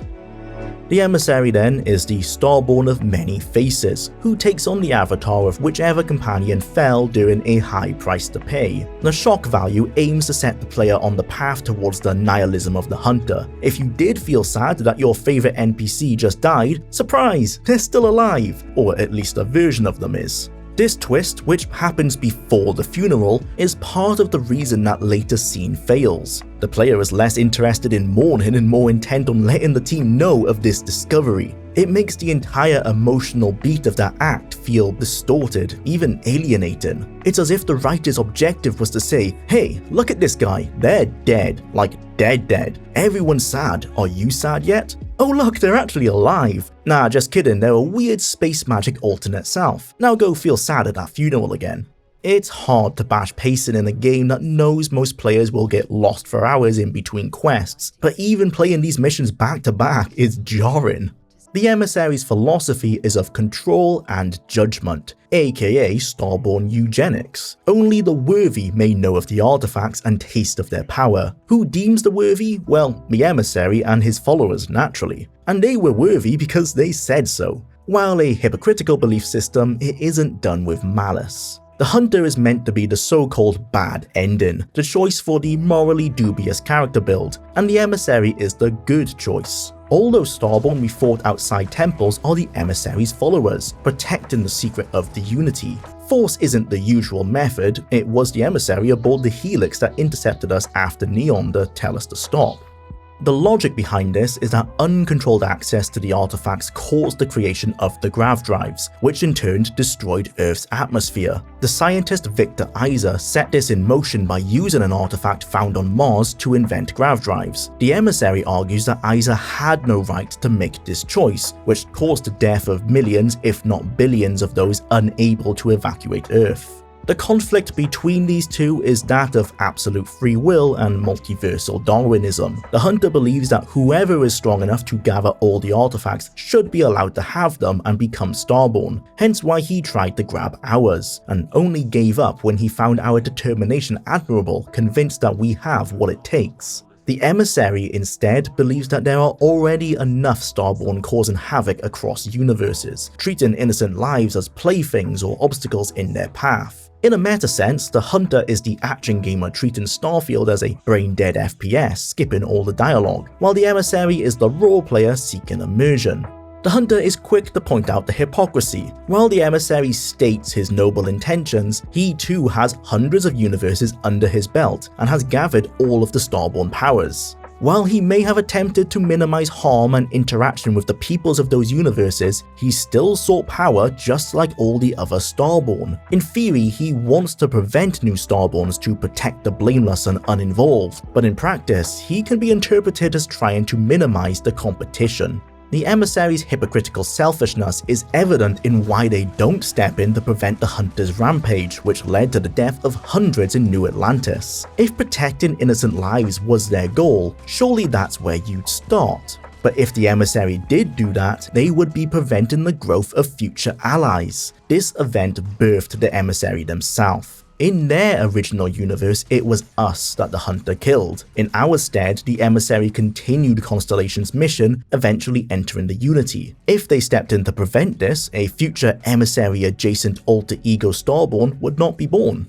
There's creating a compelling villain, and then there's making one who's right to point out the hypocrisy of the quote good side. It doesn't make the Hunter's morals okay, but it does force the player towards the Pilgrim. The best choice between these two sociopaths is to not choose at all. Even if we do pursue the Emissary's goal of keeping the powers away from those deemed unworthy, we see no proof of this having worked, as every universe is the same. We can only rest assured that the Emissary stays behind as the steward of the Unity in our past universe, according to the ending dialogue. As the artifacts we've collected disperse when we go through the Unity, like the Dragon Ball scattering, it's possible that another individual may come across them in the future in the universe we left behind. The Emissary will then step in to guide them in gathering more artifacts ethically, or presumably stepping in physically if the individual refuses. A conclusive ending like this is only satisfactory, however, if we didn't then hop into a new universe in which we are free to make that choice again. Imagine if, after finishing Fallout 1 and being gratified with the ending slides, the game continued, yet all the consequences of your actions weren't shown. The cathedral we nuked is restored,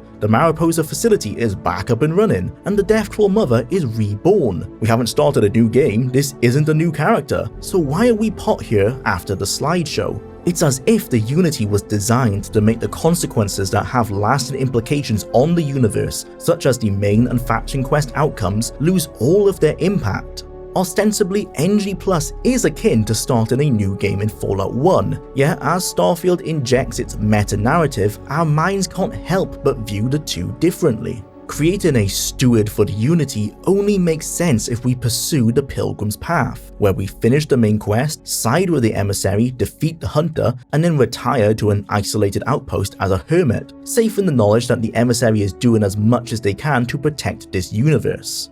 The actual good ending is to not engage with the disappointment and tedium of New Game Plus, because the meta-narrative forces a deliberate conclusion. The way of the Pilgrim is inescapable. The irony of the Pilgrim's belief in enjoying the journey, not the destination, is that the journey has a singular foregone result. There is no good ending or bad ending, as the inevitable answer in time is to settle down and stop playing. That's the ending the narrative is pushing everyone towards. Let's compare again with KOTOR, deliberately chosen here for its basic good versus bad approach to quest design and its ending, either light side or dark side. Starfield instead suggests 3 endings, a force for ethical control in the Emissary, a force for chaos in the Hunter, or disengaging from the pursuit of good and evil and relishing the moment-to-moment gameplay in the Pilgrim. As the first 2 can be repeated ad nauseum with no eventual outcome, really we're left with the Pilgrim's advice on how best to enjoy the game. Perhaps Mehioni's philosophy towards criticism is more central to Bethesda's design language than we may have thought.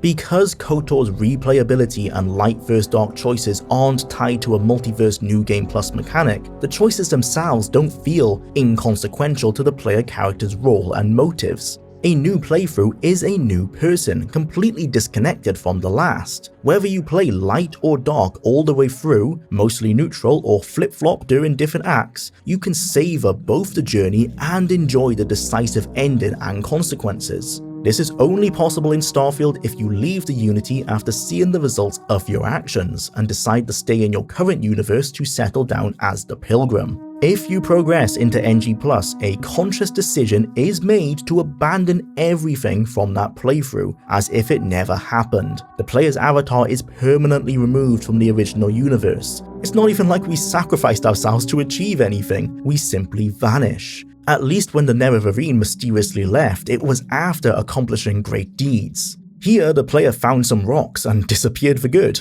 That's probably why the world-saving stakes were assigned to the faction questlines instead, ensuring that there is at least some payoff for the players who want that. Starfield tries to ask poignant philosophical questions about why the player even engages with games and why they approach them the way they do, but neither of those questions make a good story or a competent ending. Hoping to lure us over to his side, the Emissary directs us towards an abandoned Nova Galactic research facility on the Earth's moon, so that we may learn why mankind had to settle the stars. The information found reveals that Nova Galactic co-developed grav drive technology with NASA on Earth, with this lunar facility being used to simulate and test tech installed on an actual ship.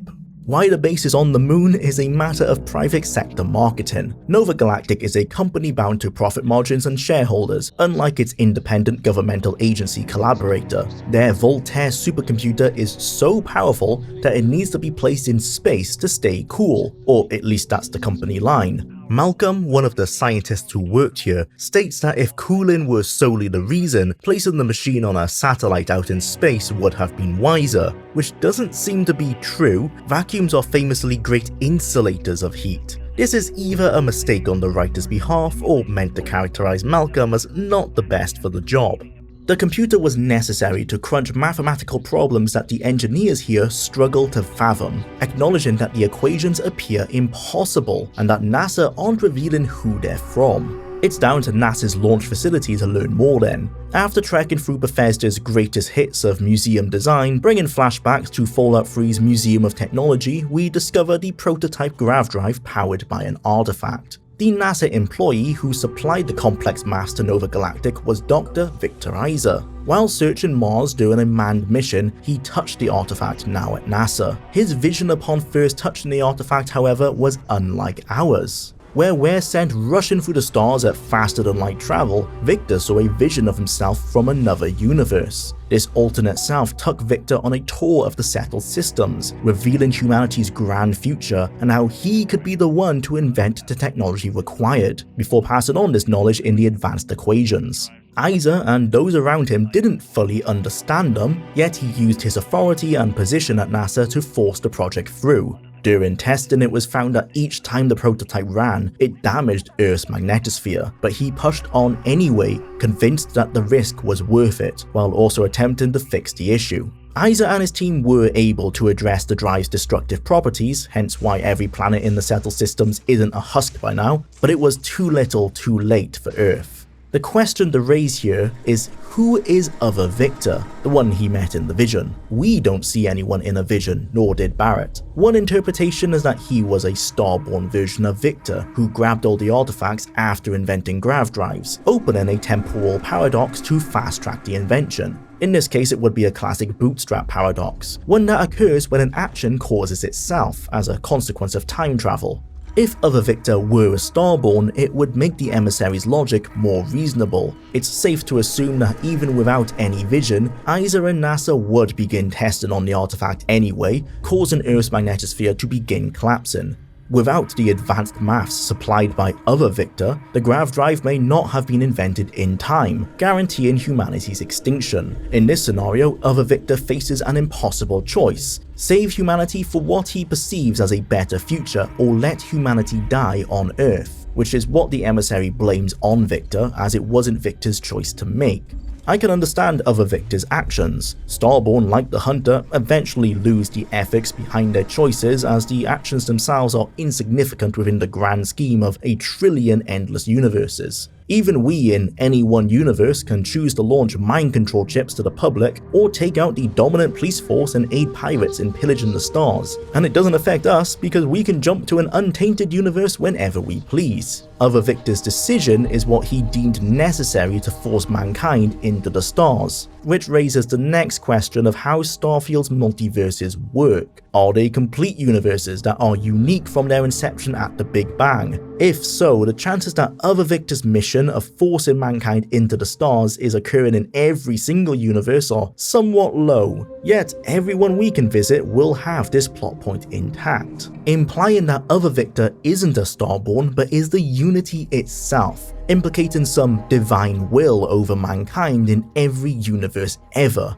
raising a further question of who created the artifacts and what is their goal, taking us back to Emil's interview on the implications of faith and creationism and how conflicted he felt during the design. Did God make the artifacts? Is it God's will that Victor kills billions in a Noah Ark style escape from Earth? Are the artifacts a placeholder for the burning bush? The one that Victor touched would certainly seem so. The Sanctum Universum may be more than Keeper Aquilas's ego trip after all. Perhaps Victor's artifact was the first ever touched by a human, and the Unity used a vision of Isa, akin to what we see of ourselves within the Unity, to force humanity to create the technology required to find the Unity. If so, then why? What does the Unity gain by hosting Starborn? In asking these questions, I can see the appeal of this lore and its grand implications to Starfield's fans. It's just a shame that the game this lore pertains to is the design issue-ridden quandary that is Starfield. If a future DLC does try to answer them, I'll be surprised to see what the answers may be, if only out of a grim curiosity of how BGS could screw it up. If this section proves anything, it's that fascinating lore isn't enough, it requires a compelling game as well. After the revelation, a squadron of Starborn infiltrate NASA in an attempt to grab the artifact from us. Starborn working together like this is common. We can see their ships landing in the open world, and we already know some work together to help the Emissary. But those assisting the Emissary are doing so to prevent people from finding the artifacts. Why are these guys working together when they are seemingly following the path of the Hunter? They should be every man for themselves in an all-out free-for-all. The gang-up happens again in the final boss dungeon. We can assume that there was a pact to aid each other and then fight each other after we're dead, but I would have preferred if it were total war, with multiple Starborn powers flying all over the place. It would at least be an epic spectacle. Rarely did mages in the Elder Scrolls spam spells so frequently. After escaping NASA, the Emissary and Hunter confront us with the final choice. Choose one of them or go it alone. This is the hidden fourth ending that I didn't mention because it has no meaning to the game's story beyond what you make of it. If you disagree with the Emissary, the Hunter, and the Pilgrim, then you can always reject all three. Legitimately, this is an excellent inclusion for role-playing. It reminds me of Todd's quote in marketing that the best stories aren't the ones made for us, but the ones we tell ourselves. Starfield's broken me so much that an ending free from teenage-level philosophical debate is worthy of the highest praise. A dose of reality hits again, however, when the next quest is another Radiant quest to find an artifact given to us by Vlad. This is the third time in the same story. Unlike the first two though, this artifact is placed out a fair distance from the starting colonies, with a tutorial pop-up informing us that we will need to upgrade our ship capabilities if we wish to be able to fly out that far. This is the first time the main quest has introduced the shipbuilding mechanic. Shipbuilding is broken down into two forms: building with Lego-style blocks or upgrading the installed parts with options that fit the current design. The latter is there for those uninterested in creating their own ships and serves a purpose for the time-constrained or narrative-focused player, even if they would have ultimately been disappointed with the narrative so far. First impressions with the builder unfortunately disappointed. It's far more limited than what the marketing in the Starfield Direct had me believe. Ship parts are limited in what direction they can face. For example, bay doors to the ground cannot go out the back of your ship. They will always face forward. Unsurprisingly, mods fix this. As an open-ended creative tool, it is in shipbuilding where the creation's integration is valuable. The reality of time and budget constraints guarantees that BGS couldn't fulfill the imagination of every player with these systems. Using third parties to bolster the parts list only enhances the experience. With these mods, some excellent looking builds have been created. Even the lore-friendly ones with their blockier aesthetics stand out. Despite some limitations, the freeform creativity-driven build from scratch mode is one of Starfield's strongest gameplay systems. That isn't to say it's perfect, there are games with much deeper iterations, but for a space RPG, this is more than enough. Remember that the space gameplay the shipbuilder is intrinsically tied to isn't the deepest anyway, so having a shipbuilder with such in-depth complexities would have been pointless. Still, the intricacies that are possible with the level of customization for weapon types, shield strength, power generation, storage capabilities, exterior and interior appearance, and how all of these affect combat performance, flight speed, and overall maneuverability are still deep enough to feel antithetically designed in relation to the simplicity of space traversal, comprising entirely of minor skirmishes and glamour shot loading screens. The disparity in quality is likely due to the fact that different internal studios designed and developed each system. As we know, communications between them weren't ideal either. Poor studio cohesion is most evident in the control schemes and UI elements. The missions list, map, and status screens have handy back buttons in the top left corner like a web browser, but the inventory, ship, and skill screens do not. If you accidentally open the map from the master wheel screen, you have to tab back 3 times to get back to the master menu. You may think holding tab would mitigate this, but that closes the entire menu. Individual menu hotkeys like M for map and I for inventory will not work well in the menu either. If you're in the map, for example, the I key does nothing.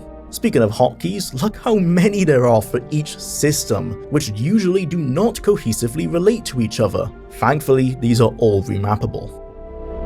Each ship we can design has an integrated interior that realistically reflects the external layout. This constraint, necessary for immersive plausibility, is the main limiting factor of shipbuilding. However, there is always the argument that it is through these limitations that people find the best fulfillment in solving the puzzle. How do I make the ship design I want while checking off the requirements? E.g., the ramp must be connected to the hull, which must connect to the docking port and the cockpit. Crew quarters and other living spaces must be accessible from other internal modules. Weapons must be connected to pieces that will accept them, etc, etc. It doesn't apply to everything. Storage containers can be placed anywhere, and the aesthetic pieces are there to smooth out the rough edges. The disappointment comes in after all this effort to work around the constraints of a logical interior layout. We find that there is no system in place to view the interior before finalizing the design and paying the exorbitant cost. Nor is there any way to efficiently manage the placement of doorways and ladders. More often than not, the resultant interior will be a dire maze of blocked doorways and nonsensical ladder placements, ruining what may otherwise be a favourite creation. Not that the Bethesda-made ships are free of these either. A few of the ships I boarded suffer from the same problems. And until an update nearly a year after release, interior clutter and item placement couldn't be edited either, despite the mechanic existing within player homes. Further still, with no blueprint saving system, players lacking in funds are forced to make significant compromises or completely delete the build until they can afford every part. For a system so reliant on the creative expression of its player base, the lack of quality of life features like this only wastes time. Which applies to level gating parts as well. Higher costs would have been enough to achieve the same without arbitrarily hiding parts away from players. If the level gates have to exist, then at least allow players to see what they're missing out on with grayed out options. As it is, you'll only learn that what's available earlier in the game is only a fraction of the final parts list by reading online wikis or speaking to friends. Decisions like this may have been made to enforce Todd's did you know conversations. We would have a thing like, we call them did you know moments. Like, we gotta have a bunch. So you meet someone, they do, what are you doing? And then they say, did you know? The ability to fly better ships themselves, split into 3 tiers from A class to C class, is locked behind skill point progression, which is fine if not annoying when boarding the ship only to find out you cannot steal it. Fortunately, we aren't forced to level this to reach these final artifacts. All we need is a slightly longer range grav drive, a stronger generator, and larger fuel tanks to support them. Upon reaching the distant location Vlad gave us, Freya 3, we're intercepted by a distress call coming from the Nishina research station on the planet's surface. So begins Entangled, the mission alongside No Sudden Moves, which appears to have had the most time and level design expertise invested into it. For example, a locked cabinet in a doctor's office contains medical files and her personal alcohol supply, not ARPG-style randomly generated loot. However they aren't marked as owned, the Doctor will happily watch us steal her secret stash in plain view. Still, the fact that these small additions are noteworthy shows how far BGS has fallen from the world design expectations they set for themselves. Too bad that other containers in this same quest are randomized, even when the changes in a box's contents don't make any sense with the alternate dimension storyline encountered here. That doctor even has unique dialogue if we find her journal. This is one of the few optional character-driven responsive dialogue options of its kind, and it even comes with a reward of extra medical supplies. As mentioned elsewhere, normally extra dialogue options are just skill checks that provide additional dialogue that does nothing to advance the quest's plotline, such as with this base's security expert Ethan at the start of the quest. From when we first arrive, we find ourselves bouncing between universes. One has gone through a disaster-level event, and the other is intact. Building upon the hallucinations first seen in Fallout 3's Vault 106, we're tasked with solving the mystery that ties these two realms together. The alien inspirations are on full display. As far as sci-fi influences go, you can't go wrong with it. Starfield's so-called NASA punk aesthetic itself is essentially a homage to the cassette futurism of the Alien universe. These bug-like aliens, known as Cataxi, have overwhelmed the alternate universe due to the destruction of an electric pulse field installed at the station, similar in nature to how an artifact created a creature-free zone in The Empty Nest, which begs the question of why the Cataxi are present when an artifact is still in the station. Presumably they're either immune to the artifact's frequency, unlike the wildlife of Aquila, or this phenomenon only works if an artifact is still in its original foundation. Either way, this slimy dimension is doomed. The cause of this chaos was a large explosion resulting from tests conducted on an artifact. As NASA never revealed how they invented grav drive tech, other scientists aren't aware of the risks involved. The science team here were hired by the Hadron Consortium, another business we will never see elsewhere in the game, despite the playable area apparently being the entirety of humanity's existence. They were studying the gravitational distortions emitted by the artifact, but in a test gone awry, the chief engineer, Raphael, miscalibrated one of the machines, triggering an explosion that distorted the artifact and caused the divergence of the two universes.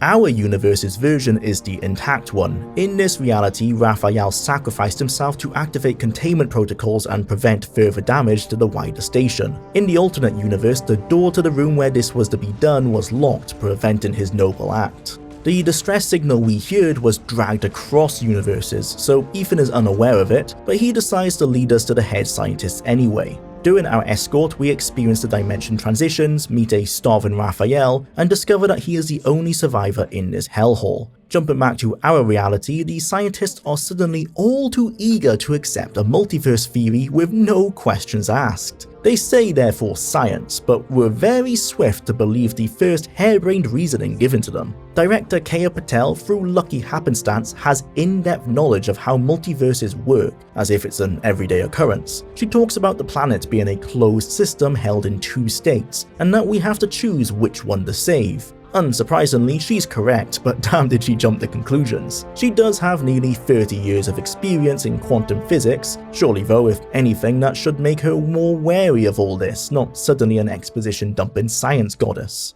To be fair, it's been close to 3 months since the disaster, so they've had a lot of time to mull over what's happened, and with the new knowledge that Raphael is alive but on the brink of death, a fast decision has to be made. It's the classic trolley problem. Do we drag Raphael's universe into our own, saving a man who has suffered near-death experiences and risks perishing to dehydration and hunger, but in turn sacrificing the scientists in our universe? Or do we save the higher number of lives and leave Raphael to die? It's just too bad we discover this by being told about it rather than shown it. The impact of the ethical dilemma would have been greater had it been a mutual discovery by the player and Raphael at the end of the quest, removing any time to debate it internally. Its impact is further weakened by 2 more factors as well. The first being that a happy ending for all is possible. As we reach the machine that was running the tests on the artifact, we can either calibrate it to force Raphael's version of the facility into our universe or close the rift and leave him to die. A third option can be found on the body of the heroic Raphael in our universe. Instructions left behind indicate how to connect the 2 dimensions, saving everyone involved. We don't know how Raphael came up with these instructions, nor why his living variant is unable to devise a similar strategy to save himself. Why even present a trolley problem if a hidden, hurt nobody option exists? It defeats the point of the exercise. The second factor working against it is the way the multiverse theory operates. According to Director Patel, the artifact has created a dimensional bubble containing the entire planet, yet we are free to take off and leave after we land. Ergo, why can't we evacuate the scientists on our ship to a safe distance in space and then tear Raphael's universe into our own? That way everyone is saved regardless. It still defeats the point of the trolley problem, but its existence in this scenario is entirely forced anyway. The narrative patch for this problem would be to prevent us from taking off after we land, stating that the artifact's gravitational pull is too potent as a side effect of the test. The one concession is that at least the secret third option to save everybody isn't marked as an optional objective, in a rare occurrence that rewards exploration. After the confrontation outside NASA, the Starborn adversaries asked us to meet them at Masada 3, at a buried temple. In orbit, we're confronted by whoever we didn't side with, beginning a final space boss fight against the futuristic Starborn ship, or both of them if we chose to go it alone. Equipped with engine-disabling missiles and able to warp into a hidden dimension while boosting, they're a formidable adversary. Again, broadcasting to the power-hungry player why they should go through the Unity to unlock the seemingly overpowered vessel. While C and B class, and even a well-equipped A class ship, will certainly trump it, especially in firepower, for the player not interested in shipbuilding, the Starborn ship is more than powerful enough to carry any NG+ playthroughs. As we land, a series of the most powerful Starborn Guardians stand in separate arenas to face us one-on-one. Presumably they follow the path of the Hunter and are basically camping here as an easy way of gathering the artifacts. The Starborn's memories must be immaculate. Both the Emissary and Hunter mention in our first meeting that we have never made it this far. But someone must have gotten there before in every other universe. Not our avatar, but another being who later became a Starborn. Either another member of Constellation or a random like Aquilus. It's pretty confusing to imagine why they keep going through the same motions every universe as if they lack their own free will. The Hunter even mentions that he's unsure why he still goes to that meeting place to have the same debate with the Emissary and then wait for a new potential Starborn. This could be a commentary on perceived free will, and that neither has it fully. Even after hundreds of universes, something is driving them to make the same choices. The Unity's guiding hand, perchance. We've come full circle back to the implication behind the creators. The more I analyze it, the more confident I am that the creators the Unity mentioned are a tongue-in-cheek nod to Bethesda itself being the gods of the multiverse. The Starborn follow the actions laid out to them because the game script tells them to. They are NPCs, the perception of free will is just that, a lie. I may question why a series of 3 uber-powerful Starborn Guardians stand in arenas waiting to face the next challenger, but in reality they had no choice in the matter. After they passed through the Unity, the creators told them to rush here, wait and serve as an inevitable boss battle. From this angle, the path of the Pilgrim isn't just to ignore NG+ and enjoy the game for what it is, but it's a rejection of this lore itself. Rejecting the Starborn for the strings of codes they are, rejecting the Unity and the creators as a meta fourth wall break, and choosing to put the blinders back on and feigning ignorance. To approach the universe as we did when we first booted up the game, not as an unimportant smidge among infinity, but as the sole universe we will ever know. Shen mentioned that he had no plans for this Revelation mission originally, and he couldn't request help from others on the quest design team as they were already heavily overbooked, leading to them rushing many of the side quests. He was forced to bring in level designers to help devise and flesh out this penultimate mission. The ensuing collaboration, the very means of teamwork that had been largely lost during Starfield's development, led to one of the more creative quests in the story, including a space battle and various on-ground encounters between enemies using more potent and stronger powers, like duplicating oneself multiple times or raising the dead, culminating in a tour of the player's previous missions as we're pulled between different multiverses to confront the reality of our choices and how little they matter in the grand scheme of endless universes. If anything, this mission stands as proof of what collaboration can achieve. Hopefully, Bethesda can learn from the mistakes of Starfield's development to ensure cooperation like this is further encouraged and allowed, guaranteeing maximum creativity. Upon entering the main hall of the Buried Temple, whoever we sided against, or both Starborn if we forgo their offers, will confront us with the final ultimatum. If facing the Hunter, he claims that while watching this unique outcome was fun, he'll be damned if he's going to be left in this universe after all he's been through, concluding that we have to die so he can take our artifacts, or we can persuade him with the hardest speech check in the game. What doesn't make sense here is the lack of a third option to give him what he wants peacefully. If the path of the Pilgrim is an intended route, then admitting that we're defeated should be allowed, giving the artifacts away best fits the Pilgrim's philosophy. Although the reason we can't do that is to ensure players aren't left disheartened. While I'm all for consequences for choices, if we did decide to give the Hunter the artifacts, they would all disperse upon him going through the Unity, forcing us to collect them all again, in turn preventing us from meeting the Unity and seeing the various endings until we did so. Although saying that, the artifacts could have been collected again more quickly using Constellation, akin to how we do it in NG+, where they grab many of the artifacts themselves after a brief fade to black. Regardless, it's a fight to the death, or convince the Hunter to give us his artifacts, decisions of which apply whether we're left to face the Emissary or both of them. If we helped one of them, they'll give us their artifacts themselves, or we can grab them all off their cold bodies. Either way, we get all the artifacts we need and can pop them in the armillary, finally able to use the whole collection to grav drive to the Unity. It was after escaping the Hunter back in High Price to Pay that we could build a version of the armillary on our ship to allow this. Alternatively, we can place it in an outpost which attracts Starborn teams to attack it, essentially serving as a device to invite invasions so that players who have spent time building a tower defense simulator can test it out. Having the device on our ship is meant to increase the number of Starborn that attack us in space, but with travel confined to menus, there wasn't much of a perceptible change. Zooming into the realm beyond as we enter the Unity, we find ourselves surrounded by stars while witnessing universes popping in and out of existence. We can choose to either go through the Unity and become Starborn, leaving behind all property and enter in New Game Plus, or turn around and stay in this universe, either following the path of the Pilgrim or eventually coming back to the Unity to make the jump.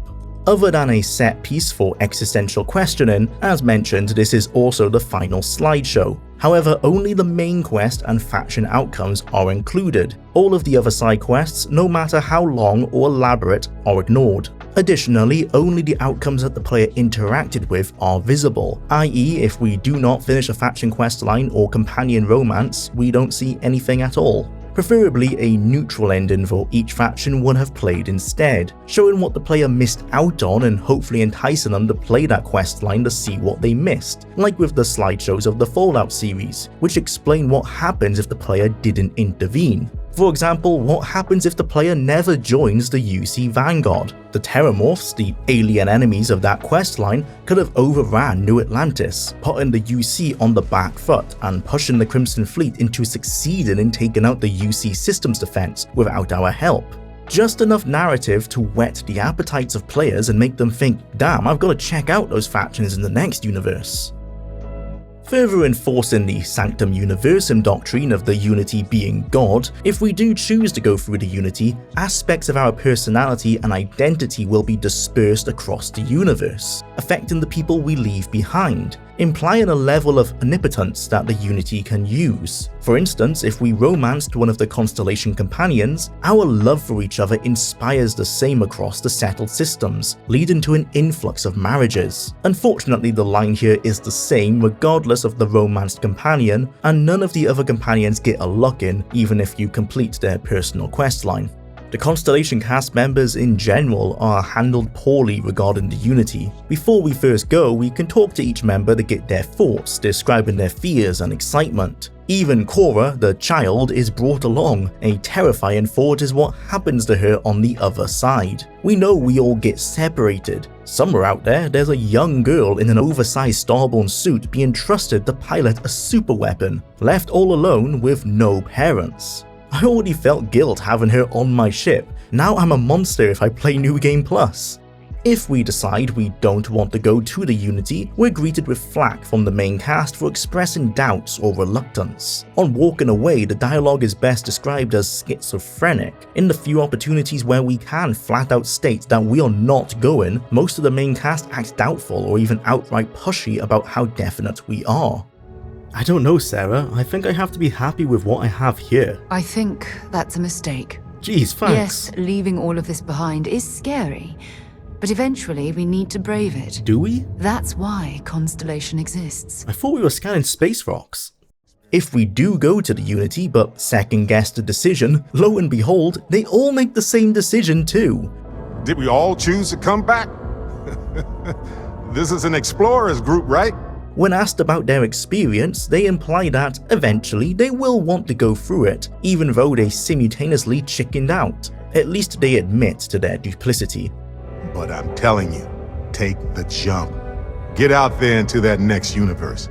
And yeah, I know I'm being hypocritical, but you know what I mean. Frankly, it feels less like their respective characters and more like the writers are using them as a mouthpiece to push us into New Game Plus. Sure, they're explorers and the Unity presents the ultimate new frontier, but they're human and individuals. Having one or two say, hey, I was just here for the weird rocks, not for jumping through interdimensional portals, is a pretty realistic response. Some of them probably should be more unwilling to leave everyone and everything behind. That kind of nuance could have opened up an area of conflict within the faction that the player would have to resolve. Yet, as we've already seen, any potential for conflict within this faction has been entirely smoothed over.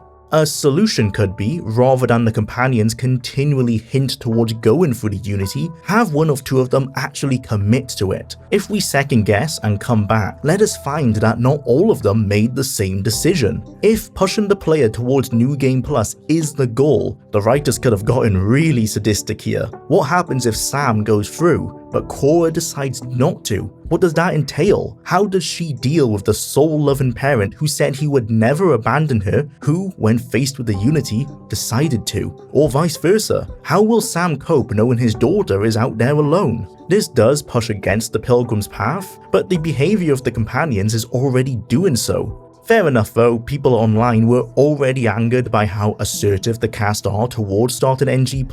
This guilt trip would have only made that backlash worse. And that's what's strange about Constellation's reactions. So much of the philosophy and dialogue with the Starborn was seemingly pushing us towards the Pilgrim. Yet if we do take that path, it's not honoured as a decision by the most sycophantic faction in the game. The plot stops and asks us to reconsider, and if we agree, the game dissolves into the NG+ mechanic, and the implied nihilism that comes with that.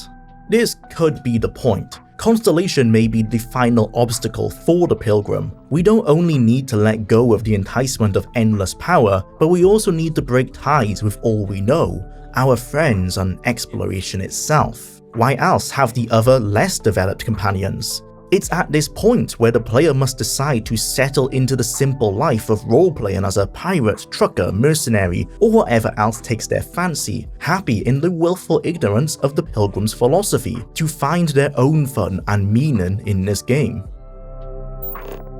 Or enter New Game Plus to chase power. While much of the main quest thematic debate paints the pursuit of power as pointless or even barbaric, NG Plus is seen as a positive selling point for many games. While Starfield tries to shame players for interacting with it, it also pushes them to do so, leaving the decision more grey and reliant on the role player to decide what your current build would think is best. It's far better than forcing all players to interact with a system they may not want to use. The issue is that those who are excited for what an NG Plus mechanic means in a multiverse where the player character retains previous knowledge will find themselves sorely disappointed. After redesigning our character and after an update assigning new traits, we're dumped above Vectera in our shiny new ship.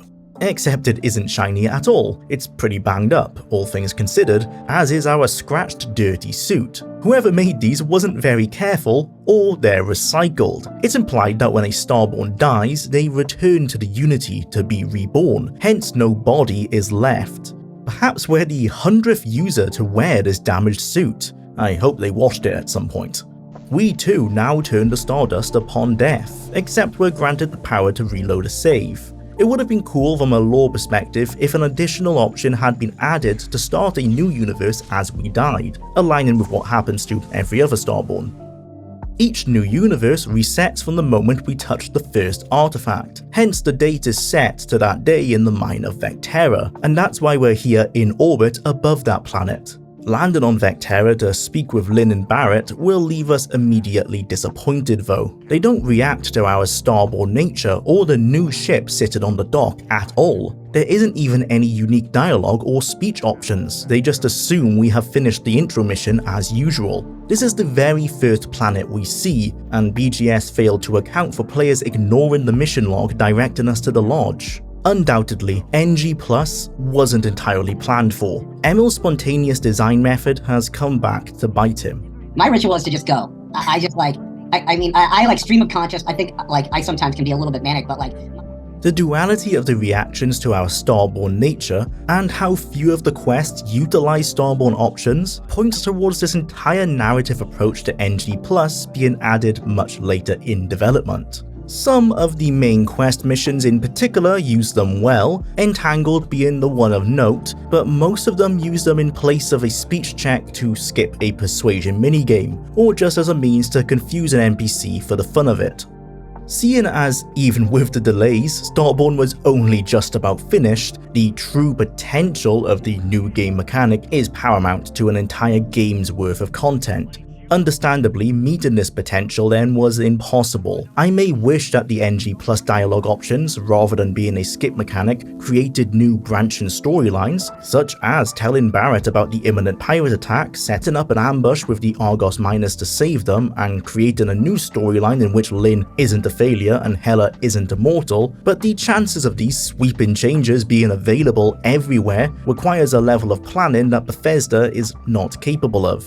At least in High Price to Pay, they have the option to save all of the companions, so the idea of changing history in each universe isn't beyond their comprehension, just the scope of development. Overall, the new universes are wildly inconsistent in their awareness of our Starborn status and when we can or cannot use it, and if anyone even acknowledges it. When I brought Sarah onto our Starborn ship for the first time, she exclaimed how the ship was starting to feel like home. What an immersion-breaking moment. Bringing anyone onto this ship and there are no questions about who we are or what this future/alien tech is. Neither can we use our past knowledge in the companion quests, because understandably that's creepy, which the companions make clear on our first interaction with them. Yet after that, they're happy to be romanced all over again. Surely they should be more apprehensive, seeing as we're a multidimensional being that knows their darkest secrets. That's where this system's failure comes from. What if the multidimensional being doesn't know their darkest secrets? NG Plus is treated by the game as close to a new game as possible, with some flags for Starborn options, but no system is in place to retain what knowledge the player should have. The game isn't aware if we've completed the companion quests or not, or the faction quests, or any of the side quests. Hence, for the most part, only the main quest offers Starborn variations, as these are the only quests where designers could have been 100% sure that the player had to have interacted with them.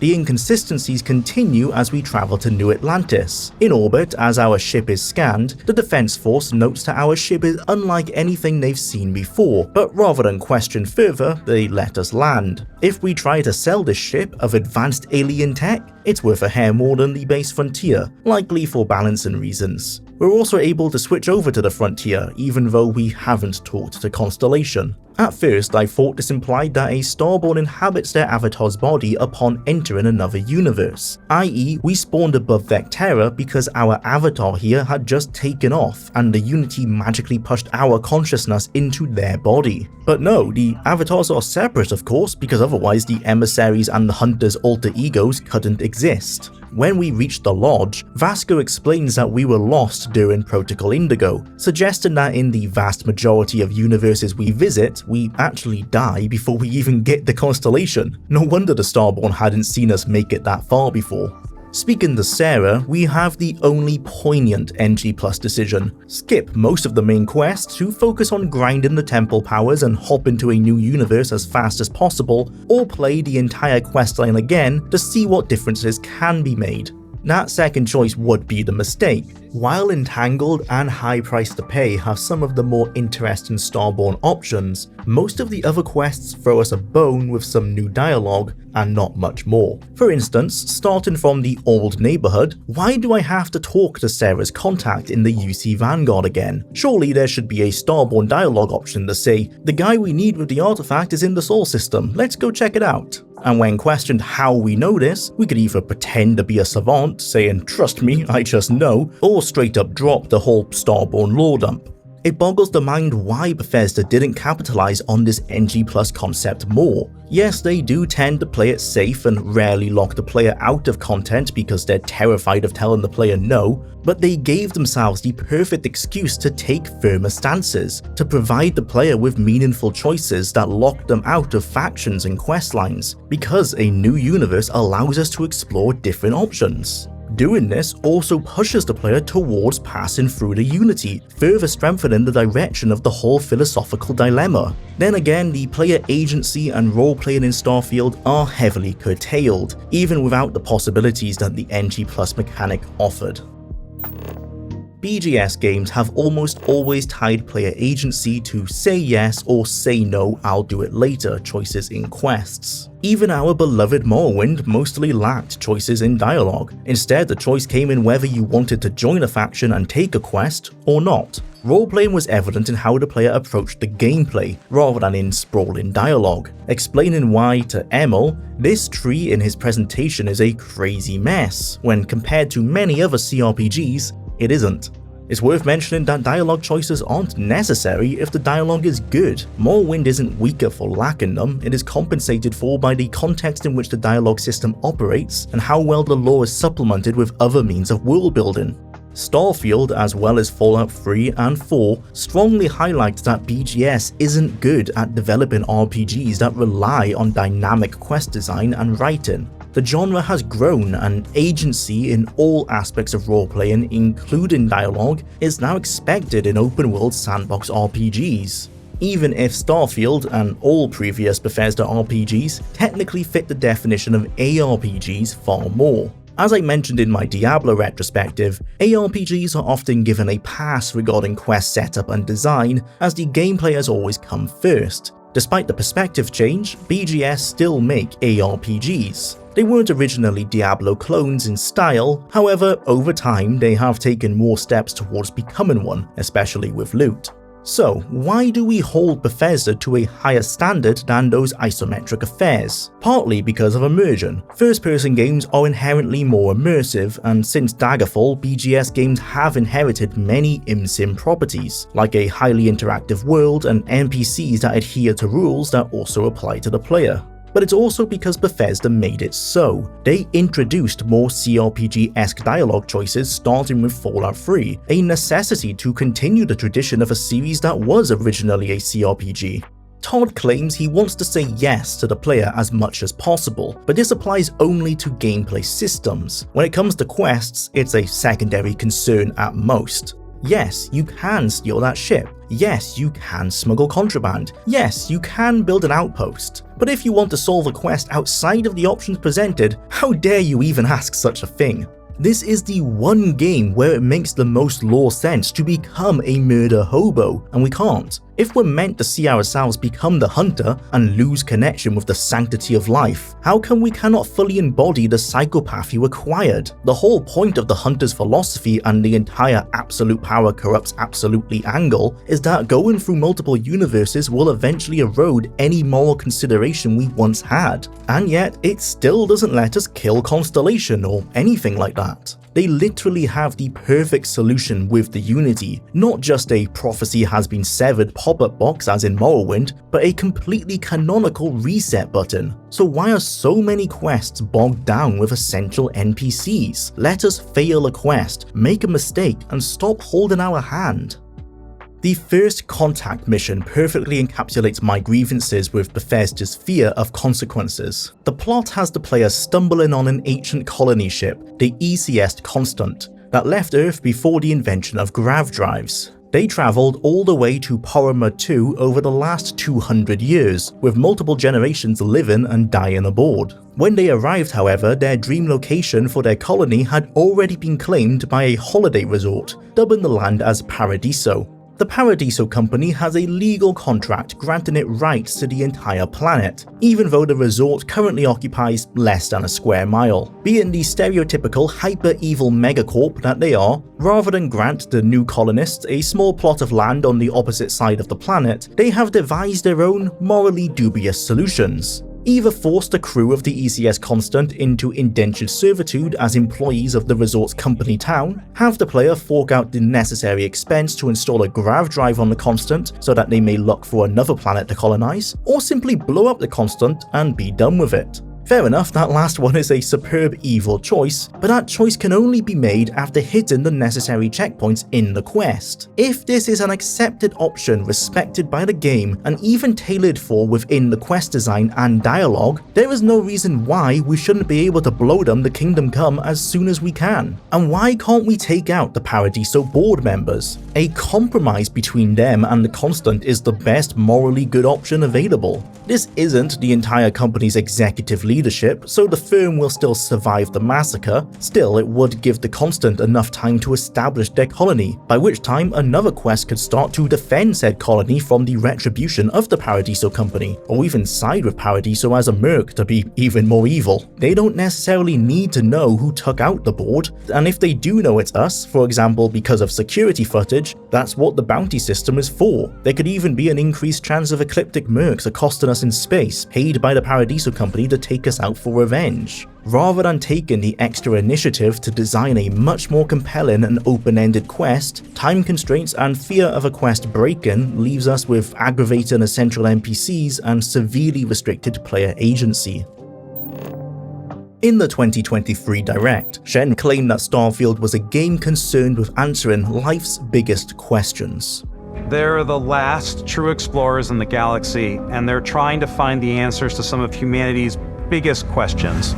It's purely marketing speak, but it got me thinking, does Starfield answer them? After researching various online sources, I collated a list of the most common variations of life's biggest questions to find out. And I will say, after analysing my time with the game through this lens, there are instances where they were answered to some degree. 1. Why are we here? What is the purpose or meaning of life? Well, Constellation functions as a direct metaphor for humanity's search for purpose, with companions frequently reflecting on the meaning of exploration and what it suggests about humanity's place in the cosmos. Each of them is discovering their individual purpose as a parent, survivor, or widow. And then there's the Starborn philosophies, which offer more direct answers to the question. Really though, I will say that there is a sense that many of the quests try to present themselves as introspective exercises. Whether they succeed at that is more subjective, based on the player's interest in the characters involved. 2. What is consciousness? The existence of the Starborn and Unity implies that consciousness can persist beyond the physical form and across multiple universes. Despite this, the game offers little examination of what this means theologically or physiologically. Consciousness beyond the body is established as a fact of the setting, not as a problem to be explored. 3. Are we alone in the universe? Again, it's established as fact that we aren't, yet the humans of these settled systems are largely uninterested in the animalistic wildlife they've found, beyond experimenting on them. The search for alien intelligence is used as an early narrative decoy. The artifacts and temples left behind by unknown entities are presented as a mystery to drive the plot, but as we later learn, it was all down to space magic instead. 4. What happens after death? Can we overcome death? The Starborn appear to have transcended ordinary mortality, introducing themes of post-human evolution and immortality. The finality of death is heavily emphasized elsewhere through characters who leave behind recordings and notes. Whether immortality is preferable to mortality is implied as a question for the player with the Pilgrim's Path. Still, the game itself does not meaningfully test the consequences of either position. 5. What is the nature of reality? Is the universe deterministic or probabilistic? Although the multiverse concept suggests infinite variation, the game's quest design undermines this idea. Limited role-playing options and weak consequences lead to largely fixed outcomes. In practice, Starfield presents a deterministic reality despite gesturing towards a probabilistic one, except for those Easter egg Constellation openings. 6. How should we live? What is a good or ethical life? The ethical questions are primarily conveyed through faction alignment and role-playing choices, though again the rigid quest design limits that impact. Starfield is almost entirely morally grey. There are few clear heroes or villains. Each faction and character frames itself as justified while highlighting the failures of its rivals, who do the same in return. And 7. Is there a god or higher power? Is the universe the product of intelligent design? The nature of creation is left deliberately ambiguous. The universe may be the product of the creators, a temporal paradox, or the result of Starborn shaping reality based on prior cycles. The Pilgrim's writings suggest the possibility that the Starborn created the system themselves, turning reality into a self-sustaining loop. To no surprise, none of the questions are answered outright, but I have to admit that the Starfield Direct didn't lie. There certainly was some attempt to offer insights and grey interpretations regarding the most significant questions. As we've seen throughout the story, Starfield presents large thematic ideas and has tried to explore them more deeply than Bethesda has before, though it all comes across a bit weak. We're presented concepts and narrative hints, yet it stops short of examining their implications. Much of my dissection of the Starborn has been through questioning what the story is trying to say. What it actually presents, without this overly deep analysis, is a curated nihilistic theme park. It's not an examination of nihilism like KOTOR 2, which actively scrutinizes the genre and dismantles moral assumptions. Instead, Starfield adopts the language of nihilism while rarely moving beyond the surface level. The political settings reinforce this, with space colonization being an extension of present-day inequality rather than an escape from it. The libertarian frontier aesthetic of the Freestar Collective and the bureaucratic authoritarianism of the United Colonies differ in style but not in outcome, while mirroring the philosophies of the Starborn choices. In both cases, prosperity is concentrated among the privileged, while ordinary people see only a slight improvement and often the opposite. The ideological framing between them changes, but the reality remains the same. The player is never allowed to challenge the structure meaningfully. Systemic political change is impossible. We can help individuals through small actions, but broader reform is off the table. Even when it comes to deposing a secret dictator deep within the UC, the city-state is still left with its Starship Trooper masked government running the show. The game's tone is surprisingly depressing, contributing to the prevailing nihilism. Despite Todd's claim that Starfield is about hope and offers a glimpse of an optimistic future, it repeatedly communicates the opposite. Perhaps that's part of the meta-narrative. In a story and world that seems so dire, it is our personal philosophies and approach to the game that are meant to bring hope. Choices matter because individuals matter. A small kindness does not lose value simply because its effects do not extend beyond those immediately involved. I'm starting to sound like I'm debating Kreia here, which is relevant because while Starfield raises these questions, it avoids confronting them, unlike KOTOR 2, which forces engagement with its themes as a condition of progressing the game. Because Starfield allows disengagement, it makes reflection optional, ruining whatever impact the story could have had. This is where the design undermines its themes most clearly. The burden of the interpretation is placed entirely on the player, while the game provides minimal structural support. I was only able to analyze these themes because I'm creating this video. In a casual playthrough, they're too weak and ephemeral even to notice. So, if it isn't the themes, story, NG+, or gameplay systems that will be able to keep people around for 10 years, what can? The Bethesda answer to everything: mods. Yeah, I think Starfield is going to be kind of a modder's paradise. It's part of our DNA here. We've been doing it for over 20 years. I think one of the things that I'll call out is it's important for us not just to enable that, but to participate, right? To make it easy for them, to make this where they can make it not just a hobby, but a career. We've had a lot of great success there. So looking forward to what everyone's going to do with Starfield, just like cannot imagine. Over the last few years, the Creation Club has steadily grown in importance within Bethesda titles. With paid mods first attempted in 2015, it was inevitable, even if fan pushback delayed it for a few years. As a fully integrated method of opening up modding to consoles and effectively outsourcing future development of their game to thousands of their most loyal fans, it's the perfect solution to any criticism. Most of my issues with the gameplay design, they've been answered in one way or another by mods. BGS can continue to approach their systems with a broad brush and leave them lacking depth, because the modders will fill the gap. From hardcore mechanics to additional points of interest, this interface is the silver bullet for critiques like mine, or at least that's what the fans will have you believe. In a free market with little regulation, this menu has already turned into its own cesspool. Creations in the past have been mostly mundane, mimicking Oblivion's early DLC or the free plugins that Bethesda made for Morrowind. Essentially item mods with a small quest added on. These mods were created by authorized independent developers and vetted to ensure a baseline of quality. From Starfield onward, and now being backported to Fallout 4 and Skyrim, the new Creation Club is a free-for-all. Anyone is free to charge whatever they please, and the scammers are lapping it up. Mods that add a single weapon selling for $3, and these don't even have the cursory quest. Other scummy tactics are being used as well, like forcing people to pay for a free mod if they wanted to have an achievement-friendly tag. Basically scalping console users for being unable to use a script extension mod to bypass this. As per Deebs96, the author of the second most endorsed Starfield mod on the Nexus, who ceased maintenance for the mod in 2024, Bethesda has recently allowed paid mods to be tagged as achievement-friendly on the Creations platform, with no plans to make accommodation for free mods. This effectively disincentivizes free mods from being published, as it will push console users to stick with purely paid load orders to continue earning achievements. This was the final nail in the coffin for my interest in Starfield, and I no longer wish to support the money-first modding ecosystem that Bethesda is attempting to create.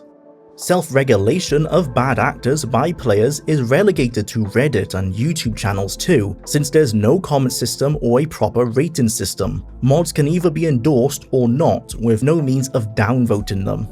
Fair enough, 89% of creations are free, but the problem is that the actual in-game UI is terrible for searching for creations, with paid mods taking priority on the front page and top of most sections. Even the official Bethesda creations are egregiously overpriced. I paid for most of them using the free Bethesda bucks I got for shelling out for an early access edition, but there is no way in hell am I loading up $8 to buy a singular ship part. Other free mods come with hundreds of parts, and BGS have the gall to charge so much for a single mediocre one that has no function past aesthetics. At least there's some hope for the future, as some of the quests that were added in official Bethesda creations have slightly stronger writing than the base game, due to the hiring of modders who were praised for just that, such as Chris Takahashi, creator of the Interesting NPCs mod for Skyrim. He was hired early in Starfield's production to continue that very work, writing radiant conversations that can be heard throughout the settlements from the likes of gardeners, shoppers, and random members of crowds, as well as the adoring fan. For the creations themselves, Takahashi wrote and designed a Thanksgiving quest, the perfect recipe, with strong character-driven writing, and Escape, an interesting puzzle-focused dungeon crawl, whose only faults can be blamed on the base game and not the new content.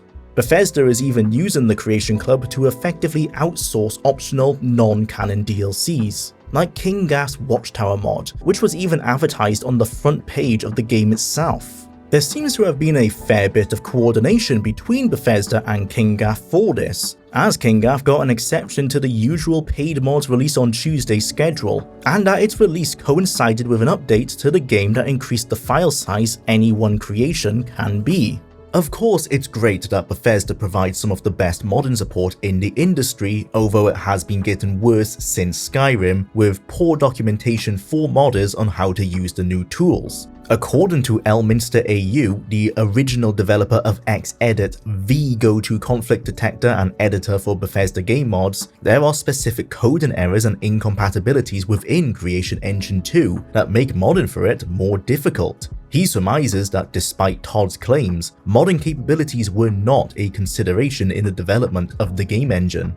With the amount of paid content vastly surpassing what the base game offered, like with Watchtower adding AI-controlled allies using the player's fleet system and a buildable star station, it feels as though I'm not playing a completed £70 title, but rather a framework for developers. It's Roblox or Fortnite, except they're both free to play. Which isn't to say Starfield should be free, there's way more on offer than those two examples. However, I can't help but feel that Starfield's nature as a bare-bones structure, which even its most hardcore fans will mod into oblivion to enjoy it to its maximum, says a lot. A game like Minecraft or Little Big Planet is meant as a canvas. Starfield isn't, not in the same way.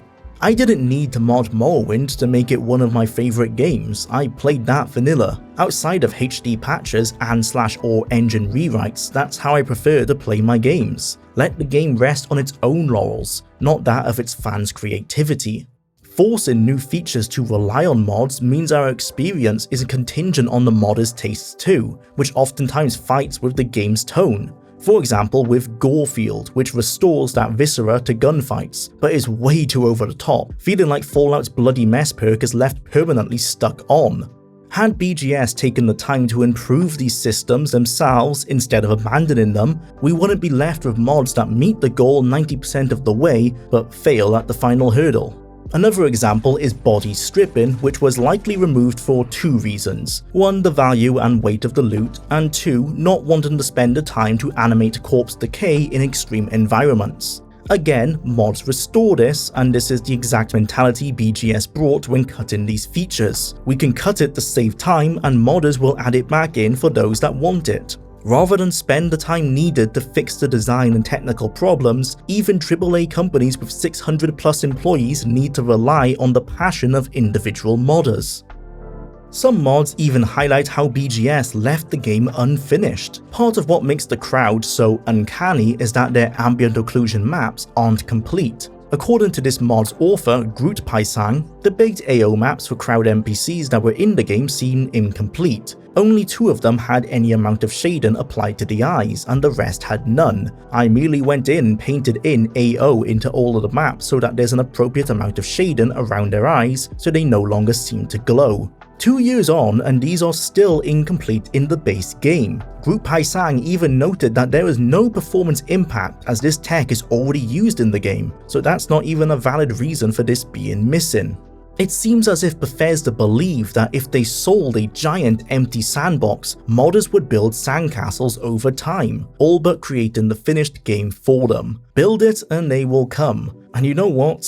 They are. Not in the numbers of the previous games, but the ones that have stuck around are producing mods to a quality not commonly seen there either. A financial incentive goes a long way towards motivation.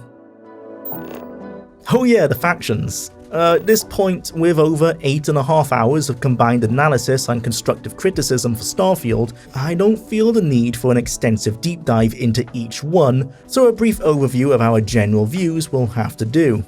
UC Vanguard. Pretty good. The sci-fi angles of advanced cloning tech, planet-destroying war criminal undercover dictators, alien breeding, and space spec ops added a lot of depth to the UC, helping the world building, even if the conclusion is that all these settled systems are functional dystopias. It's the ending that'll age like milk though.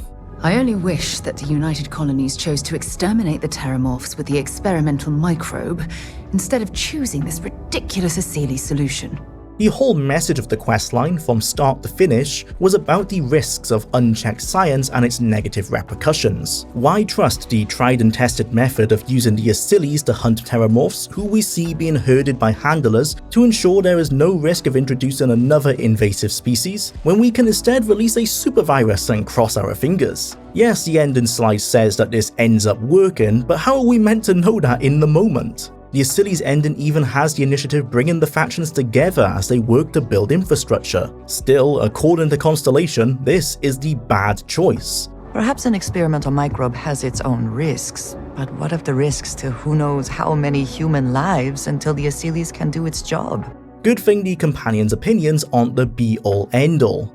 3-star Rangers. Meh, it's okay, kind of boring. Too bad the ending choice is either to become corrupt or murder. UC Sysdef / Crimson Pirates. Could have been good if the pirates weren't the cringiest bunch of goons possible. At least playing a semi-fascist space cop was an interesting perspective, if only because it would force players who always try for the morally good route to be extremely conflicted. Ryujin. Bad, just bad. Evan, why don't you explain? It feels wrong to criticize a questline for all of the things it doesn't do, but the truth is that there's so little to say about what Ryujin does do because it really doesn't do all that much. All of the quests within the line itself are passable, but they're just boring. The whole questline itself is boring even. It's bland and unexciting. The dev should have played 2 hours of Hitman and come back to this one. But the actual worst part about the Ryujin faction questline is that it has all of the mechanics and context needed to be really interesting. Still, they waste it all because whoever wrote the quest wanted to go in this weird mind-controlled chip direction. Which is fine, but the issue is that the writer thinks that's the cool part. The chip. The part that doesn't have anything to do with the player or what the player does. We're just riding a roller coaster. Our participation is limited, and all of the cool things are predetermined based on the context of the scenario, not anything the player actually gets to do themselves. Let me explain. Before doing the Ryujin faction quest, I did nearly every other quest I could find on Neon. This wasn't on purpose, I just wasn't all that interested in doing the faction quest right away, and sort of just ended up doing everything else first while putting it off. Neon is the only planet or location I've done this on. So when I began the faction quest here, I recognized that it was essentially about to be the end of my time on Neon. So I was excited about finishing it off right, but still skeptical overall given my experience in the game so far had been a bit bitter. That bitterness quickly faded, however, as the term corporate espionage started being thrown around near the start of the questline. Images of Sean Connery's 007 flashed in my head. I was about to commit wholeheartedly to role-playing this as a spy and trying to enjoy it in full. This was like the spark of excitement I needed after a few hours of grinding temple quests. So imagine my disappointment when I realized that the majority of this game's so-called espionage was just playing the game's Digilock minigame repeatedly and performing a handful of persuasion checks that even in the context of the missions themselves were not all that believable. This all starts with the humble beginnings of retrieving coffee for the execs of Ryujin. Easy enough, we head over to Terra Brew and grab the coffee when the character whom we're replacing threatens us and says if he doesn't kill us now, we'll be sent to dispose of him later. I managed to talk him down and convince him to leave while he still had his life. Then we get our coffee and take it back to the execs where we meet our cast of faction players. This is where I made my big mistake. I dared to get excited. I started imagining the Bond-like scenarios I may be about to encounter, or maybe even something more convoluted like Metal Gear Solid. Maybe I would have to beat another corporate head or wealthy villain in a gambling minigame. You know, chips on the table. Oh, wait, stupid me. That would have meant Bethesda programming in a gambling card game. Why would they bother with that? I mean, who would want to add that to their role-playing game? Oh, KOTOR? Mass Effect? New Vegas? id Software's 2011 FPS Rage? Yeah, there's no poker or blackjack or anything, and this would have been the mission for it too. There's also a casino space station in the game, along with a casino party cruise and various hives of scum and villainy with gamblers everywhere. Obsidian added gambling into Bethesda's engine in less than a year, yet they couldn't fit it into Starfield's 7-year development cycle. The city of Neon, a place of vices and corporate greed, has no casino. Yeah, right. So a cool sequence of gambling against a high-level corporate executive really wasn't on the table. Okay, well, maybe I'll have to seduce a prominent corporate figure to get insider information. Oh, look, here's a character perfectly set up for such an optional path of information extraction. That's a super Bond-like espionage thing we could do. Okay, so there's the obvious problems with adding such a questline. I hear you. Morally problematic for one, and it wouldn't be applicable for a character's role-playing as someone not attracted to females. Fair, I think that's a good point. Wouldn't want any morally problematic questlines or multiple solution paths in your hyper-corrupt vice-filled Night City ripoff after all, would you? So nothing like that ever happens either. Okay, so maybe we can get something else spy-like, maybe an infiltration to stop our board of directors from being blown up by a bomb or something. Or maybe assassinate an agent gone rogue. Nope, Starfield does us one even better. We travel to a remote location, play the Digilock minigame, run a persuasion check, and repeat that cycle until the entire questline is complete. The Ryujin faction questline relies entirely on just beating Digipack minigames and passing persuasion checks. That's literally the whole quest. I cannot emphasize this enough. They had a whole faction quest about corporate espionage, and it literally boils down to running around and sifting through dialogue, and not manipulative or wordplay dialogue either. Just face value reactionary or explanatory dialogue. I want you to think back to that rule of cool point I made all the way back in part 1, assuming you watched it. This game, for whatever it's trying to achieve, whatever it wants to be, repeatedly refuses to do anything even remotely approaching seeming over the top. It's so far from over the top that it never even gets off the ground, metaphorically speaking. The worst part is, all of the groundwork and functionality is there. It's just not being used. There's a part where you have to convince someone to give you his key card, and by wearing a specific outfit, you can influence the outcome. So that's kind of espionage-like, right?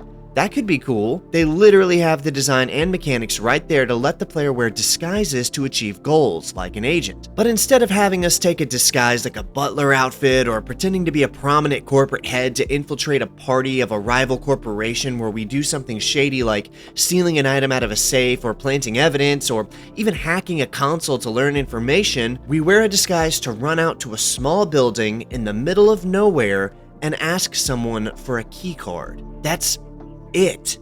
This isn't some small side quest either. I'd understand if these things were part of a minor missable quest. No, this is the faction questline for stealthy players.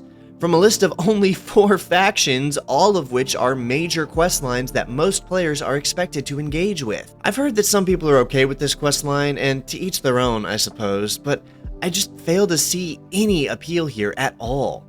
They built this massive role-playing game platform mechanically, but once again forgot to consider that players would be playing roles in the writing room. Everything you do in this quest boils down to running to a location, trying to pass a dialogue check, picking a lock, and then going back to base, over and over again. The potential of a corporate espionage questline was huge, but wound up being exceedingly boring with little to no stakes because the game was more interested in building up their mind control chip plotline than it was in actually involving the player in the quest beyond making us a minor participant intended to experience its plot rather than impact it in any way. Which I guess ends up summarizing the majority of my problems with Starfield as a whole. It's not a game where I feel like I have any agency or impact on the world, nor one where I'm able to play a role beyond the one I am given.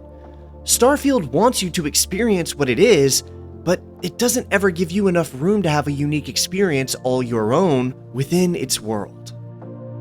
If Starfield was meant to be Todd's dream game and passion project, the unfortunate conclusion is that it appears their passion is sorely lacking. That doesn't seem to be the case based on interviews with current and former team members, so we must deduce that passion alone is not enough. I began this series with a live stream on day 1 of the cash grab early access release. The intention from the beginning was to view Starfield not only as its own game, but also as a tech demo for the Elder Scrolls 6. Some features immediately excited me, climbing and open cities, but some, even within the first hour of gameplay, invoked a sense of dread. Namely the reliance on procedural generation. From YouTube's resident Daggerfall sycophant, that may sound odd, but never in that retrospective did I claim that procedural generation was a good thing for an RPG outside of perceived scale. Traveling a barren world was unfun in 1996, and it remains so in 2023. Other games have made good use of it, but the gimmicks required are strongly linked to sci-fi, as is Starfield's surveying mechanic. A proc-gen Test 6 is not the direction that Bethesda is best suited for. Thankfully, in a rare instance of BGS listening to feedback, Todd has admitted that he understands that a part of the backlash towards Starfield was due to the empty landscapes, so it seems unlikely that such an issue will be present in Test 6, except for places where it may make sense, such as the open sea or a desert. Of course, the other complaints, notably quest design and writing, will likely go unchanged.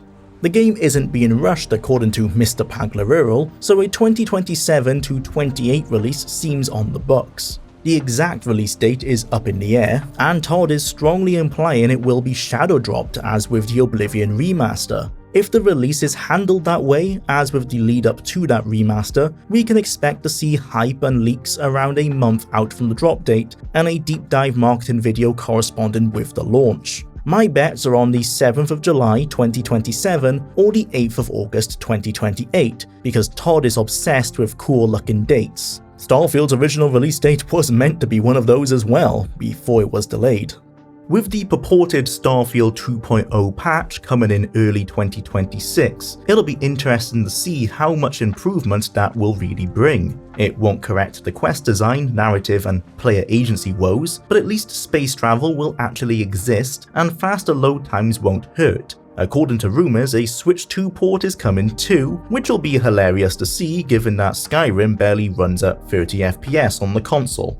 There has been an exodus of talent post-Starfield. While we can't be sure whether that will be for the best or the worst, one in particular worries me: the loss of Kurt Coleman. Coleman was the resident Tess lore nerd at Bethesda, one of the remaining employees from Morrowind who stayed deeply involved in that world. Indeed, the number of Morrowind-era devs has dwindled, but some remain. Todd, Emil, Stephen Christine Meister, Brian Chapin, Ashley Cheng, Matt Carafano, and Alan Naines. Naines being the rising star of the moment, having started in QA on Morrowind just as Todd did for Arena, and is now the official director of design at Bethesda. Emil still dubbed as the studio design director in the December 2025 Game Informer article though, so who knows what's going on there. Perhaps it's a co-lead designer situation as we saw with Bruce Nesmith and Coleman on Skyrim. As the designer on Oblivion's A Brush with Death and the man responsible for bringing back Geob in Skyrim's Dawnguard DLC, Naines' past work does show some promise. Still, Test 6's popularity with the general masses hinges heavily on whether Bethesda can successfully manage the much larger team under its control, split across multiple US studios and with its extensive use of outsourcing for art assets and menial tasks. According to Todd, Starfield served as the team's creative reset, preventing burnout from the regular cycle between Tess and Fallout. Hopefully the lessons learned from its development will be put to good use. Test 6's success with the hardcore audience, however, is more reliant on its core design and world building. With Starfield and Fallout 4 as the most recent examples, I can't say I'm excited. Maybe, just maybe, Naines will be able to rise to the occasion and prove us all wrong. What do fans really want? Do they want a game that comes out before it should and doesn't meet their expectations? Or do they want the turkey that is in the oven for long enough to be delicious when it finally comes out of the oven? You know? What the f*** are these analogies, Emil? Let's finish off with a quick addendum. I've been level-headed throughout this Starfield series, but now it's time for me to get a little unhinged.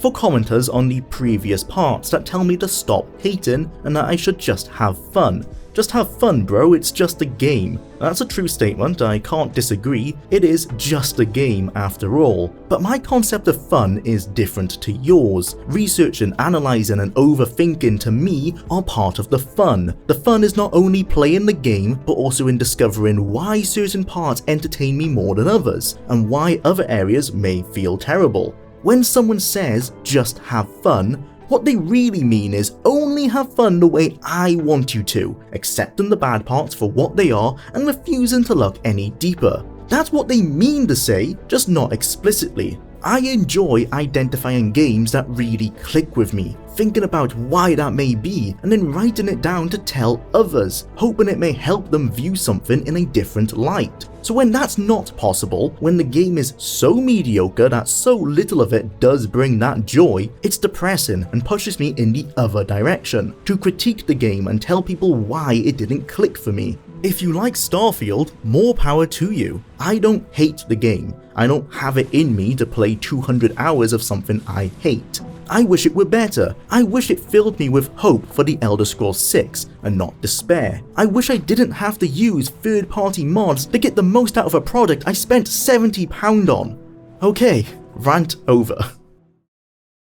Thanks for watching. I hope you enjoyed the video. If you enjoyed it and wanted to help me make more stuff like it, I have a Patreon and YouTube memberships, which offer early access to videos and exclusive behind the scenes content for just £1. A huge thank you to all of the current members. If you would like to talk to me, you can hit me up on the Jewelry Discord channel. Links to all of these are in the video description, along with links to the full written essay and bibliography.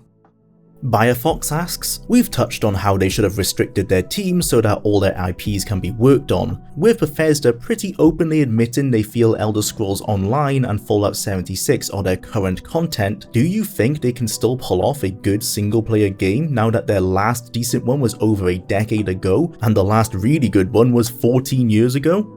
Well, I touched on this in the conclusion, but I'm not holding out much hope for it. When I look at any of the games that are designed by multiple studios across any country or even the world, they generally don't appeal to me. They may perform well in sales numbers, but even the Goliaths like Call of Duty, which have used a siloed development model for years, are finally facing consequences. Based on my research, strong communication and an open working environment are as paramount to a cohesive game as a solid foundation of planning. I'm not even 100% sure that planning is the be-all end-all. The more developers' stories we hear, the more times we find that some of the most outstanding features of our favourite games were added later in development. Clearly, some fluidity is good.